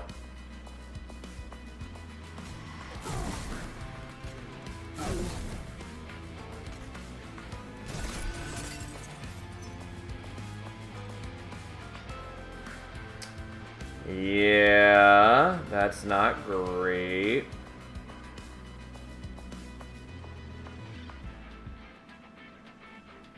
Because, like, that's not anywhere close to a kill. Yeah, the problem is, again, we are neither strong offensively nor defensively.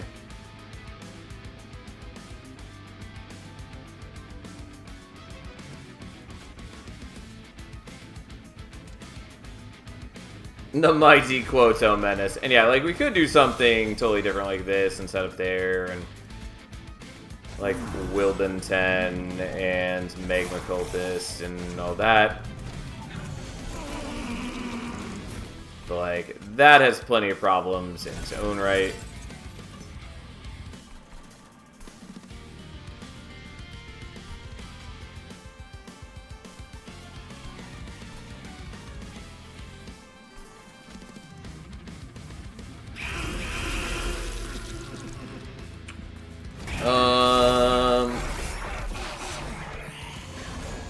Oh, I forgot that you have spikes this way. Which is not ideal to my scaling desires.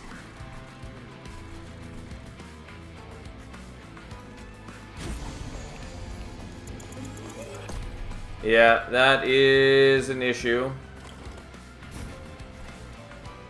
I mean, I could also play you there.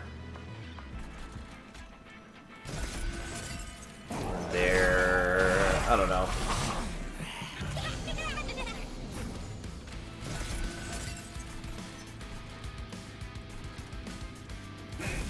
But Then, once again, I'm getting corruption on you, which is sort of doable, but not good doable.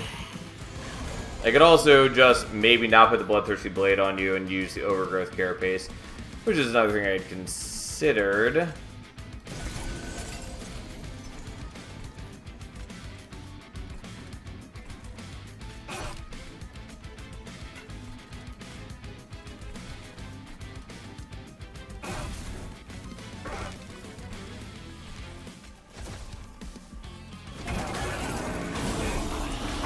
Well, we'll see what we can do.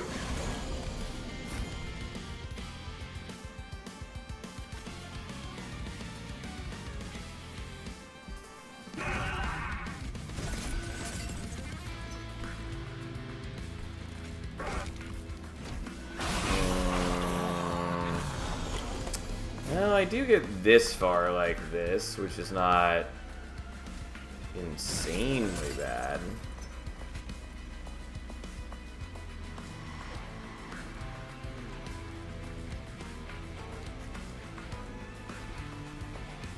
Would I rather block the corruption? And the problem is, like, you do hit for a lot of damage. Like, I can build up some HP, but it doesn't really do me much. Not without ways to get rid of your Titan skin and just generally do more damage.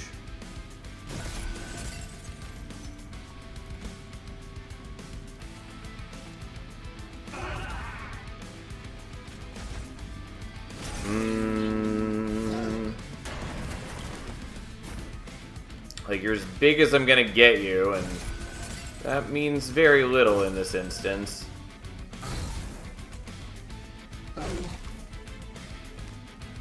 Yeah, that's worse than before. Yeah. Yeah. Yeah.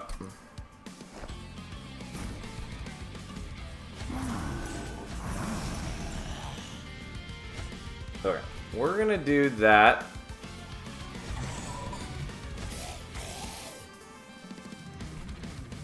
And that, I guess.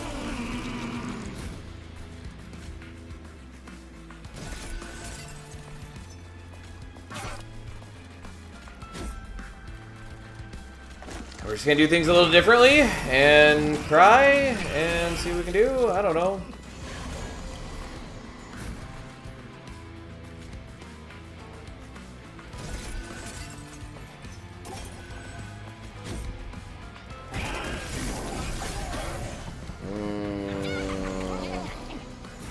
Because again, my offense is just real fucking bad.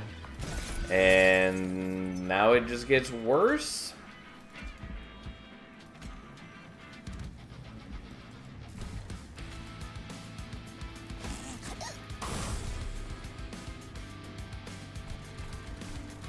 I'm still gonna greed for that, I think.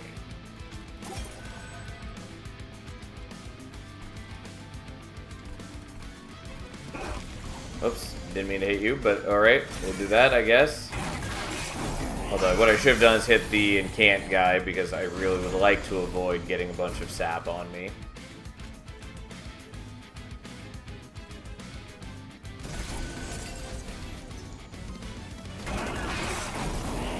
Okay, he dies, although I don't really want this guy rooted.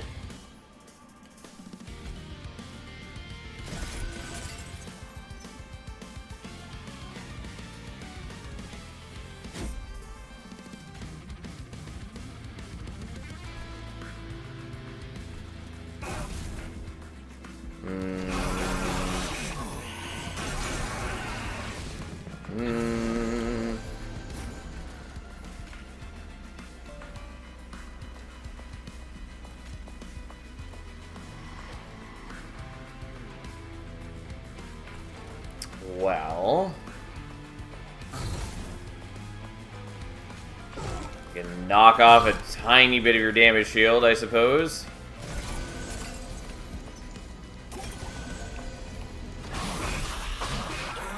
Unfortunately, I am still getting a non-trivial amount of corruption on you, and there's just not a ton I can do about it.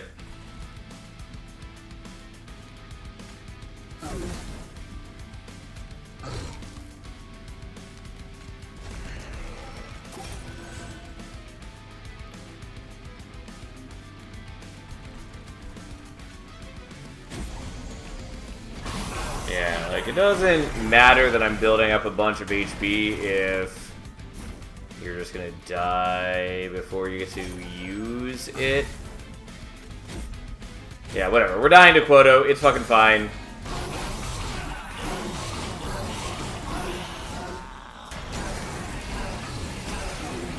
Yeah, no surprise. We're super dead. Again, my offense and my defense is really bad. Mostly it's the defense. Like, I do think that's one of the bigger problems with Awoken Pyroborn. Is that, like, Pyroborn just in general is bad at defense. Like, and they have their ways around it. Namely, like, killing enemies before they can attack. Yada, yada, yada. And then Awoken has healing as its defense. But healing is bad. It is the worst defensive option, bar none. It can still work, but as you can see, like, even though I had decent healing, I'm limited by my max HP, and especially when enemies are building up corruption, doesn't help. If I were stronger, I could have killed more things with the quick first, but then I was kind of locked by my max HP.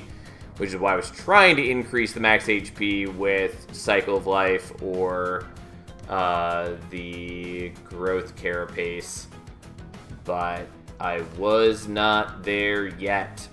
In my ideal world, what I was trying to do was get... trying to get Smidgestone for the Zealot. Because then we could have made him one capacity and then combined the Bloodthirsty Blade with the Bogworm Carapace or whatever it's called. And then he would be gaining stats every turn, giving us some actual HP, using the Quick from Wilden 10, and getting the permascaling from the Bloodthirsty Blade alongside his own Pyre Gel. Anyways, would have worked okay. I was just a little too late in all of that. And here we are. Anyways, I would like to play more. I should stop here, so we're going to stop there. And, yeah, that's it for us for the week. We'll be back on Monday, as is normally the case. I'm going to tell you right now, I don't want to stop playing right now, but I do need to go do other things. So, anyways, I'll be gone for the weekend, doing weekend-type things that I got to do. We'll be back on Monday. We'll play more Monster Train. We'll have a grand time, and we'll keep working on crowns. Anyways, rambling aside, thanks for hanging out, everyone. Have a nice weekend. I will see you back on Monday.